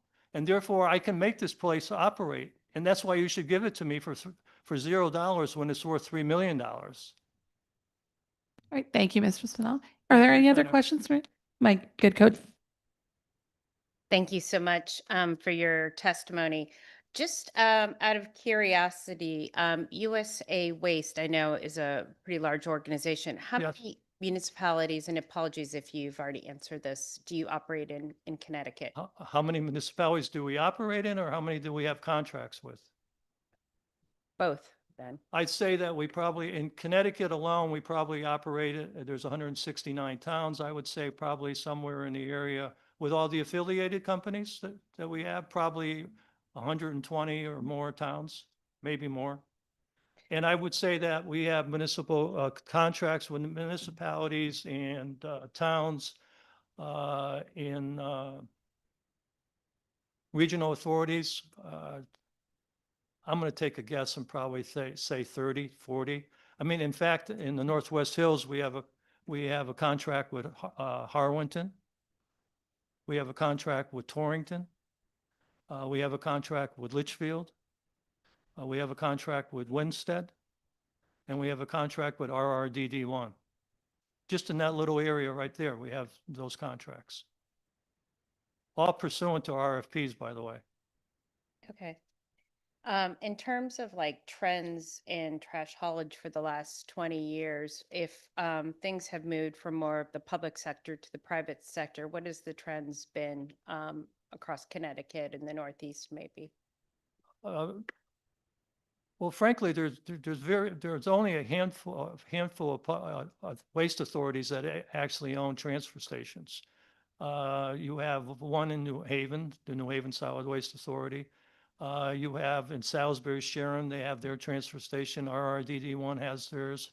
I'm not aware, frankly, of any other regional authorities, but the bottom line is that the mirror was always, CRA was always held up as being the model. And that was the premier model because it was fully integrated. The garbage was picked up, it was brought to their facilities, and it was burned. It was fully integrated from the bottom to the top. And what happened is that over time, the private sector stepped into the state of Connecticut by building facilities, building recycling facilities, building transfer stations. And when those private sector were able to offer competition, 60 out of the 70 towns that CRA left.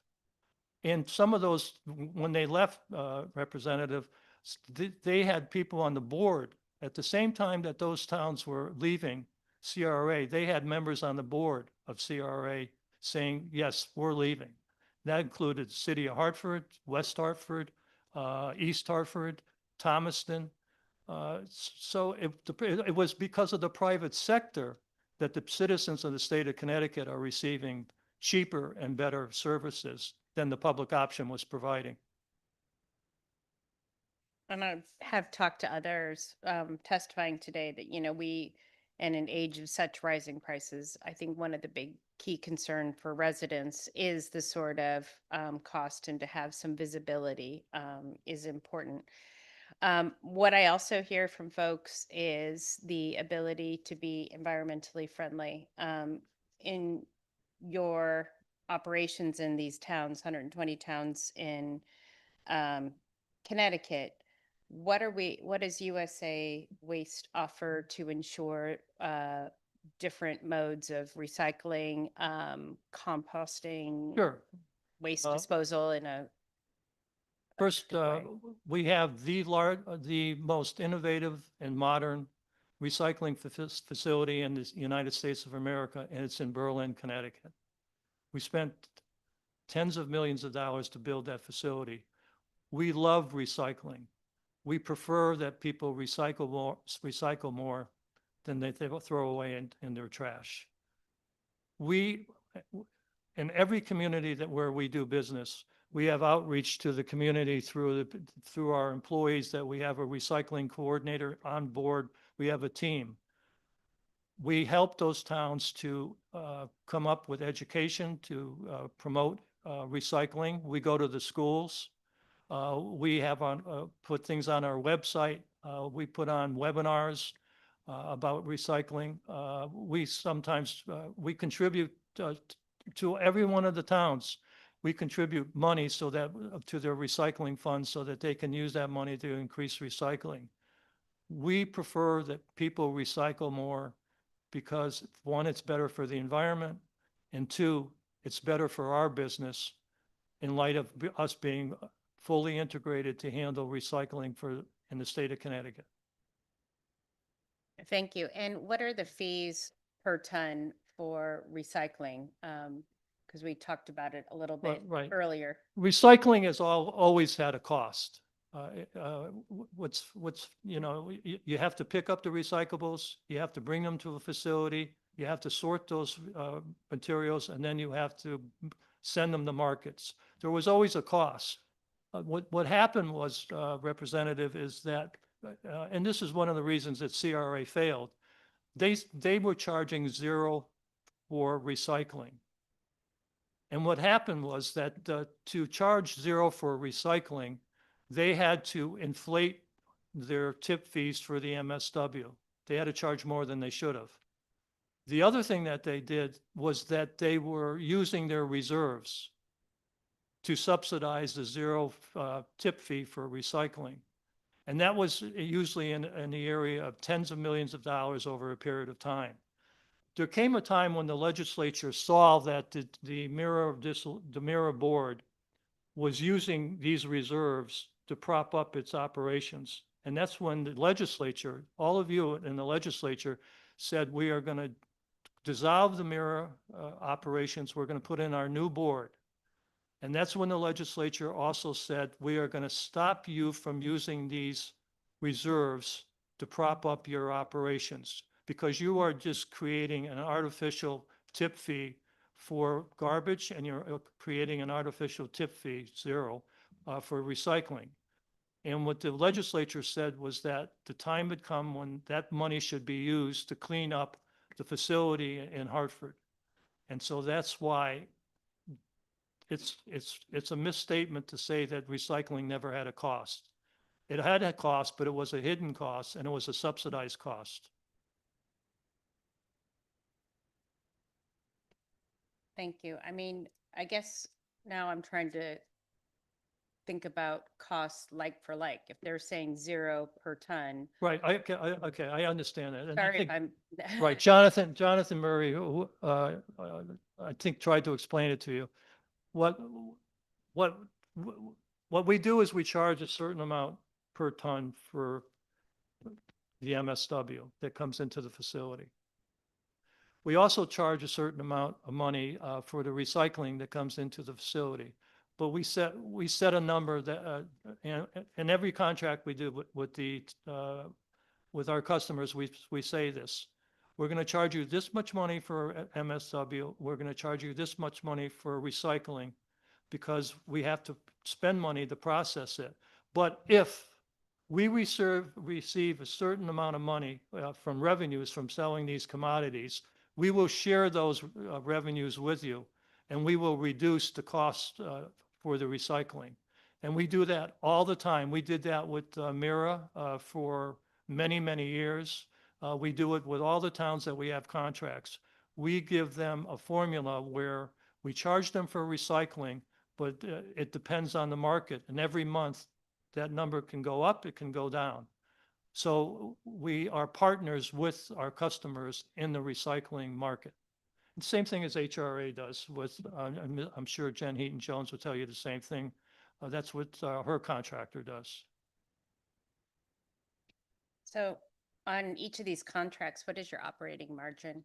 Excuse me? What is your operating margin on your contracts? Because I know you're a for-profit company. I don't know. To be honest with you, I don't know. My job is to negotiate the contracts, write the contracts, and get them signed. Got it. I'm not involved in the business end. But as a for-profit company, the objective is to make money to return to shareholders. Are you a publicly held company? No. Okay. There is a publicly held company in the state of Connecticut now, Casella, out of the eastern part of the state of Connecticut. That is more and more throughout the state of Connecticut. There are private equity funds that own the waste management companies in the state of Connecticut, one in Danbury, one in Bridgeport. Yes, we believe in the free market, and yes, we believe in making a dollar or more. I'm a CPA, so I get that. I guess we see in our state, and where I'm getting to is really, we see in our state for-profit entities that are offering a service like for energy or for power or for telephone, or in this case for waste. And it takes the profits and they go to shareholders rather than these are things that people need and residents need in order to survive and keep their houses clean, obviously. And I guess I'm concerned that we're looking at another sort of privatization of, and I'm going to use the word utility, even though it's not necessarily utility, it's something that folks need to use. And so one of my concerns is we're going to be in a situation down the road, maybe not in 5 years or 10 years of the contemplated life of the contract, but in a future time frame that we could be in a potential situation like we are with our energy cost. And I just have some concerns about that personally.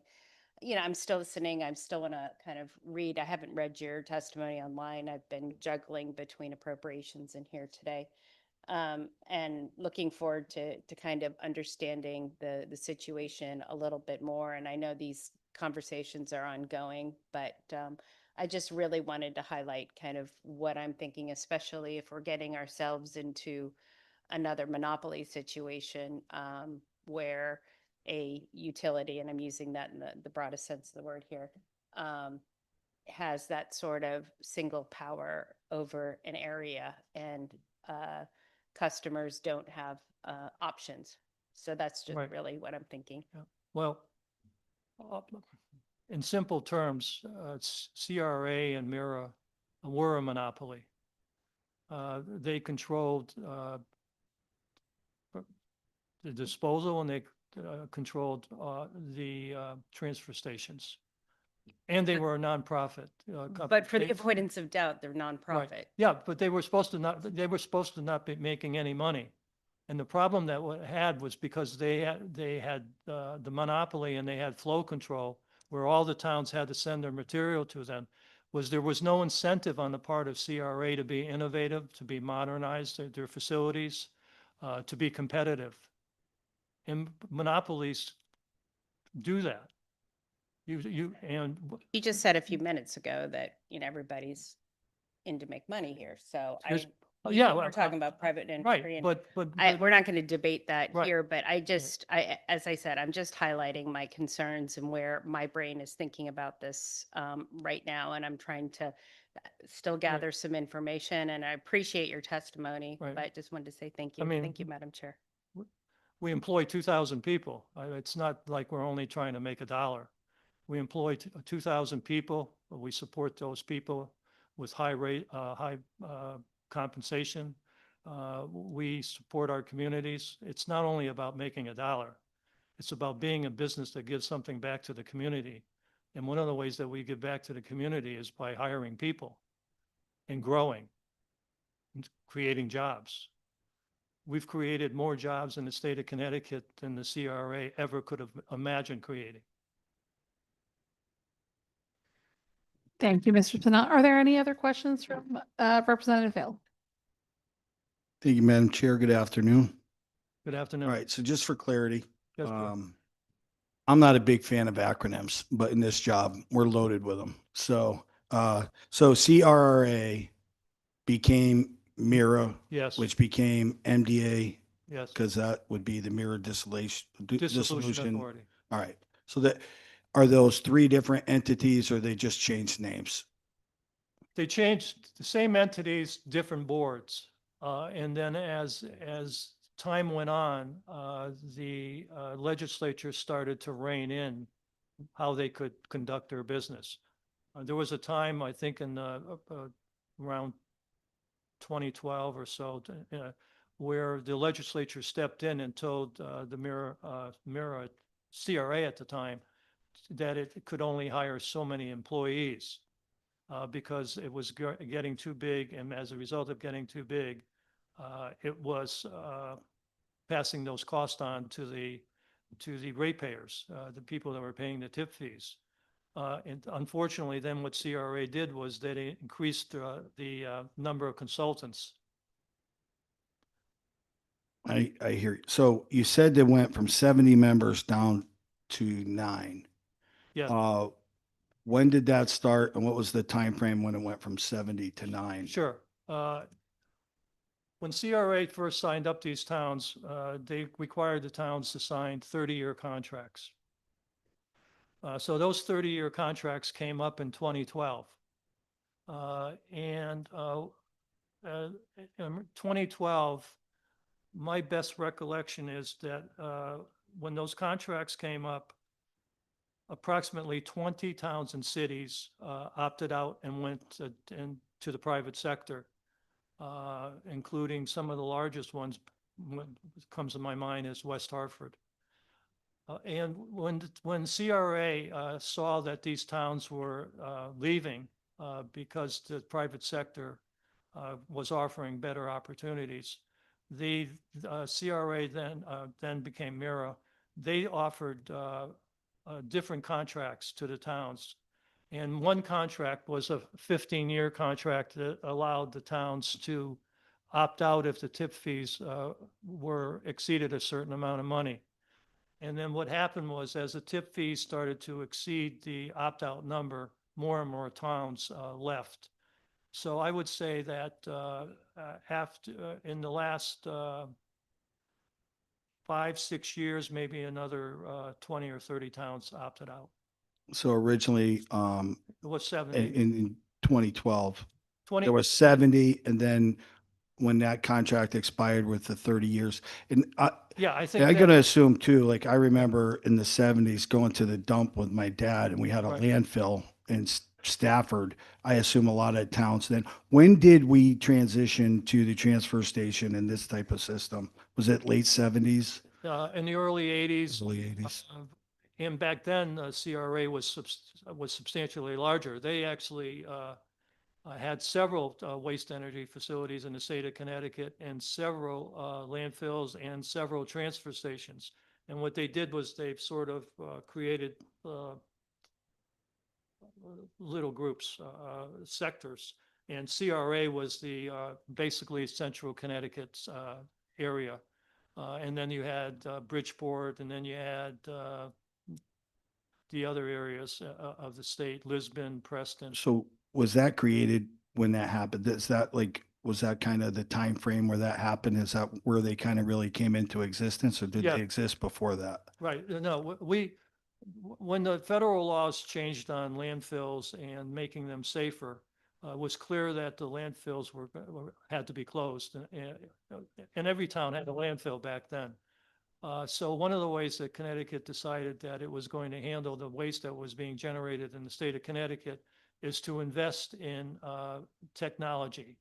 And what they did was they created the CRA, and CRA then used bonds to build or help build several waste energy facilities in the state of Connecticut. We went from landfills to waste energy facilities where we burned the trash, made electricity, and reduced the amount of material that was going to landfills.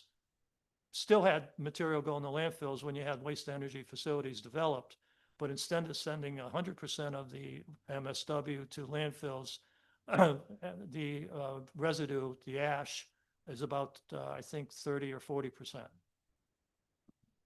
We got away from landfills and went to waste energy facilities. I want a little bit of background. Sure. So I appreciate that. So you mentioned 3 proposals in January. You mentioned that one, it said $184 per ton.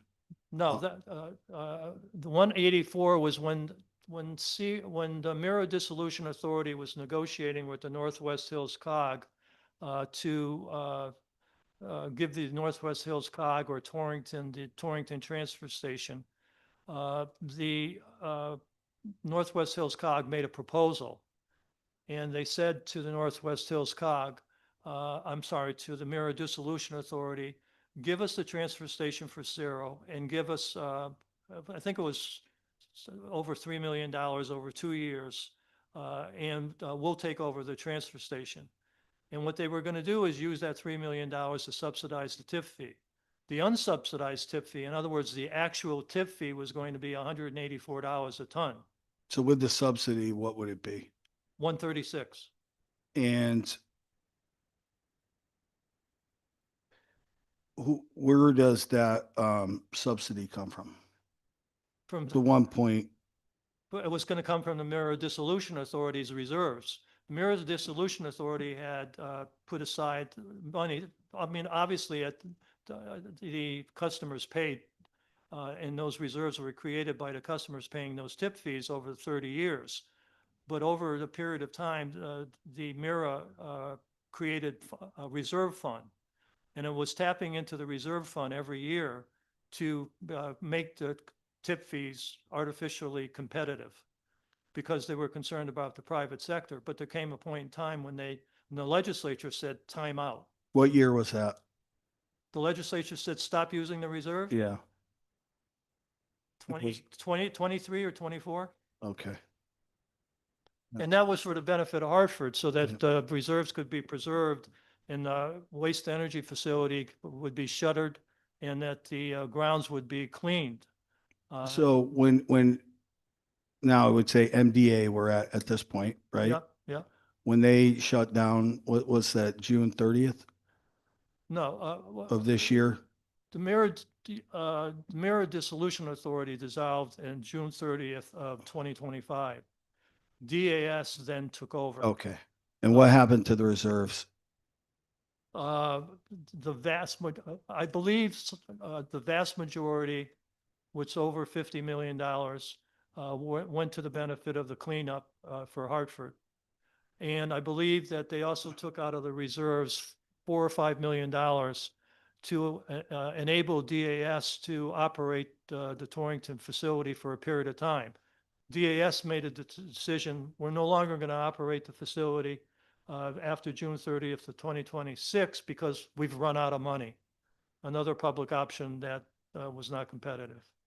So if the $50 million are reserves, so that's money spent and gone. No, no, no. Because Hope not. if the citizens from those towns that paid into that, I would think those municipalities would be the ones that would benefit from those reserves. And that's a state issue. You want to get Uh, into a state issue, but all those towns for 30 years, 40 years dumped all their garbage into Hartford. And they contaminated Hartford.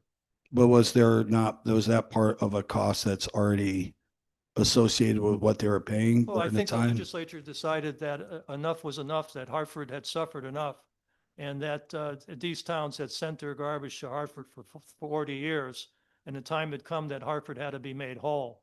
So instead of those reserves going for the benefit of the towns that had contaminated the site for 40 years, the legislature used its good judgment and said, no, we're going to give that money to I think it's called DECD or whatever. It's one of the public agencies. And we're going to put them in charge of this money. And yet we're going to tell them, use this money to clean up the Hartford site. All right.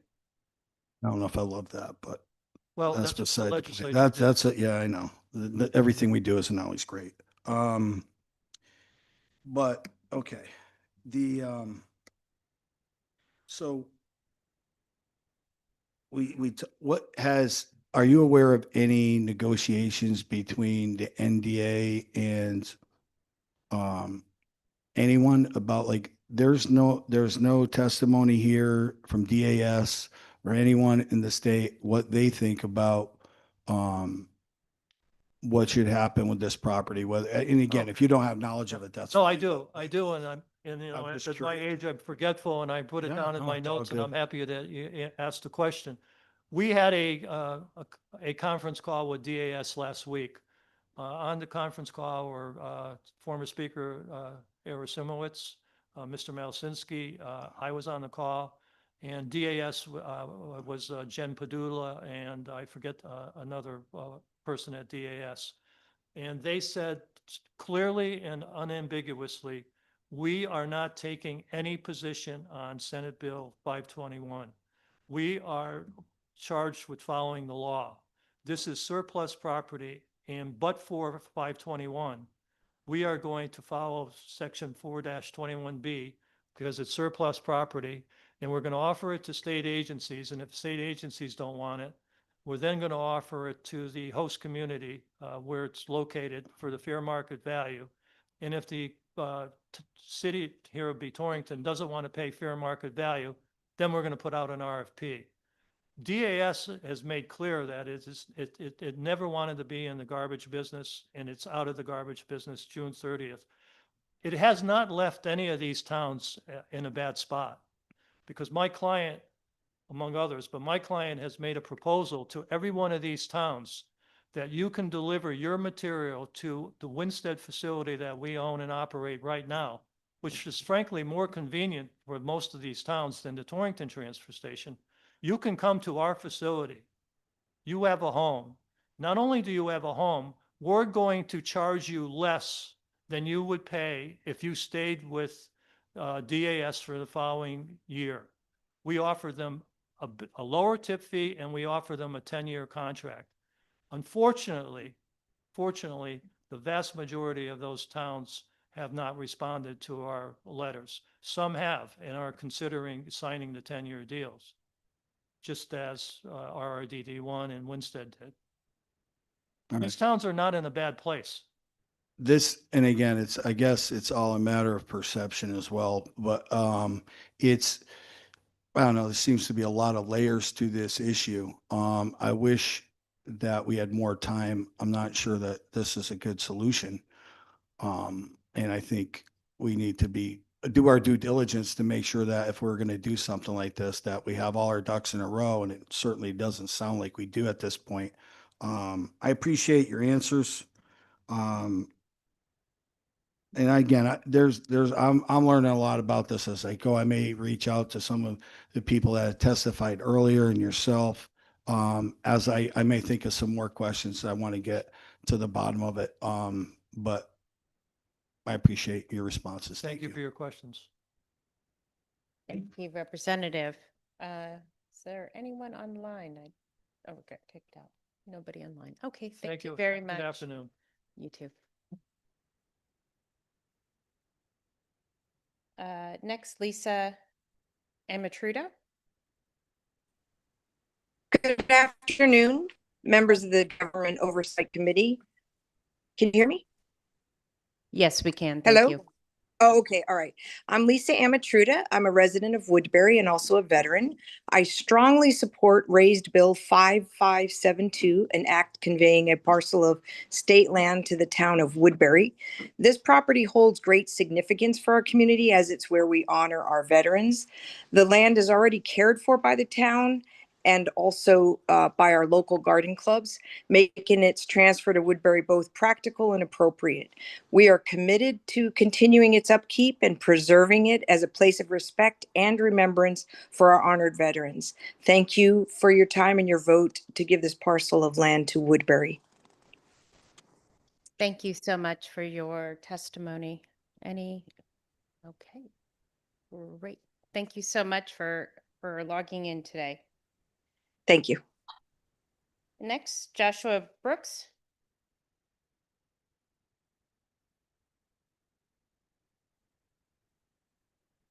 Thank you for your patience. Hi, thanks for having me. I've asked Mikkel Wackers. He's 25. We'll just together. He's planning and zoning director for the town of Brantford. I'm Josh Brooks, the first selectman of the town of Brantford. I thank for the opportunity to speak today on behalf of SB 517.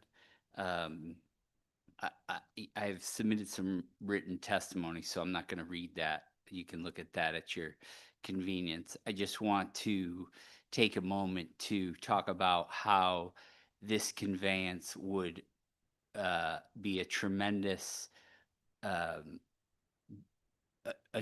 help for the community of Brantford, for both its taxpayers, residents, and future economic development for the community.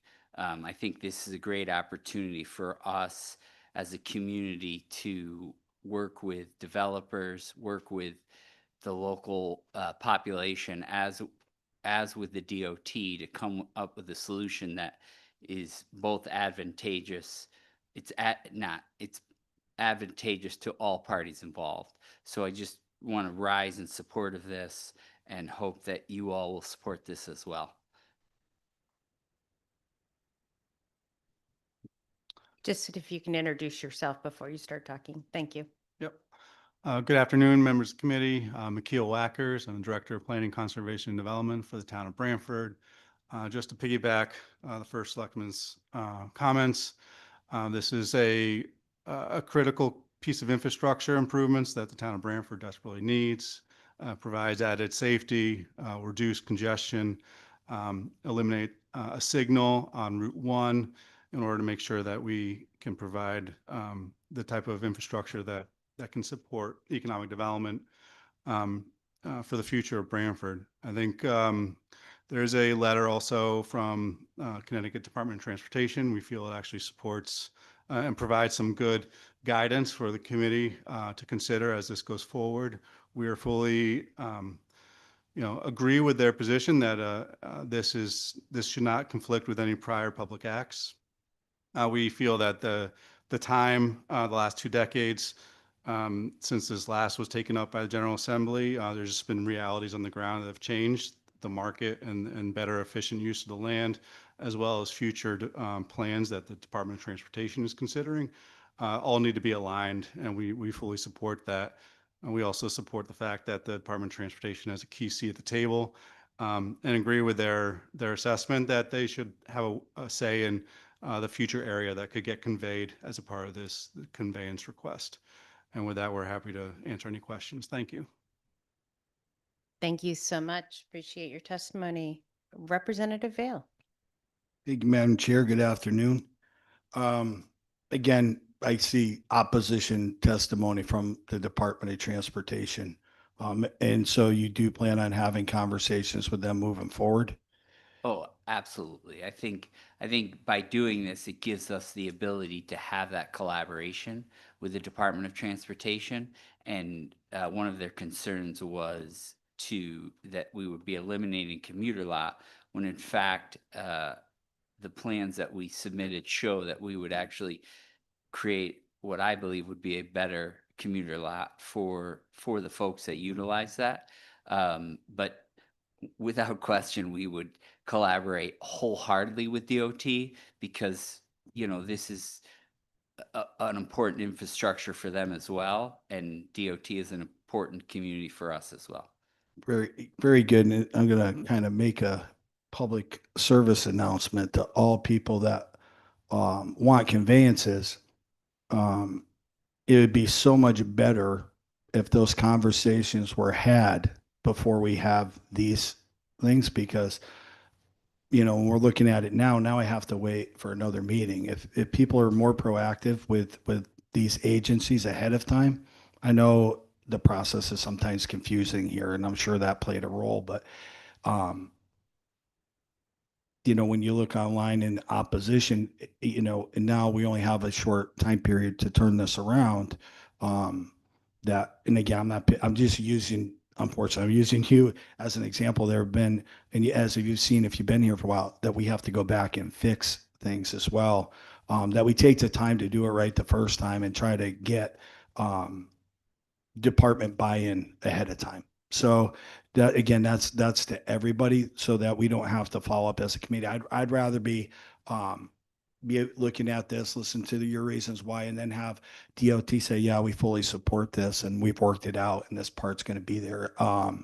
Again, that's just for everything moving forward. Now I look forward to hearing about the conversation that you had with DOT and then them reaching out to us to say that they would support this as well. But again, and that doesn't mean we need to have their support. It certainly helps, but at least if people do their due diligence ahead of time, then makes our job here much easier. So thank you. Thank you. You took the words right out of my mouth. So thank you. I know this happened a number of times last year, and I think, our committee's also newer at doing this compared to, it was handled by a different committee before.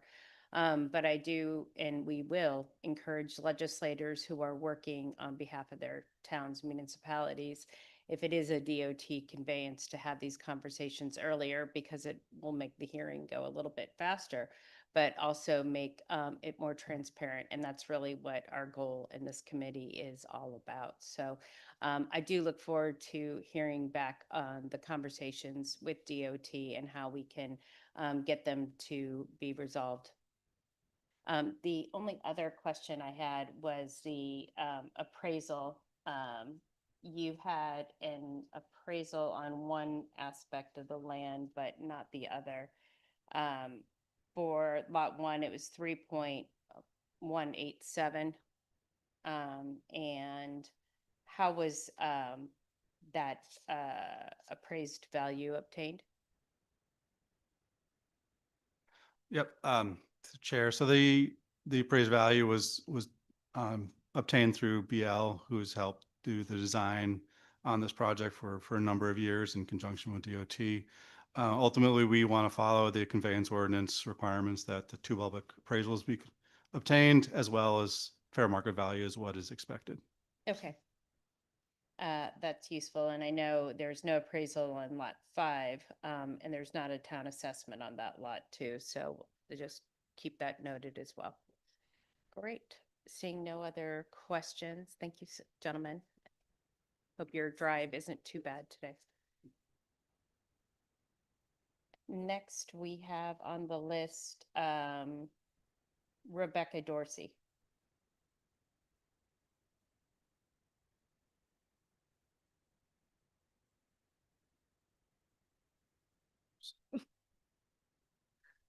Hello, my name is Rebecca Dorsey, and I am an MPA student at UConn and the Connecticut Land Conservation Council's Sandy Breslin Conservation Fellow. Co-chairs Gadkar, Wilcox, and Dathan, ranking members Sampson and Carney, and members of the Government Oversight Committee, thank you for this opportunity to submit testimony regarding Senate Bill numbers 522 and 524, both of which I oppose. In all capacities, CLCC's goal is to safeguard our natural and working lands. Any conservation lands in state custody are held in trust for the benefit of the public. As such, we believe that any proposed transfer of those properties needs to be scrutinized at the highest level. Thus, CLCC opposes SB 522, which proposes the conveyance of a portion of the Cockaponset State Forest from Deep to the town of Killingworth. This property is valuable for conservation. It is part of the second largest state forest system, which protects wildlife, biodiversity, habitat connectivity, and climate resilience. The parcel itself is 95% forested, located entirely within a public water supply watershed, and contains watercourses and/or wetlands. A proposal to convey even a small portion of this state forest parcel puts connective conservation benefits at risk and warrants the utmost scrutiny. Additionally, the bill lacks detail and specificity. It does not give a precise size and area of the conveyance, and it contains no information about the proposed end use of the property. This lack of detail and specificity regarding the property's end use limits the ability to evaluate the conveyance's potential impacts on the ecosystem and to discern the circumstances that would trigger a right of reversion, which is also missing from the bill, to the state. CLCC also opposes SB 524, which proposes to convey part of Centennial Watershed State Forest to the Congregational Church of Easton. Firstly, the Centennial State Forest property was acquired by the state in partnership with the Nature Conservancy, and conservation and public access easements were placed on additional land from Aquarian Water Company. Conservation restrictions are legally binding perpetual deed restrictions that limit land use to protect its natural, scenic, or open condition. According to TNC's testimony, the property is deed restricted, thus requiring scrutiny of any activities to ensure they are consistent with the conservation restrictions and do not undermine the protective intent of the original acquisition. Also, the property is valuable for conservation. Centennial Forest was established to protect drinking water, conserve large, intact forests, and provide public benefit for generations to come. Protecting lands like this is essential not only for drinking water, but also for climate resilience, biodiversity, and the long-term health of Connecticut's forests. I would like to acknowledge earlier testimony that suggested further conversations about this matter and offer CLCC's participation in these conversations if it would be helpful. In conclusion, conveying portions of the state forest system sets a concerning precedent, undermines the intent of the original acquisitions, and weakens public confidence in the permanence of conserved lands, something that is foundational to land conservation across Connecticut. Thank you for considering my comments and for all you do. I'm happy to answer any questions you may have. Thank you for your testimony. I guess I'm taking over. Can I ask, I just came in real quick in the middle of your testimony. What bill were you testifying in opposition to? I am opposing SB 522, which is about Killingworth, and SB 524. Okay, thank you. Any questions? Representative. Thank you very much, Mr. Vice Chair. Thank you for your testimony. And I'm just wondering, who is pushing the Killingworth conveyance? I don't see anything in support, so it's a little confusing. Do you know? I believe the conveyance is to the town of Killingworth, so that would be my best information. We can get you that information later, if there's no further testimony that clarifies that. Okay. All right. No, I appreciate that. Thanks. Representative Vale. Oh, you're good? Looks like you're all set. Thank you. Thank you.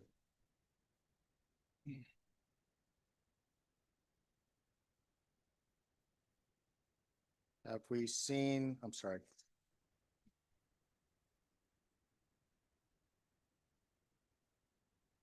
Is Eleanor here first?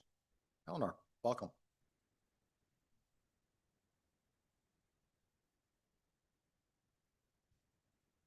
Good afternoon to the esteemed members of this committee and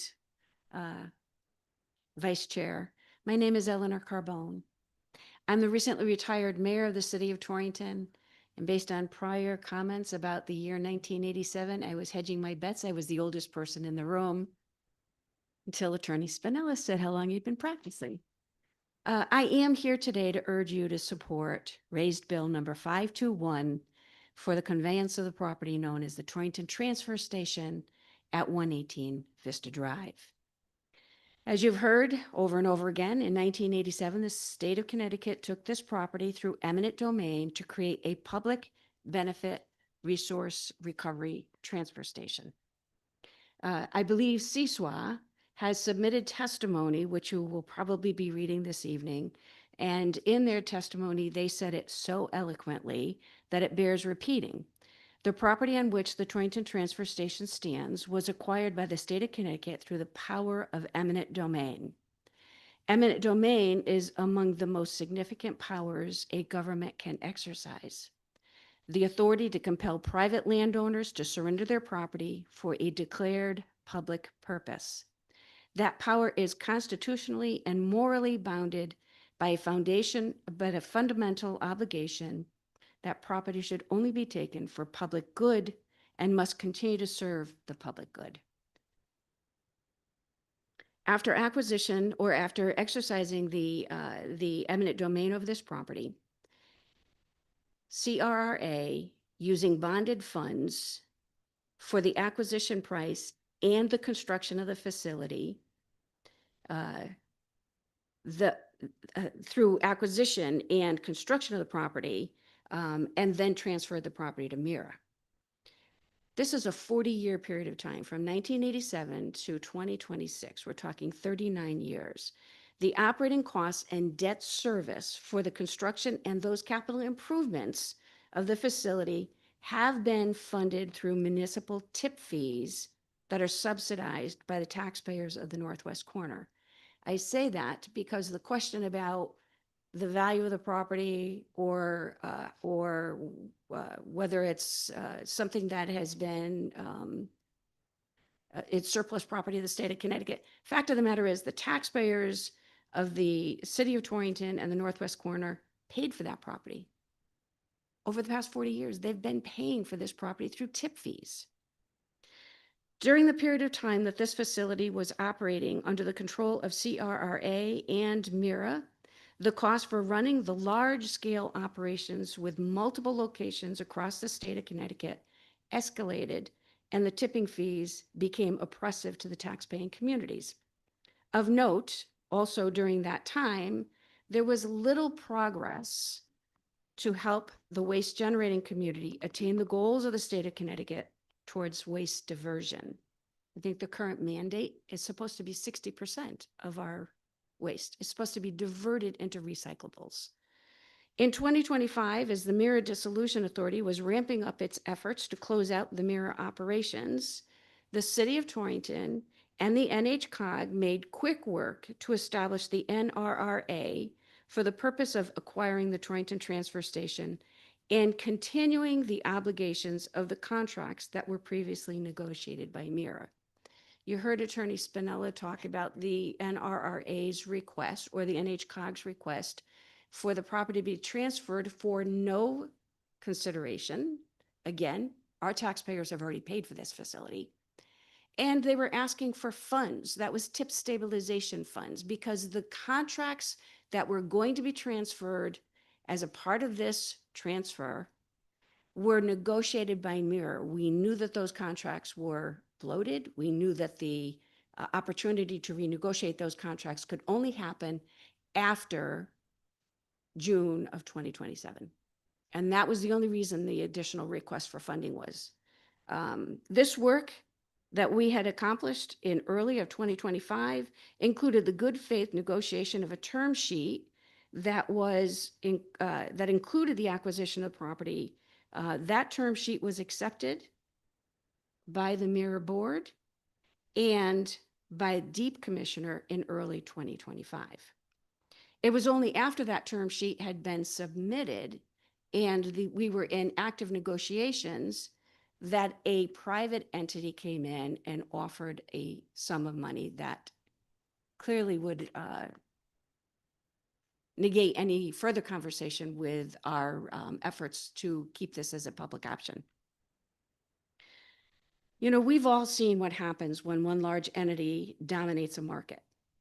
Mira was, in many ways, too big to fail until it failed. Allowing a single private interest, I did the math, I heard 120 towns out of 169 have contracts with USA Hauling. That is 73% of the communities allowing a single private interest to control a vast majority of the critical infrastructure and operation puts the entire waste ecosystem at risk. The small towns and cities of the Northwest corner have demonstrated success in regionalization, collaboration, and cooperation. As a region, we recognize that a right-sized entity like the NRRA can better manage costs, provide transparency in operations, and make progress towards those state-mandated recycling goals. It's unfortunate that MDA was unable to conclude its charge to complete the transfer of the Torrington Transfer Station, and that we now find ourselves before this committee asking for the transfer to be completed. A transfer to the NRRA will be consistent with the original intent of the 1987 eminent domain action to create a public benefit resource recovery transfer station. Inasmuch as this property was essentially acquired and maintained by the same taxpayers that will continue to be using this facility, we are asking the property to be transferred to the NRRA, and we greatly appreciate your careful consideration. I've listened to every question that's been asked so far, and if I were sitting in your seats, those are the exact questions that I would have as well. So I do greatly appreciate your diligence. And with that, I'll open to questions. Yes, Representative Vale. Thank you, Mr. Vice Chair. Good afternoon. Just for some clarity, the fees are per the cost of service is my understanding in listening to this. And there was originally 70 towns paying into that. Where you might get me is on the reserve money, right? That we could have a conversation about where that money should go. Whether it should go to Hartford, the towns, I think that, but the fees themselves are the cost of doing business. And there were 70 towns originally that were part of that. And so I hear what you're saying, like it's your money, but I think it's a little bit more nuanced than just that simple statement. I'm willing to listen to more on that as like, that's why this is happening way too quickly. This is a big, there's good points being made on both sides. It's not, this body tends to act too quickly.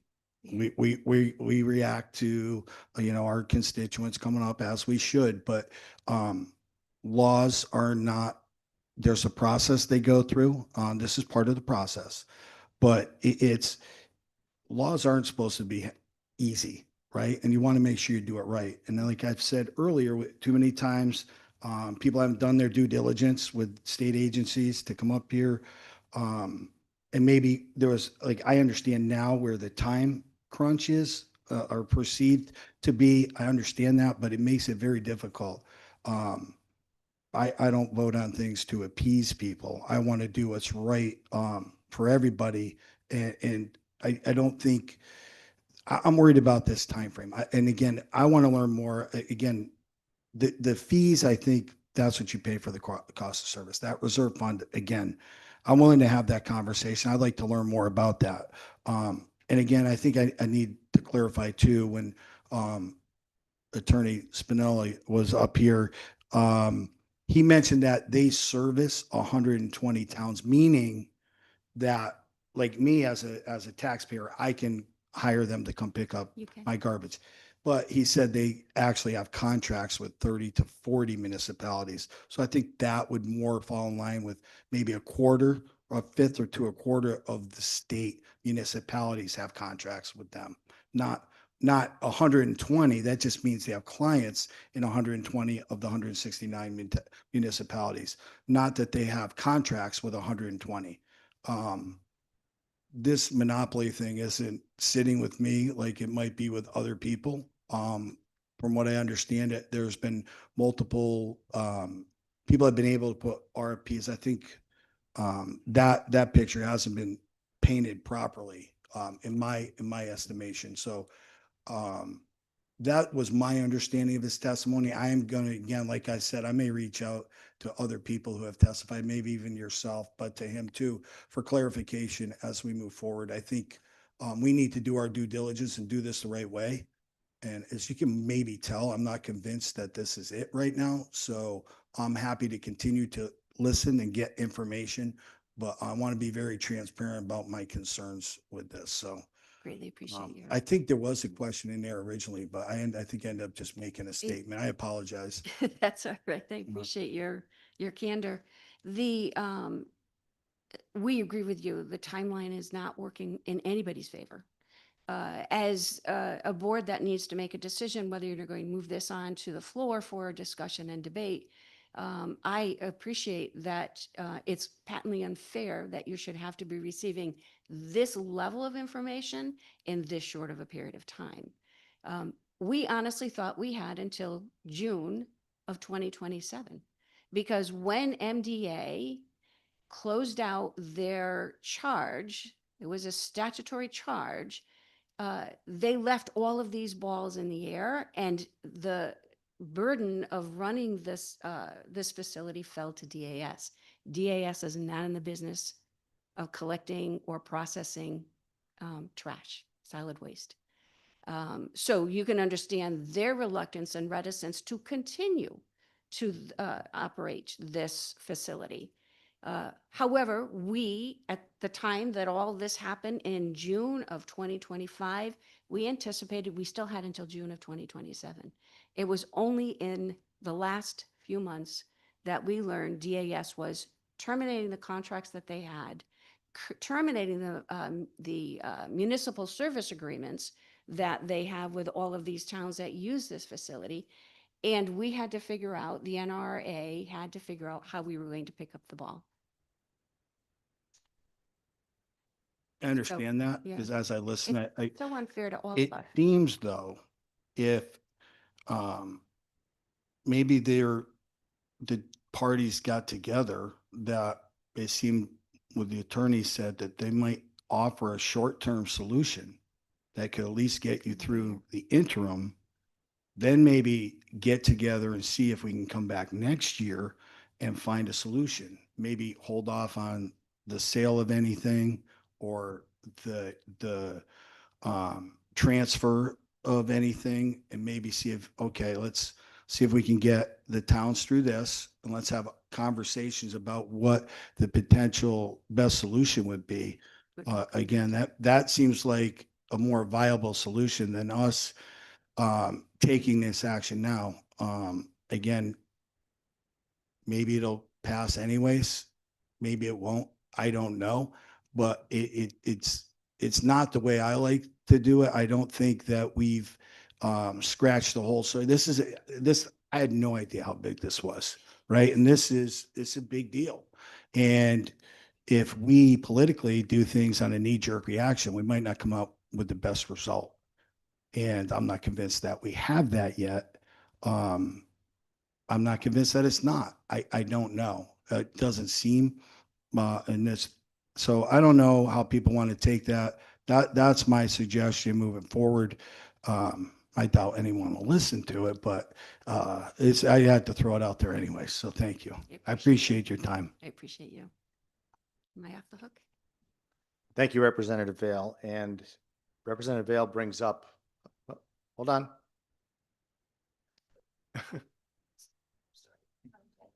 I have that effect on people. They hear my voice and they run for the doors. Well, I'm sorry, go ahead. That's okay. Representative Vale actually brings up the very, very important reason why we're here and why public hearings are so valuable. Because even though we receive papers and documents and et cetera, until we really look into what's involved with those papers and documents, it may sway things back and forth.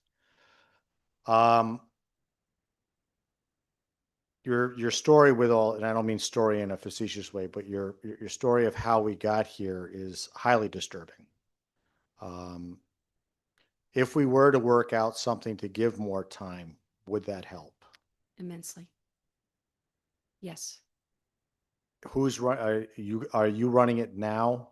No. So, and if I can invite Rista up to talk a little bit about, I believe in her testimony, she had shared that she has weekly meetings with Jen Padula from DAS. And we have asked, we suggested that this timeline is not fair to any of us, and that another year would certainly better position us to be able to bring you the information you need to decide whether or not this transfer is appropriate, but also give the NRRA more time to establish what those costs can really look like and what the tip fees would be. So yes, a year would be, it would make a huge difference for us. Yeah, I think, we are looking for a responsible way to have our region continue to manage their solid waste. And this short term, 4 months of trying to figure that out to find an alternate solution does not really give us options to explore all of the solutions. It gives us one option, which is to sign with private contracts. And I think many of the towns are concerned that they don't have the ability to really explore and identify ways to keep this facility running as a sustainable facility. As was mentioned, we did do an RFI, but it was based on a lot of numbers that a lot of uncertainties, including the ownership of the property. We did determine that we can be more sustainable than we currently are. And I think in the testimony that was even talked about today with USA, they are the only other transfer facility in our region. And to have competition, a new facility would have to come in, be sited, and be built. What we're trying to stop is that process.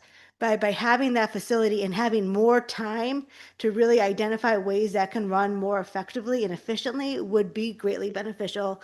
But what we're being told is that that is not an option. So that's why we are here today with this short-term table and this request. But so to answer your question shortly, more time would be important. If DAS does not grant that time, where are we at? Correct.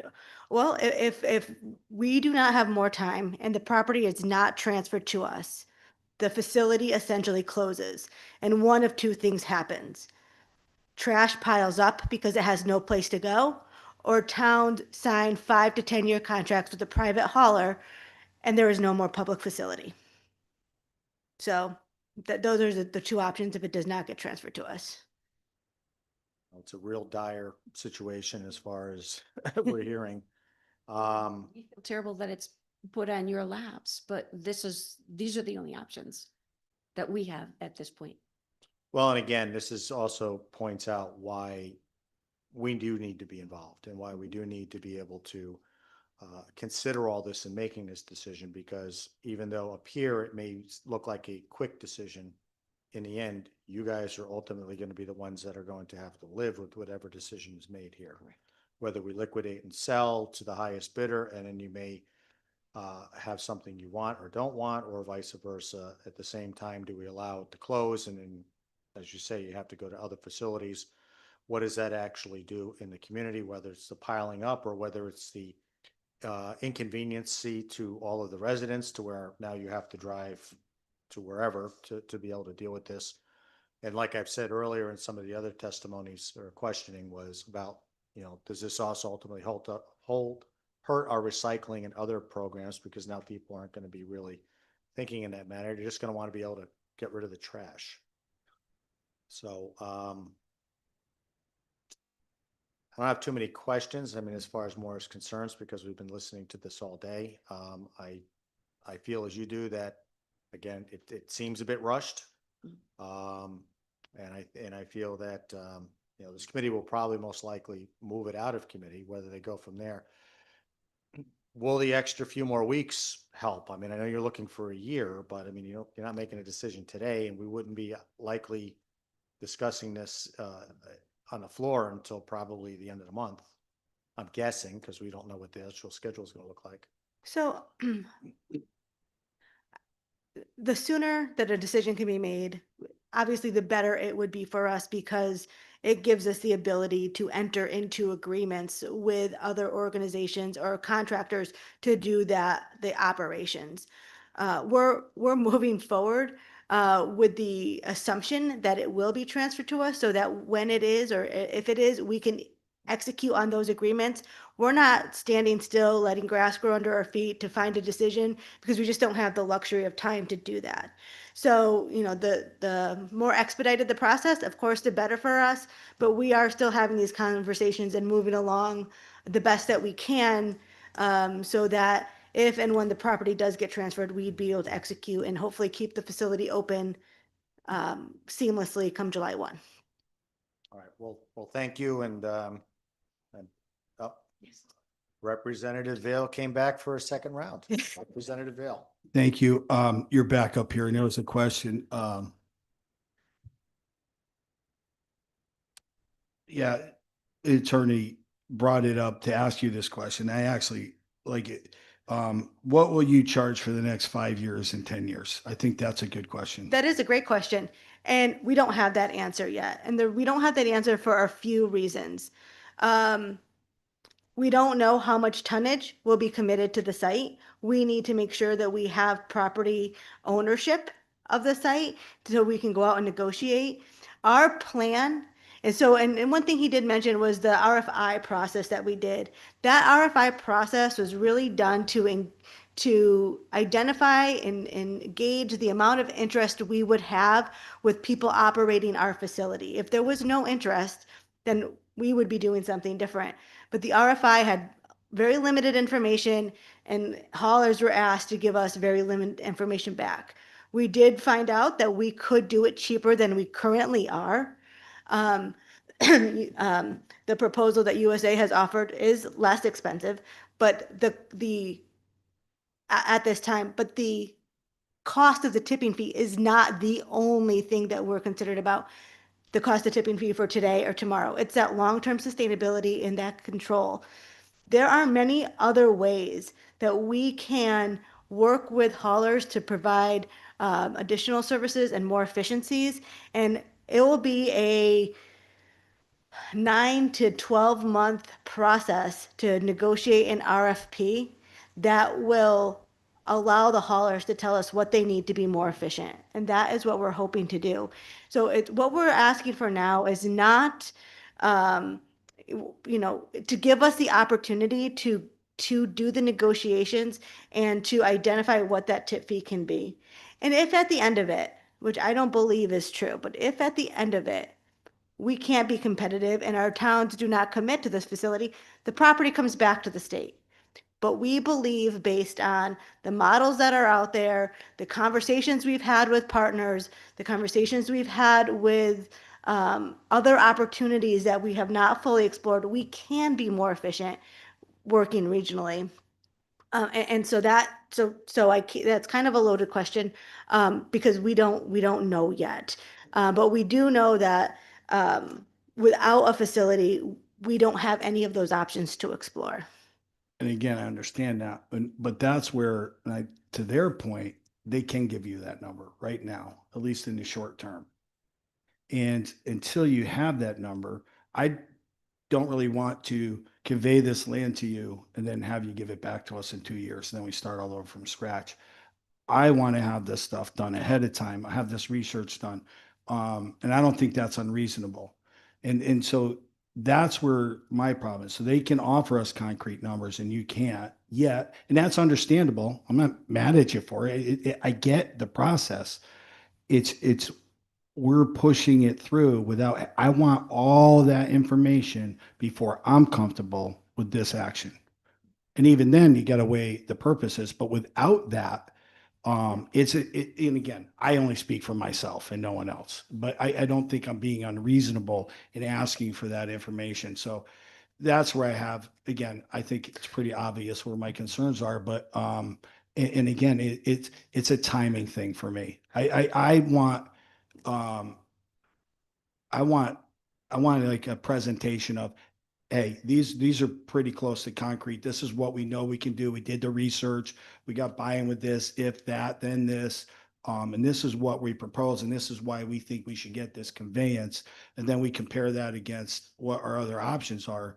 It's tough to compare something that we have a concrete answer what their options are, And we don't have that yet from you. And I'm not casting aspersions. I know it's a big undertaking to take through, but I think we're premature in the process in by making this transfer now. So. And I would just, I think I do understand where you're coming from. And I think it's um, what comes first? Because similarly, without having ownership of that property and being the decision maker for what happens, when we talk to municipalities, they want some security and assurances as well.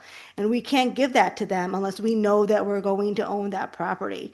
And so then we can't get their commitment. So we don't know what the tonnage is going to be. We don't know who our partners are going to be. So just like you're saying, there are a lot of uncertainties and a lot of commitments, and without, I mean, this is really the acquisition of the property is the first step so that we do have control and ownership, and we can make guarantees and promises to municipalities and partners as to what will happen in the long run.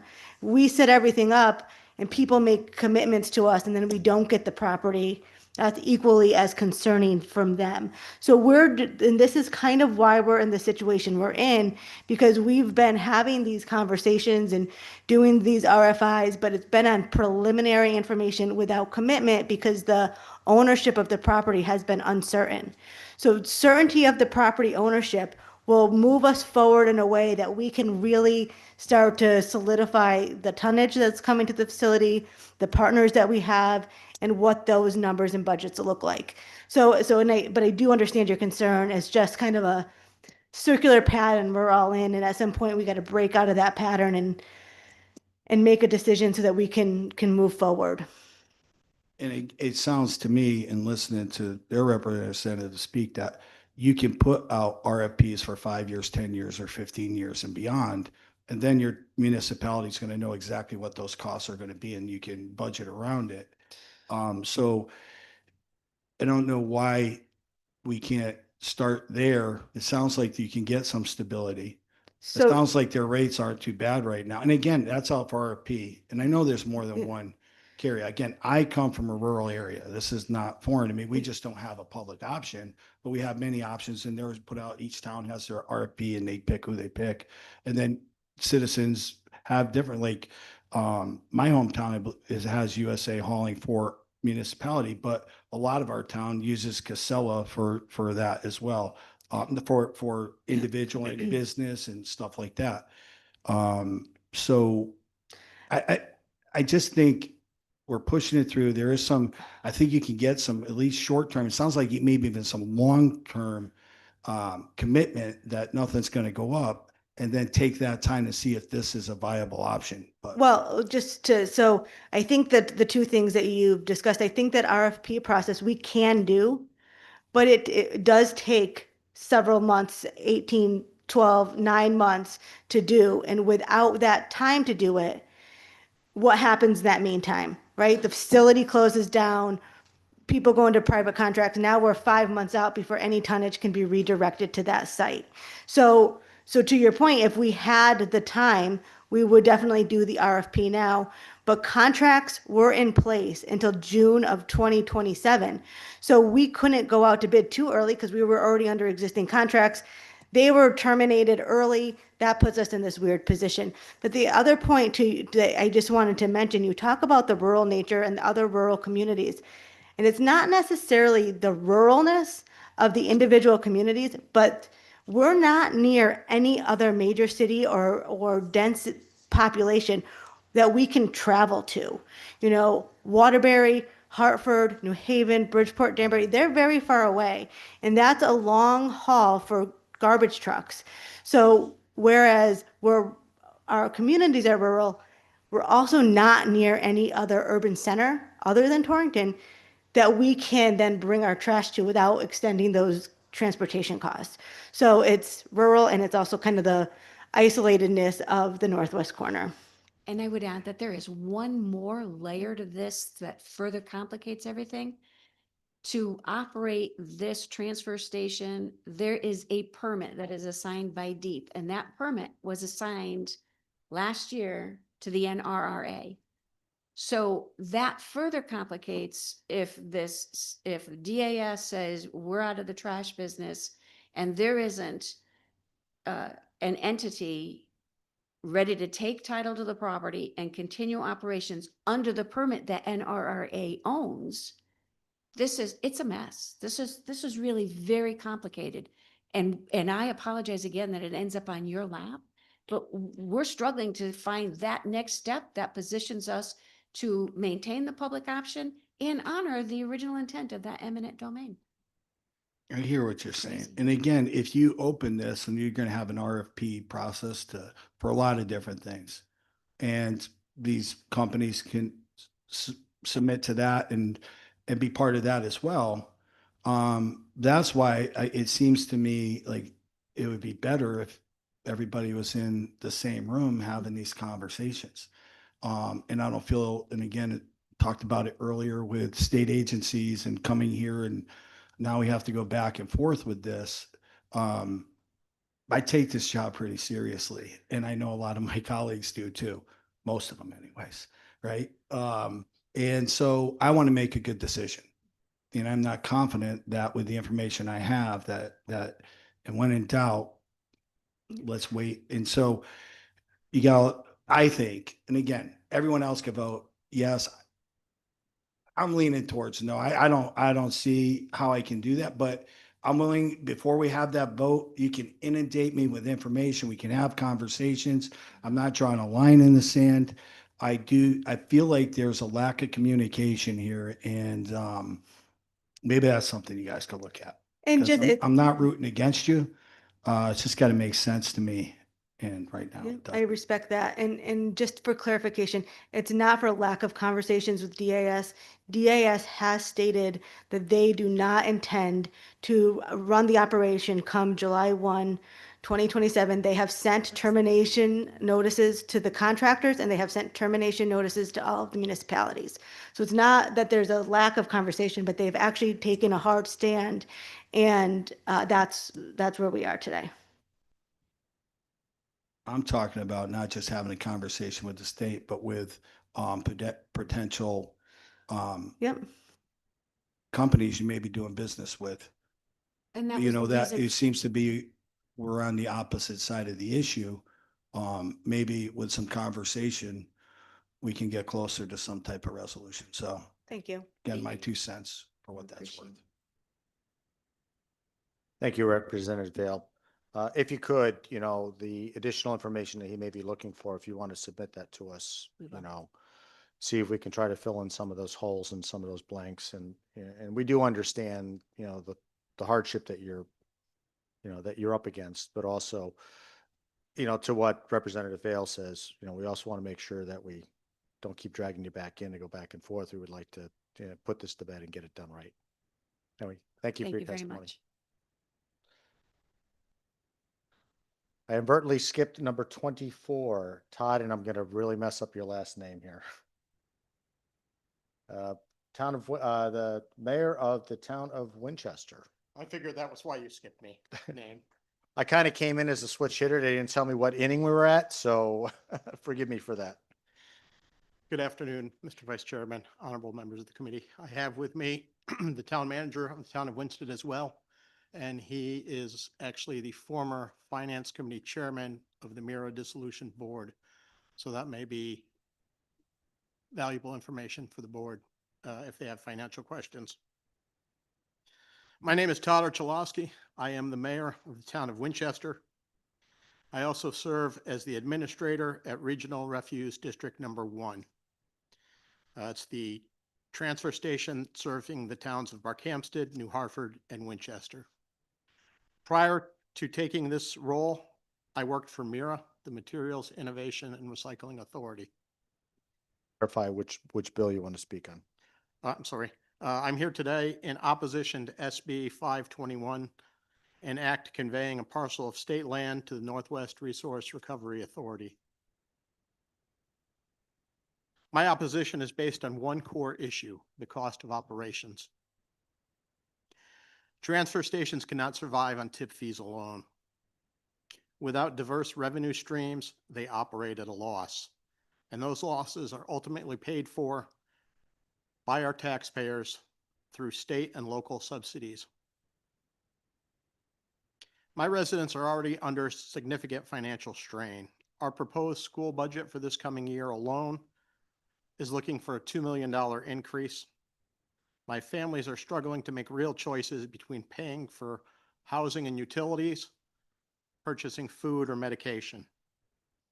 This is not the time to take on a project that will require ongoing public subsidies. The numbers clearly support this concern.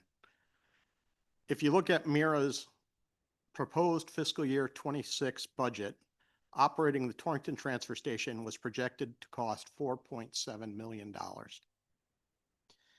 Meanwhile, tip fees only generated $3.1 million in revenue. This is a $1.6 million projected shortfall, which would need to be covered by the reserves. Unfortunately, this is not an isolated incident.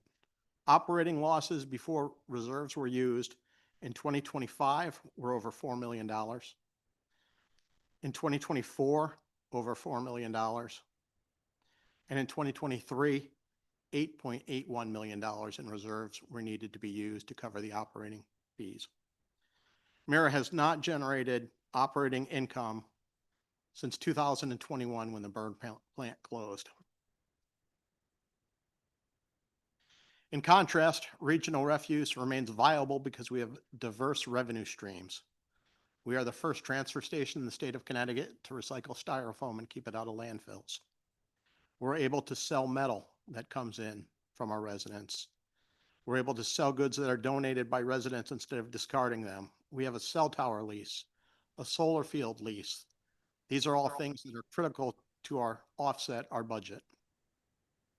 The Torrington Transfer Station does not have the size, capacity, or infrastructure to replicate how we do business. They don't have the opportunities for these revenue streams. Additionally, public sector tip fees have increased dramatically over the last 11 years. The public option in the last 11 years has increased by $73 per ton. Private operators who have the infrastructure, they have the industrial contacts, they're able to provide the services more efficiently and at a lower cost for our residents. The Northwest Resources Recovery Authority does not currently have those advantages. They don't have the infrastructure or the institutional contacts yet. Someday they will, but currently they do not. The idea to keep the private market honest is viable. It's noble. But the bottom line is having the NRRA operate the Torrington Transfer Station is financially unsustainable and will require more than $1 million in state or local funding every year to break even. For these reasons, the town of Winchester, the Regional Refuse Board of Directors, and I urge you to oppose SB 521. Thank you for your consideration, and I can take any questions. Thank you. Representative Vail. Thank you, Mr. Vice Chair. I'm going to go back, but you just said regional refuge. Disposal District Number 1. What's that? It's a municipal transfer station for the towns of Barkhamsted, New Hartford, and Winchester. Okay, so it's a transfer station. And what's your current situation with your disposal? We had signed a 10-year contract with USA Waste, about $12 below the tip fee that we were going to pay with the Materials Innovation Recycling Authority. Okay. So that saves us about $60,000, $40,000 to $60,000 per year. And so there's 3 towns, but you're just speaking for the town of Winchester. I am speaking for the board of directors of Regional Refuse Transfer Station. And as the mayor. And as the mayor of the town of Winchester. And you used to work for Mirror. Correct. In what capacity and for how long? I was a scale operator, an enforcement operator, and then I moved into the corporate office as the billing analyst, and my final position there was revenue accountant. Okay. And for how many years were you there? I was there from 22 to the end of 23 when I became the administrator at Regional Refuse. And so you mentioned some of the deficits that they ran at in the last several years. 8.8, 4, and then last year 1.6. Is that correct? And then that had to be replenished by the reserves The 1.6 was projected for this year. projected for fiscal year this year. 26 that we're still in. And I heard that would be the projection for next year, but that ends in what? Do we know what's happening with the reserves at the end of this? I believe that the state took the reserves. Some of them went aside to clean up the Hartford. South Meadow site. Yeah. Some were used for the transfer station in Torrington. The finance committee chairman may be able to, former finance committee chairman may be able to answer I that. think, was he introduced? Does he have to introduce himself? I'm not sure. We'll give you the latitude to go ahead. Thank you, Mr. Vice Chair. My name is Paul Harrington. Currently, I am the town manager in the town of Winsted, and I am the former finance chair of the Mirror Dissolution Authority. I was appointed by the government body who sits in here, and I also obviously was a full board member as well. The roughly $50 million that when we shut the doors on June 30, 2025, and I apologize for the name of the agencies. It's Capital Region. It's the one that David Stuber is now running as the executive director. That $50 million is to be used to remediate the land as best it could possibly do. So all of that money has already been shipped off to the CR, Capital Region. CROG? No, it wasn't CROG. It's Capital Region Redevelopment Authority. Okay. Their main task is obviously development in the Hartford region, but their main task, obviously, for the South Meadow site is to remediate that land for possibly economic development. And so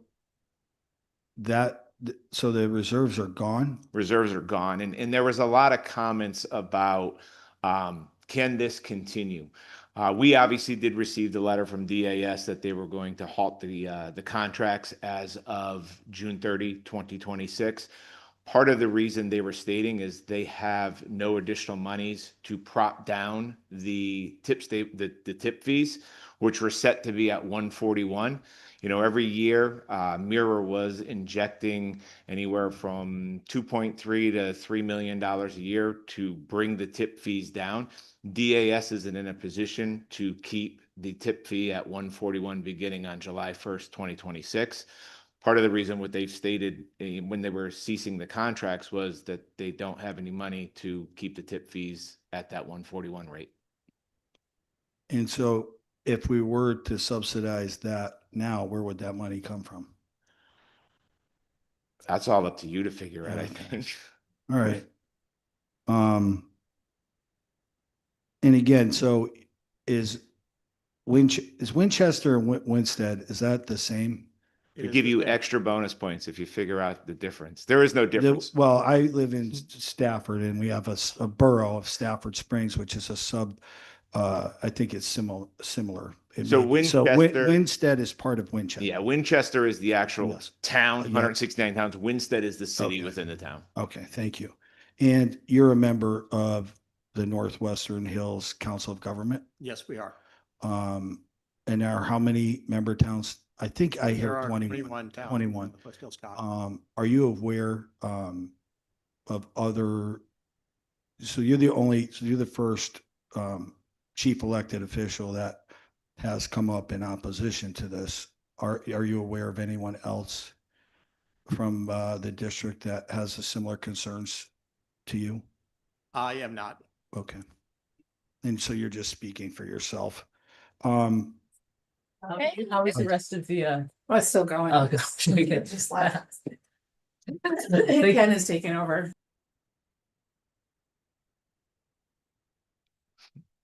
So, all right. I mean, appreciate your testimony. I have no further questions. All right, well, thank you very much for your testimony. Thank you. Sorry for knocking you out of line there. Number 28, Eric Couture, Town of Killingworth, First Selectman. Sorry if I butchered your name. Don't worry, the name has been mispronounced for centuries now, I think. I'm also the missing testimony on Killingworth. I apologize. I was tweaking it through this morning until I came here. Thank you, honorable members of the Government Oversight Committee. My name is Eric Couture. I am the first selectman of Killingworth, and I want to thank you for the opportunity to speak on Senate Bill 522. The purpose of the proposed conveyance is to provide the town of Killingworth with a parcel of land that is appropriate for the construction of affordable senior housing. While the town does possess similarly sized parcels, geographic features and deed restrictions limit the opportunities that they provide. Furthermore, the cost of purchasing large parcels appropriate for the development of housing can be prohibitive. These reasons are why we are suggesting the proposed conveyance through a land swap. Also, as a lifelong resident of Killingworth, I am keenly aware of the importance of open space and that the proposed parcel is one component of Cockapontset State Forest. Many of our residents move to Killingworth for the relatively quiet woods and the outdoor activities we can sustain. Managing and maintaining our shared open space is one of our responsibilities so that all residents of the state can enjoy the outdoors in perpetuity. But if municipalities are to meet the goals and requirements of the recently passed housing legislation, we need to be adaptable. That is why the town of Killingworth is interested in this parcel and the possibility of a land swap with DEEP for a town-owned parcel. Just as we are aware of our responsibilities to the outdoors, we recognize the need to stabilize the regional housing market. I would also like to recognize that many neighbors are not in favor of this proposed conveyance. As such, I would recommend that language requiring the conveyance by DEP in Senate Bill 522 be adjusted to allow the discretion of the commissioner should this portion of the parcel not be suitable for development. It is important that any housing development in our communities be done where it makes sense to develop, and that there are many factors at play in such decisions. As we try to meet our responsibilities on housing and the environment, there may be false starts as we explore options, but we all want to create a better Connecticut. And investigating what is and is not feasible can only serve us well as we seek to fulfill our responsibilities. Once again, thank you for the opportunity to speak on Senate Bill 522. Thank you for the time you work here in Hartford, and I'm happy to answer any questions. Representative Vale. Thank you. Good afternoon. And again, I don't see any testimony online. You will submit that. Yes. Have you talked directly with Deep? We have not. This proposed conveyance came through our Committee on Aging. The chair learned of the process of this committee and worked in that direction as opposed to communicating directly with DEP. So that is one of the next steps, though I did see Commissioner Dyke's testimony in opposition as well as the other testimony in opposition. When you say land swap, how many acres are you asking for? And then how many acres do you want to swap, and why would Deep want those acres? So we are only asking for the 10 acres that are closest to Rosemead Hill Road on that parcel.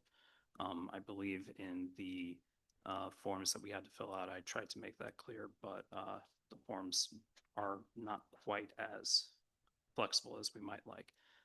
We have 10 acres of other land that is close to Chatfield Hollow State Park on the other side of Route 81 that is not as feasible for development. It is almost entirely ledge, but it is wooded forest. Okay. But is it adjacent to a current state park? Unfortunately, no. There's a slight parcel in the way.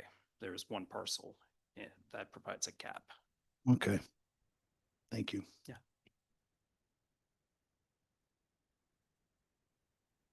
Looking over all the submitted testimonies, and please submit yours as well, the vast majority have been in opposition for various reasons. The piece that you would be asking for today, is that contiguous with what Deep has now? Yes. So maybe they're they don't want to break up that piece. They want to keep it No, together. that's understandable. And ironically, just last Monday, I believe I received the, I can't remember the document's name, but it is their forestry management plan where this parcel is included in that plan as well. So I'm kind of picking up the ball here from our Committee on Aging. They're very interested in opportunities for housing in Killingworth. We are one of the communities that has somewhat limited opportunity for housing. And it's causing escalation in housing prices. So that was kind of their primary concern, not what parcels the state is currently using for forestry management and hunting and other activities that everybody else does enjoy. Okay, well, thank you very much for your testimony. And please do submit yours in writing. Yes, I will.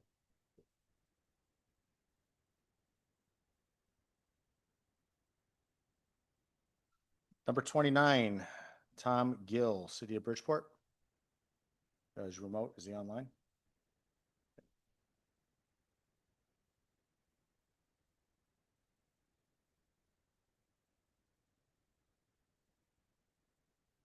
We'll give him a break for the moment. We'll skip to number 31, Jennifer Heaton Jones. Long time no see.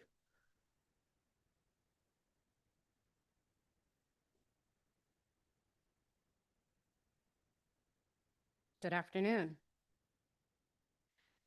Thank you for your time. I'm Jen Heaton Jones. I'm the Executive Director of the Housatonic Resources Recovery Authority. We represent 14 municipalities in Western Connecticut, and we have been in existence for 39 years as a very successful resource recovery authority. I'm here on behalf of HRA, who supports the House Bill, or I'm sorry, it's a Senate Bill 521. This is in regards to the conveyance of the Torrington Transfer Station. We believe it does create choice, transparency, and competitive pricing. I had notes prepared today and I have crossed them out, and my mind's like exploding from the various testimony that came before me. So I decided to kind of take a shift and share what our success, so you understand what we do in HRA and the possibility. But also I just want to convey that the waste stream, waste itself is a complex system. You've heard that today. It's complicated. It can be complicated. It doesn't have to always be. Every single one of your constituents makes garbage every single day, and it has to go somewhere. If we don't have somewhere to go, it backs up, and we've had that experience in the HRA region with Danbury when our waste energy plant was down and we couldn't move waste and it was coming out of the building, and I was on the verge of calling my 70+ haulers who are registered in our region to say, don't pick up garbage at the curb, because you can't bring it to the transfer station. We can't let that happen in any of our facilities across the state. We are in a waste crisis and we need to address it. So this topic beyond Torrington is much bigger. And we need the legislation to help us solve the bigger issue that we have here. But let's just talk about Torrington, and let's talk about resource recovery authorities and the NRRA, and how I believe that it can be successful, because we do have a very good model that we have created in the western part of Connecticut.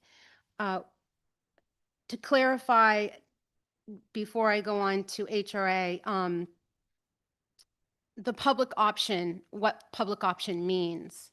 It doesn't mean that they own it and they themselves operate it. It also can mean they own it and they go out to bid and someone else operates it, which is what we do in the HRA. Just trying to figure out which page was I going to talk to you about. So how do we operate successfully? As I mentioned, we have 14 municipalities. We have 12 drop-off centers. They're not all transfer stations. They're municipal facilities where the residents can drop off material.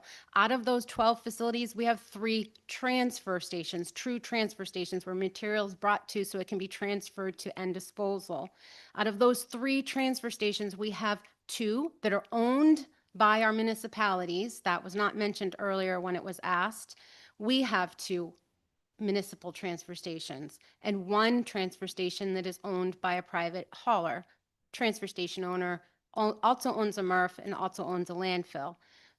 That business also runs our two other transfer stations. We negotiate as the Regional Waste Authority the contracts on behalf of our 14-member towns for municipal solid waste, recycling, household hazardous waste, and other hard-to-manage material. We currently have a 10-year contract. This came about after a 29-year contract with Wheeler Brader Waste to Energy. We bonded for that facility just like the other resource recovery authorities. There is another resource recovery authority, by the way, that was not mentioned, the South Connecticut Resource Recovery Authority.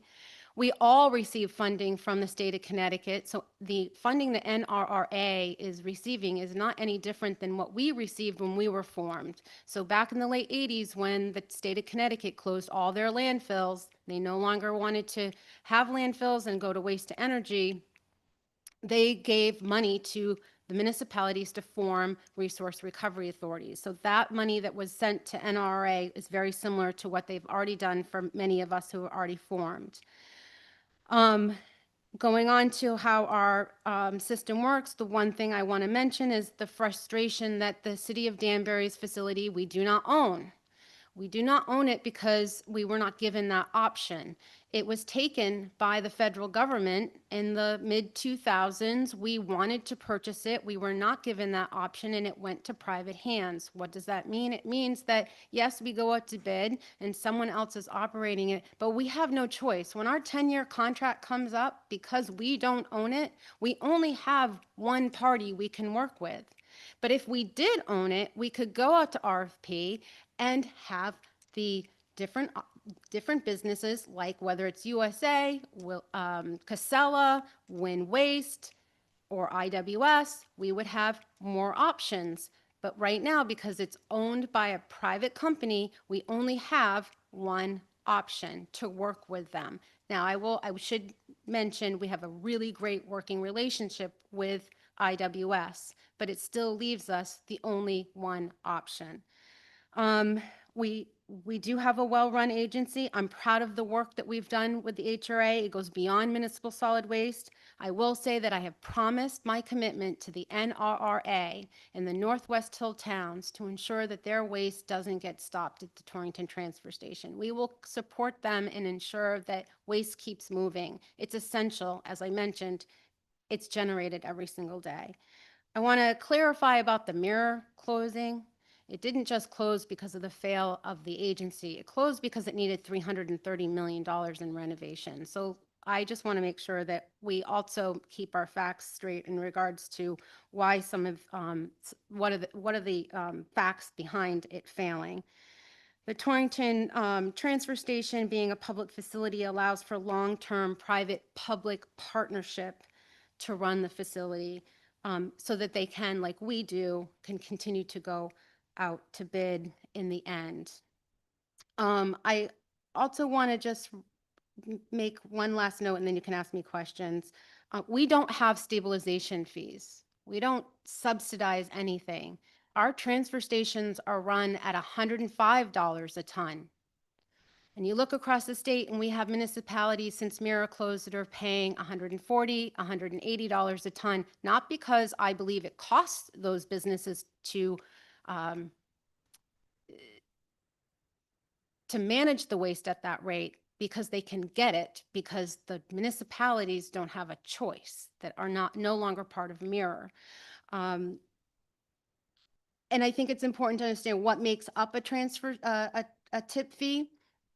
Our tip fee, it's public knowledge, the $105 comes from short of $20 for the transfer, the cost to transfer the material at the transfer station once you drop it off.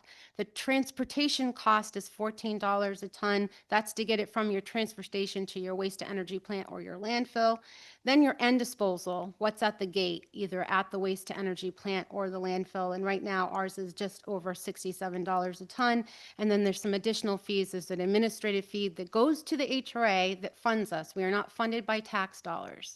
We are funded off a small fee off of MSW and a small fee off of recycling. We are working with a public-private partnership to run a composting facility at one of our transfer stations. That is to generate revenue for them, but no cost to the municipality. We can make this work without subsidies. We can make transfer stations profitable for the private industry to run it on our behalf.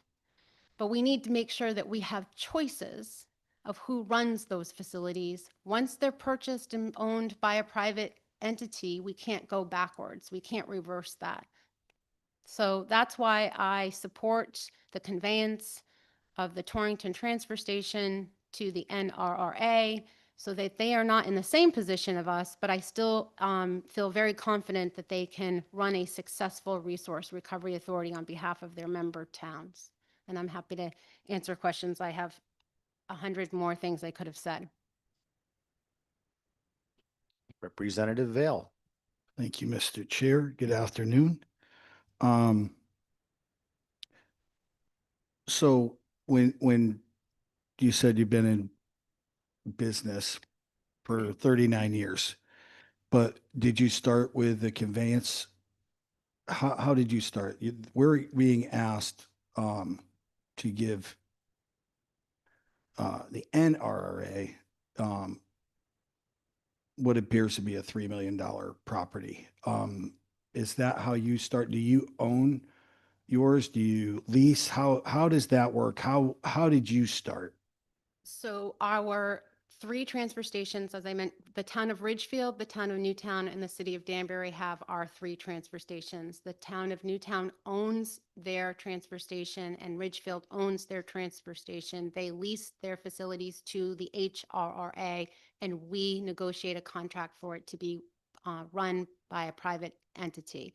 The city of Danbury's facility is privately owned, has always been privately owned, and we've worked with them to manage the solid waste in our full region.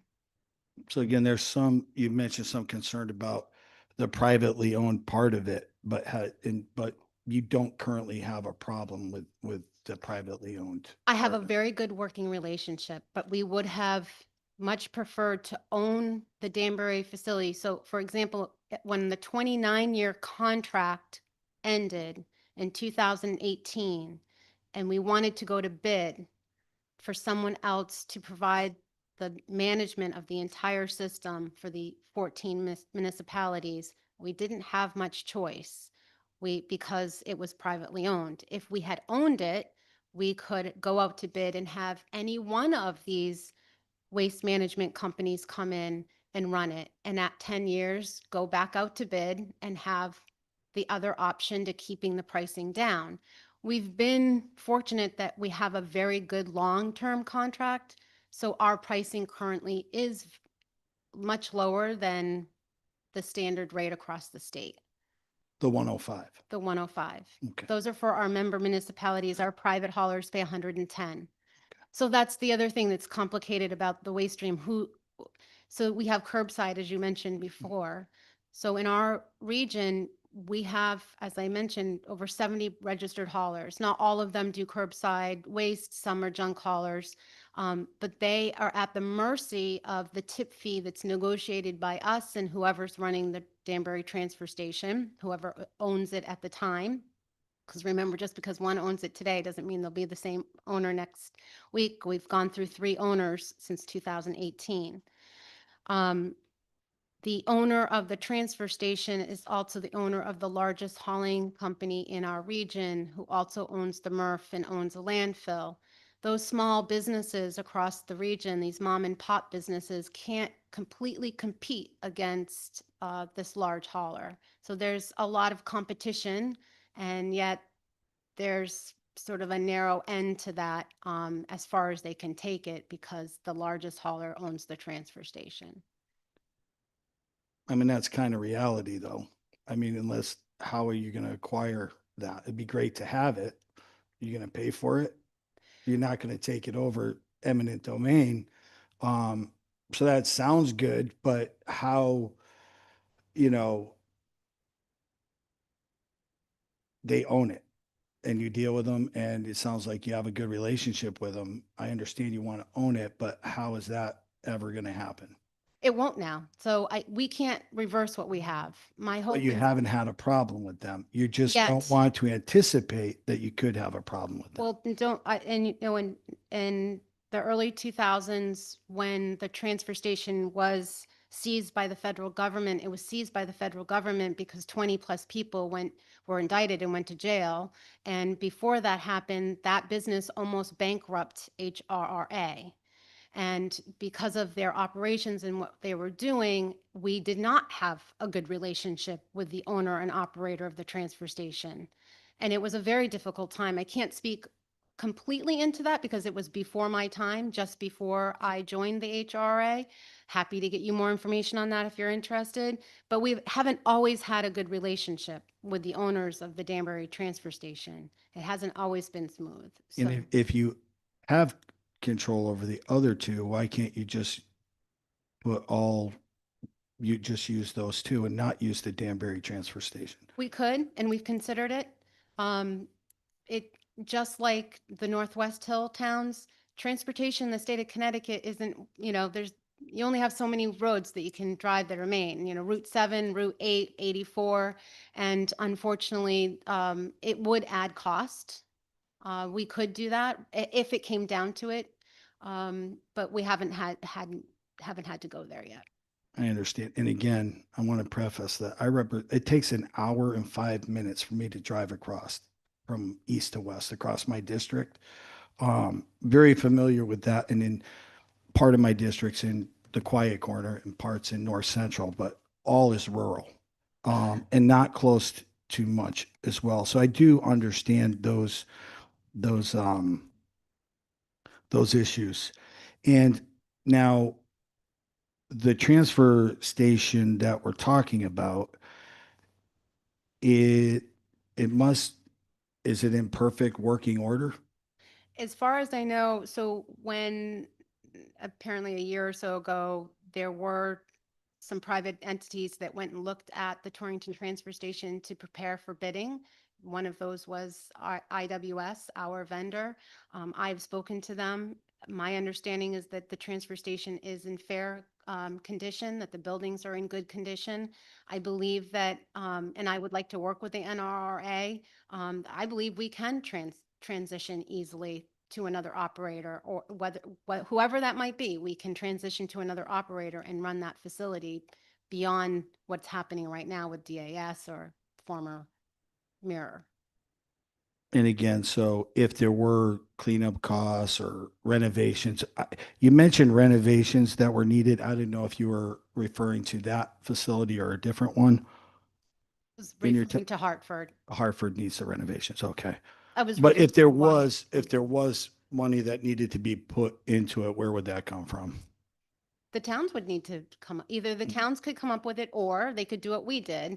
Part of our contract with IWS is that they run the facility, they maintain the facility, they maintain the equipment. At the end of the contract, if they were to leave, this is our municipally owned facilities, they leave everything in good working condition. That was the same conditions we had under the 29-year contract with Wheeler Brader. Wheeler Brader ran Ridgefield and Newtown as well for 29 years. When they left, they had to ensure the scale was still in good operating condition, the equipment was still in operating condition, and it moved it on to the next private owner. Okay. And then they basically funded the infrastructure. We had one of our scales go down in the last 5 years, and when it went down, we didn't pay for it. The private partnership paid for it. Okay. And again, it sounds like you guys have all your ducks in a row with HRRA, but that doesn't mean the ask is you're not asking that we do this now. And to me, this isn't like, I'd rather have the towns involved, DAS, local vendors that you deal with in that area, and someone like yourself to talk about your successes. The gentleman who's the mayor of Winchester, who has not only a town but used to work for mayor, I'm sure he has a lot, and get in a room together and come together with a plan next year that that we can all sit here and say, wow, that makes a lot of sense. And And I that's good for the towns. It's fair and it's a good process. This is premature asking for this land. Because I'm not convinced that it's the right solution. I don't know that it's not, but I'm not convinced that it is. So I don't want to just rubber say, okay, yeah, it sounds good. Let's give it to you. You can see the process of conveyances with much more simple conveyances than this, that we have to come back and fix them and ask for an amendment. I can't stand that. Let's do it right. And I don't think that's going to happen right now. And again, I'm sure because I'm taking you at your word, and I'm sure that you've done it successfully, and maybe NRA could do it successfully, but I'm not convinced, and I'm not convinced that us giving them the property is going to make that happen. So that's where I'm kind of at. I'd like to see everybody be willing to get in a room, and then if somebody's not willing to get in a room, I think that says something. But but that's going to take time. This is a complicated issue, and I get it, and I understand the deadlines, but I do feel like there's a short-term out to give us time to come to a better solution. So maybe could get involved in that. I think that's probably the best way to move forward. But again, my 2 cents, and it is what it is. And I appreciate your concerns, and I agree with many of them. And I absolutely wholeheartedly agree with you on the time frame. And I have been working with DAS. I met with them with NRRA, and I conveyed my concerns and asked for them to give these Northwest Hill towns more time. I feel like it is unnecessary. It's irresponsible of DAS to do what they're doing. They're not doing anything different than what happened with Mirror. And we need to, as a government body, local and state, to come together and slow this down. There's no reason why DAS has to pull out the way they are pulling out. I gave them some options and solutions of, like, what's your concern? Tell me what your concern is. Let's address one concern at a time. And if it's cost, where can we come in to figure out how this facility can be operated out without the subsidies, without the additional cost? There are solutions, but we do need time. It's very unfair what they're doing. And what's the most frustrating part is, given the state of waste in the state of Connecticut, that these Northwest towns are being forced to expedite a process that should be taking more time. So I hope that you also have the ability to help us slow it down. I don't disagree with you. Thank you. Couple quick questions. I'm actually very familiar with the Danbury situation, being that I live in Danbury, and I do remember how Danbury got where it's at, and we won't get into the shady history of what they went through. I also do remember a time that there was another contractor who thought about opening a transfer station in Danbury. And one of the reasons why the city denied it was just what you brought up, which would be the transportation of the waste. Could you confirm that the Danbury transfer station, what it has in its benefit is it's not actually using the roads, it's using rail? Yes, I can confirm they're using rail. They're using both. They're using roads and rail. Because part of what was happening there was where this new place was going to be, the roads are already way too congested in those areas. And I'm not saying this would be the case in the quiet corners of Connecticut, but again, to be able to put that, the infrastructure just isn't there. We heard testimony earlier about, and I do agree as well as Representative Vail does, that this is being rushed. Do you see a path forward of how we can slow this down? I mean, is DAS just absolutely, because none of us have actually talked to DAS. You've been the one in the forefront on most of this. Do you see a path of where we would need to push, or is there a way that we could slow this down? I think, unfortunately, the person I spoke to at DAS was not a decision maker, more of a representative. And I think we need to talk to the decision makers And we need to address the concerns. They need to lay out the concerns. When I was given the concerns, I didn't feel like they were, I was going to say the word legitimate, but valid enough to drastically change the deadline of the contract, to terminate the contract. I just didn't feel it was valid. If we are up against this hard deadline that's happening, do you feel, and I'm assuming that, you know, these towns, if they are to take this over and not sell the property off, if they are to acquire the property and continue with the operations, do you feel that they would be successful? Do you think that we would be able to get them up and going? Would there be an interruption? I can't guarantee there won't be an interruption. There's a lot of moving parts in 3 months. We're in April. I've promised that I would work with them to my best of my ability to bring in infrastructure if I need to as a sister resource recovery authority. If that means that we extend our resources, we will extend our resources. I want to do whatever I can to ensure that Torrington continues to operate with or without DAS. Even if it were to go into private hands, it's not going to happen tomorrow either. Even if there was a sale, you're still talking about a delay in transition. If it, particularly with the issue with the permit, it's not owned by DAS any longer, it's owned by NRA. So this transfer station can't shut down on June 30th. This is, you know, one example is the Salisbury Sharon, their transportation to bring their material from Salisbury Sharon, and you can relate to this, it's 26 miles and 40 minutes to Torrington. If they have to shift and come to Danbury, it's 47 miles and an hour and 7 minutes to go to Danbury. They could, we can say, come to Danbury, we'll take your material, we have capacity. That's not a problem. We could keep the material flowing, but at what cost? Why not just keep Torrington open?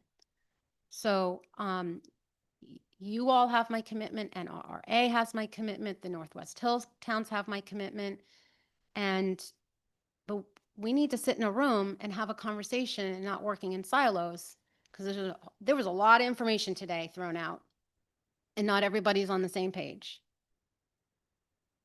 So I hope I've answered your questions. I hope I've conveyed that resource recovery authorities can be successful. Yes, Mirror failed. There was 70 towns. It got too big for its britches, maybe, I don't know. But it also failed because the waste to energy plant needed $330 million. And unfortunately, the towns weren't willing to sign for a long-term contract. And that's what needed. That's what they needed. The investors weren't going to invest $300 million for a 5-year contract. They wanted a 20-year contract, live and learn.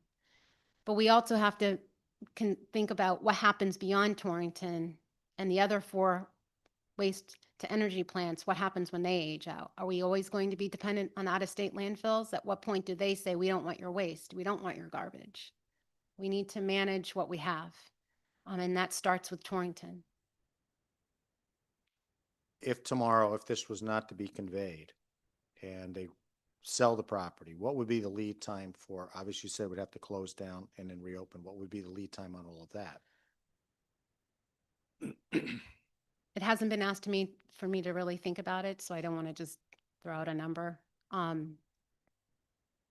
I'm trying to think about here is the continuity of services. You know, so with the conveyance, I'm assuming with the conveyance, since it's already under Northwest Resource, that they would be able to continue doing what they're doing and be able to pick up where things are today, as opposed to going through the land sale, changing all the documents over, doing the various paperwork to open up the new facility, whether, no matter who it would be. That disruption in service, what do we do in the meantime? I could tell you from a personal basis, no offense, I don't want your trash in Danbury. I already know how bad the roads are right now, and I can't imagine what Route 7 would look like with huge trucks coming down that corridor through windy 2-lane roads that will widen briefly in New Milford to only narrow back down and then try to get on 84 and then get off 84 immediately and then go down 2-lane roads to get to that. So I'm looking at not just what we're doing with this thing, this transference, but what are we looking at as far as the infrastructure can handle this? And I see this being even a bigger problem going forward. So my concern, and I certainly respect everything that's been brought up here, but the continuity of service to be able to keep things operating and to be able to ensure that we are still keeping up with our mission, to keep this going. And it is a sin that, the state for far too long has ignored this problem. When the trash to energy plants were closing, and we decided that it would be better to ship things to upstate New York and Pennsylvania and Ohio, for how long? We're still not dealing with the problem. We're just shifting the problem somewhere else. So I would if you have some more ideas that you can bring forward to us on how we may be able to slow down the process, because I am in agreement with Representative Vail that this has been kind of dropped in front of us to say, we have a fire and we don't have a fire truck right now. We need to do something with this problem. Taking a few steps back and slowing down to ensure that we get the proper product is wise. But again, if the building's burning down, what are we saving when it's burned down? There's nothing left but ashes.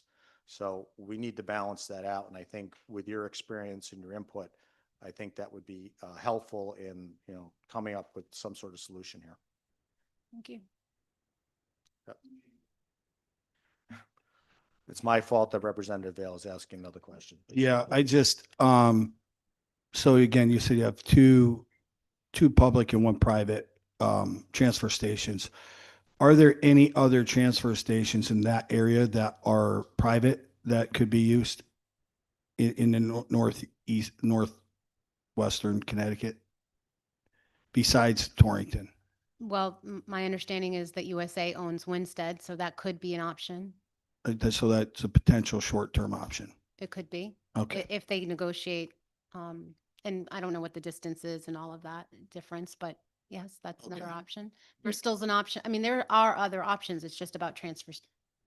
Okay. So if there is, again, I don't know if it's feasible or not, but there is something that wouldn't require a trip to Danbury. Possibly. Possibly. Thank you. Thank you for your time. No more questions. Thank you very much for your time. Shall we try to go back to number 29? Tom Gill, is he still there?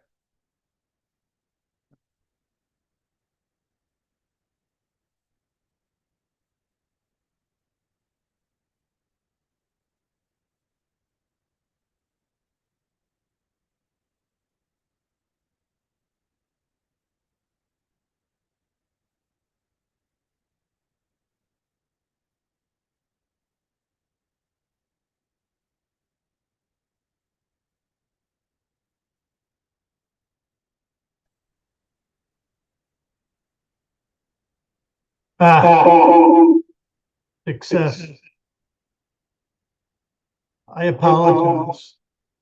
We have a really bad echo there, Tom. Yeah. Let me see if I could. Is that any better? Why don't you close out one of your screens? No better. Let me.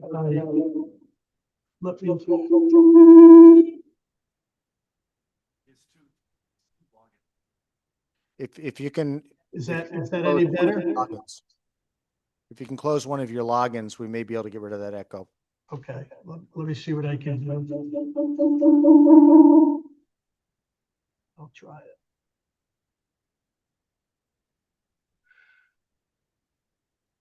Is that any better?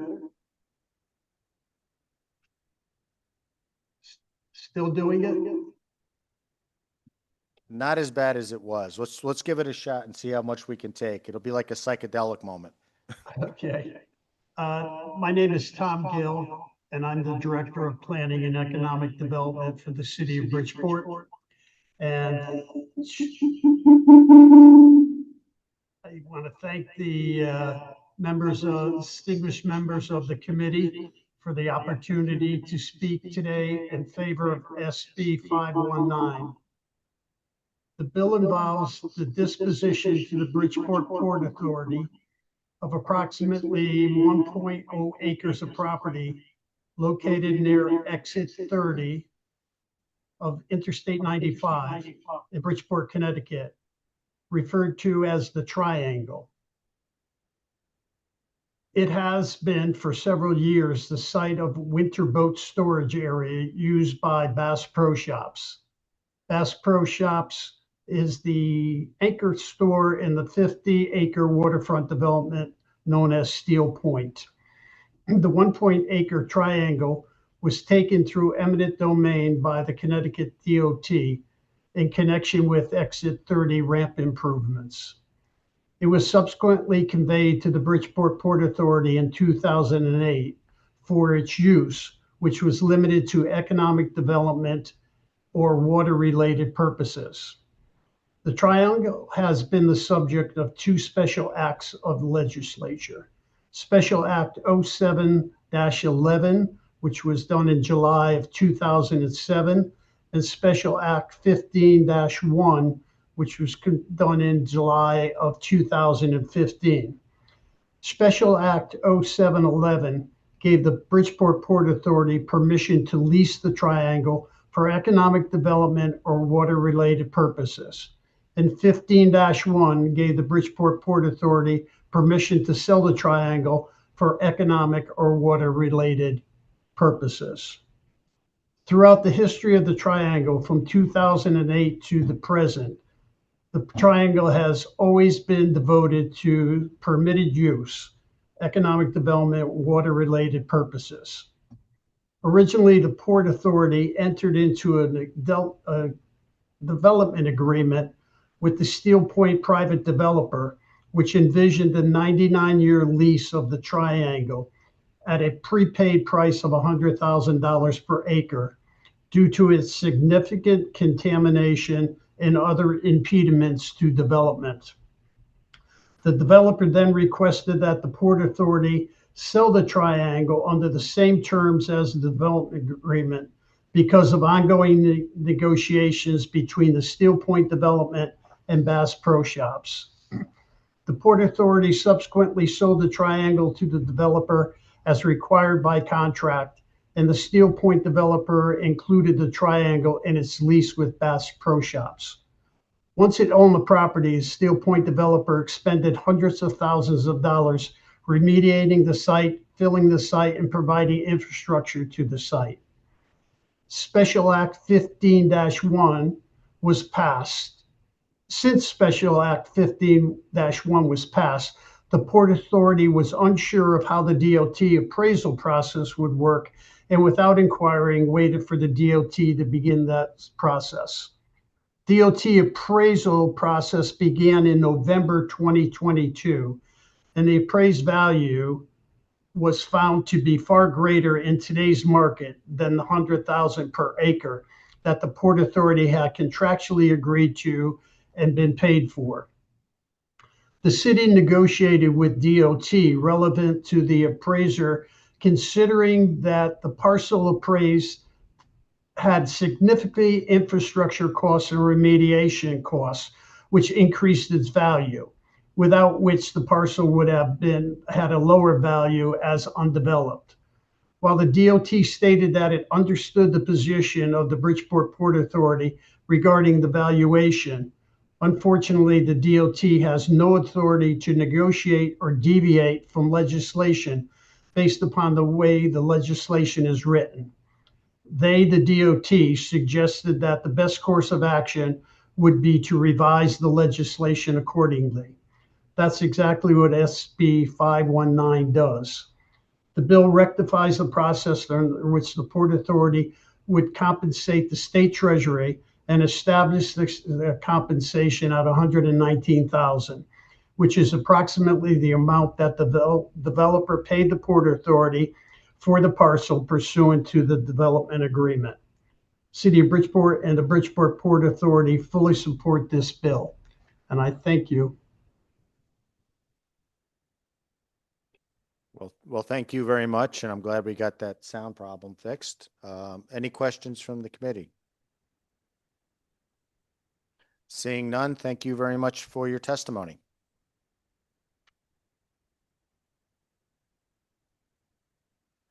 Number 32, Curtis Rand, First Selectman of Salisbury.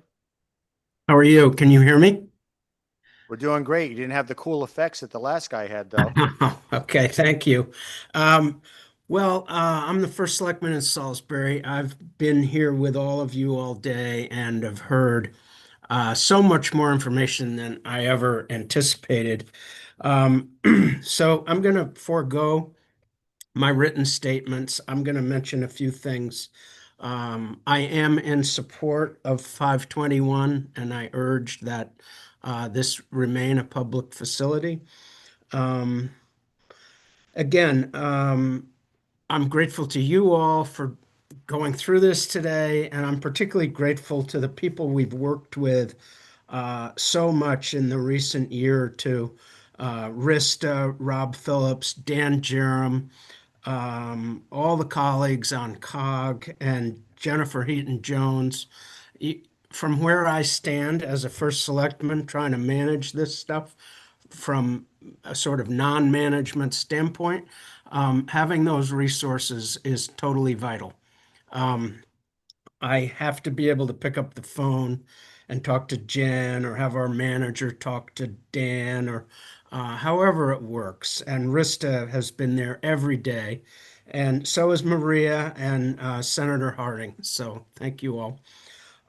Years ago, we formed with Sharon a transfer station, really only because we were at a private school site and they wanted us out. We don't do curbside, so most of our residents use the transfer station. I would say, I don't know, at least 80%. We have some modest commercial use and 3 private schools, a hospital, things like that. Our our manager is very skilled and has participated in discussions. Our transfer station is a member of the Product Stewardship Council.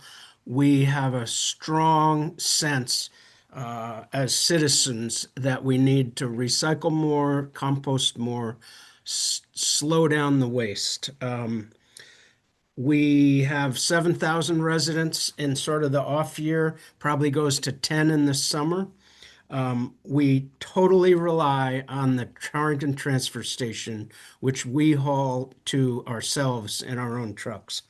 We separate 17 different streams of municipal solid waste. Our recycling rate's around 33%.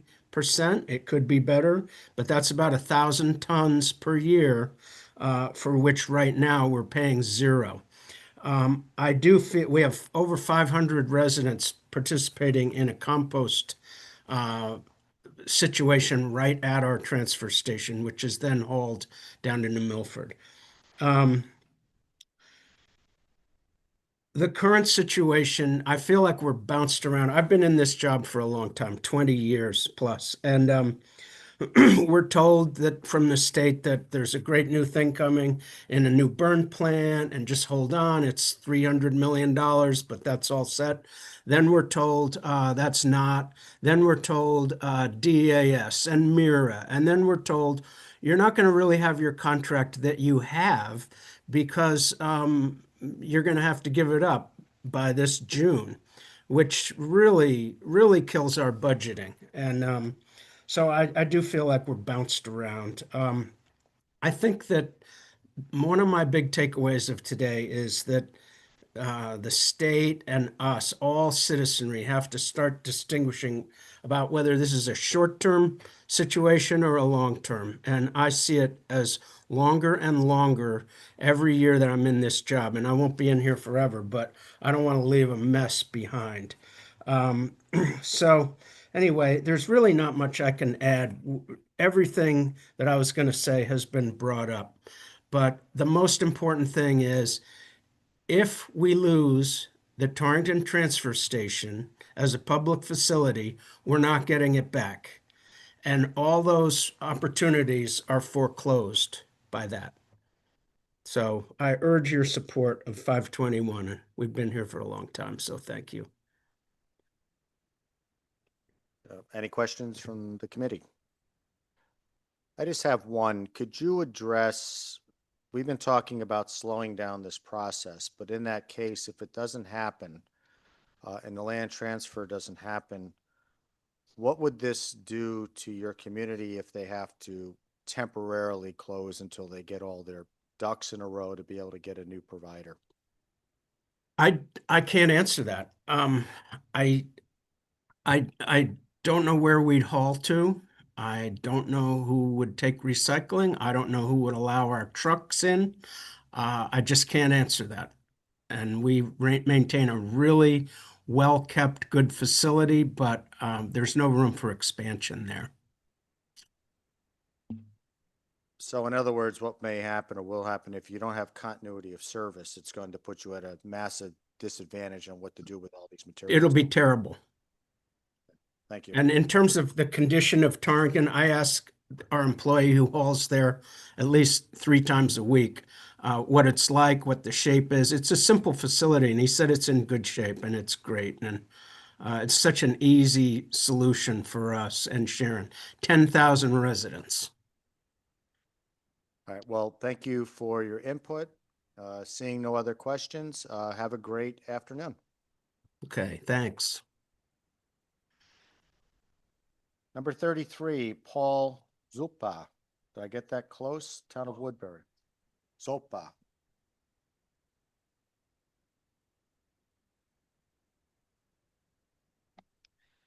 Good afternoon. My name is Paul Zolpa, and I serve as the first selectman for the town of Woodbury. I want to thank you for the opportunity to testify in support of HB 05572, the proposed conveyance of the property known in Woodbury as the Soldiers Monument South Green. The South Green has been a gathering place for the heart of Woodbury since the town was settled in 1674. For more than 3.5 centuries, residents have come together on this land to mark important moments in our history. In 1871, the people of Woodbury installed an obelisk in the green to honor those from Woodbury who served in the Civil War. In the decades that followed, for each subsequent conflict, additional memorial boulders and plaques were added, honoring Woodbury veterans who served and sacrificed to protect the freedoms we enjoy today. Together, these memorials tell a continuous and deeply personal story spanning generations. Despite its central role in town life, the Soldiers Monument South Green is the only green space in Woodbury not municipally owned. This has created a long-standing disconnect between legal ownership and practical responsibility. While the state retains title, the town of Woodbury has assumed stewardship on this site for many years. The town, along with local organizations and dedicated volunteers, have consistently maintained the green with care, dignity, and respect. We've overseen upkeep, preservation, commemorative activities, demonstrating the community's enduring commitment to honoring these memorialized there. The proposed conveyance is therefore a logical and responsible step. It formalizes an existing reality. It aligns ownership with stewardship and provides clarity for the future. It allows the town to plan responsibly for maintenance and preservation while ensuring continued public access. This action also reflects a fundamental principle of good government. Decisions should be made as close to the community as possible while still respecting statewide interests. The people of Woodbury care deeply about the South Green and have proven their ability to care for it thoughtfully and transparently. Importantly, this proposal does not impose any new costs on the state, nor does it restrict public use. It simply clarifies the responsibility and helps ensure that this sacred space is preserved for generations to come. In closing, on behalf of the residents of Woodbury, I respectfully urge the committee to support HB 05572. Doing so affirms Connecticut's commitment to historical preservation, local accountability, and thoughtful oversight. Thank you for your time. I'll take any questions you might have. Any questions? Just one. Have you read the DOT report on this? I assume you have. I did see that this morning. That was not there last night when I was filing the testimony for a friend of ours. I did talk with Representative Reddington Hughes. She has been in contact with DOT since she testified this morning, and we're going to be setting up some meetings with them. So we'll do some follow-ups on that. So I believe their concern is, and this would be more about what you would need to do is, basically running the town, is about right of way. And I guess probably they're having that for road expansion or things of that sort. You would know what's going on there better. Right. So originally, Main Street, Route 6, actually detoured around the green. And so and I guess I was probably in the 30s when they built Route 6, they moved it and it was actually going to be turned into a boulevard. So what happened is that they straightened the road out instead of curving it around, and in between that is the green. So I think what we have is, as you said, is probably a right of way and just a small sliver that we're talking about on there. And we've talked to the Thomaston DOT, and they've come up and they've looked at it and they said they don't see a real problem with it, but I think as you said, we need to go through the process and have the conversation with them. Yeah, I would talk to them. Take a look at what they've gotten written in their testimony. And they're saying about half of the green is in there right away. But as you're saying that if it is an old roadbed that has been shifted, it may be obsolete at this point. I know in my old community, when the floods of 55 happened, a lot of roads got relocated. And of course, there's still right of ways and things in places that you go. There's no road here anymore. So why are they here? So I would take a look at that and see if you could work that out. But other than that, I have no other questions. Great. Excellent. Thank you very much for your time. Number 35, Claire Kane. Hi, committee members. Yes, can you hear me? We can hear you. Fantastic. Thank you for letting me testify today. My name's Claire Kane, and I'm speaking on behalf of the Connecticut Forest and Park Association, the state's first nonprofit organization founded in 1895. And for over 130 years, we've helped protect Connecticut's public lands. And today we manage over 2,000 acres of conservation land held in easement and fee and maintain the popular 825-mile Blue Blaze hiking trail system. And we have long championed transparency in the public lands conveyance process. We deeply appreciate the committee's continued efforts to improve transparency, which has led to more consistent proposals and meaningful public engagement. That said, we have posed two proposals before you today that you've heard a little bit about, SB 522 and SB 524, the conveyance proposals for Killingworth and Easton. At a time of growing demand for outdoor access, we feel Connecticut should be expanding and protecting public lands, not conveying them. SB 522, actually both of these conveyance proposals support habitat connectivity, contribute to forest management and climate resilience. They both have road frontage, which adds significant long-term value to the properties. And these conveyances would reduce access, fragment forest resources, and undermine the state's open space and climate goals. Additionally, SB 524 in Easton, as you've heard today, the property is subject to a permanent conservation restriction, requiring that any use align with its original conservation purpose. And any conveyance of the state forest risks undermining both the state's investment and these long-term protections. And as you've heard today, it sounds like both of these proposals have shifted. Most of the comments that we submitted really reflect what was, proposed online. And so it sounds like things are altering a little bit, but we urge the committee to still carefully consider the long-term impacts of conveying deep managed lands. They're essential public assets that should be protected for the benefit of all Connecticut residents. Thank you for your commitment to transparency, the opportunity to testify. You have my written testimony, which is a little bit longer, but I'm happy to answer any questions that you have. Any questions? I have just one. Earlier today, we had heard from the senator in response or in regards to SB 524, which is the Easton property. It seemed like the original conveyance they were looking at, I believe if my memory is correct, was almost about 7 acres. After speaking with them, it turns out that they would like to build or erect a pollinator garden, which all of us are looking at saying that's an awfully large pollinator garden, that maybe they would reach out and talk to Deep and talk to organizations such as yours. Would you guys, or would your organization be willing to work with them, if that's a possibility, to see if they could do a pollinator garden maybe on the edge? You know, in other words, not conveying the land, maybe work with them in some way to honor their thoughts. But then, and I'm not saying this is going to work, but would that be something that your organization would be willing to at least entertain? Absolutely. We would be happy to be part of the conversation.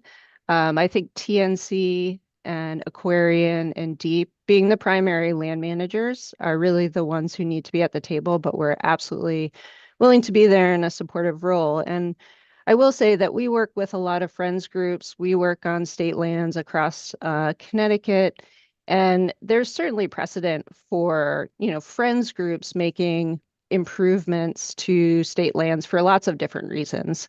And perhaps there is an alternative that would avoid a conveyance of state property, but allow that group to, perhaps develop a pollinator garden if it was if it complemented the forest management of that property. So I do think there are some alternatives that could be considered, and a conveyance wouldn't necessarily be necessary to achieve what they're hoping to achieve for the memorial there. Well, thank you. And that's along my thinking as well, that if we don't have to do a conveyance, but yet still honor what their idea is, I think it might be comprehensive. And of course, always if it's suitable to the environmental ecostructure that's going on there. Mm-hmm. Thank you very much for your testimony. Absolutely. Thank you. Number 36, Kathy Cepelli. CPL.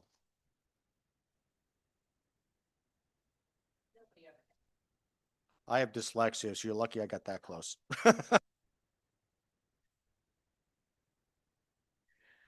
Well, good afternoon. I think I may be your last customer this afternoon. I appreciate you, Representative Vale, Representative Gucker, and all of the members of the Government Oversight Committee who may be online right now for taking my testimony. My name is Kathy Sepiel, and I am the Connecticut Land Protection Manager for Save the Sound. I have some written testimony submitted on SB 524, which you just heard about again from the Connecticut Forest and Parks Association. So I'll just highlight a couple of things that I think bear emphasizing rather than going through my testimony, which touches on a lot of things that have already been spoken about. And first of all, I want to thank Senator Wong for his earlier testimony, for sharing the story of the church's hope of creating the pollinator garden. And of course, we honor and appreciate that. I think that there was a mention at some point that and actually it keeps coming up, this idea that there might be a piece of the land that could be used. And I just want to emphasize again what Mr. Logan said, that unfortunately there is no portion of this particular parcel that's appropriate for use. It's all drinking water, watershed land. It's actually class 2 land. So there are 3 classes of drinking water, watershed land, class 1, 2, and 3. And classes 1 and 2 are both crucial to the safety of our public drinking water supply. So that land really should never be owned by any entity other than a water company or the state, which is equipped to care for it properly. Class 3 land is a different story, but that's not what we're talking about here. And then, as also has been noted several times, the land is also subject to a conservation easement, and that's held by Aquarian Water Company and the Nature Conservancy. We often call it TNC for short. And both of those easement holders, as well as the State Department of Public Health, should be consulted as to the proper stewardship of this land. And I'll just point to the fact that Commissioner Gisani submitted some testimony also sort of explaining the importance of protecting this drinking water watershed land. So Save the Sound opposes this conveyance, and it's my understanding that there's some openness to the parties working with Deep and Aquarian and TNC outside of the land conveyance process. And I think that we would be supportive of that. I'd like to emphasize again something Mr. Logan suggested, which is that the appropriate process for working this out, figuring out where an appropriate location for the pollinator garden could be, would be to go to the Conservation Land Committee, which is the process that's already in place for issues like this. It really does not belong in the land conveyance process. And so for that reason, and all of the others that I've mentioned and in my testimony, both my written testimony and just now, Save the Sound respectfully requests that you deny this application. And I'd be happy if you still have any questions about this bill to answer them. Any questions? Yes, I would also agree that 522, which you've heard a little bit about in Killingworth, is there's some missing information in that land conveyance application that concerns us a little bit, but I'm not really prepared to go into any detail on that one.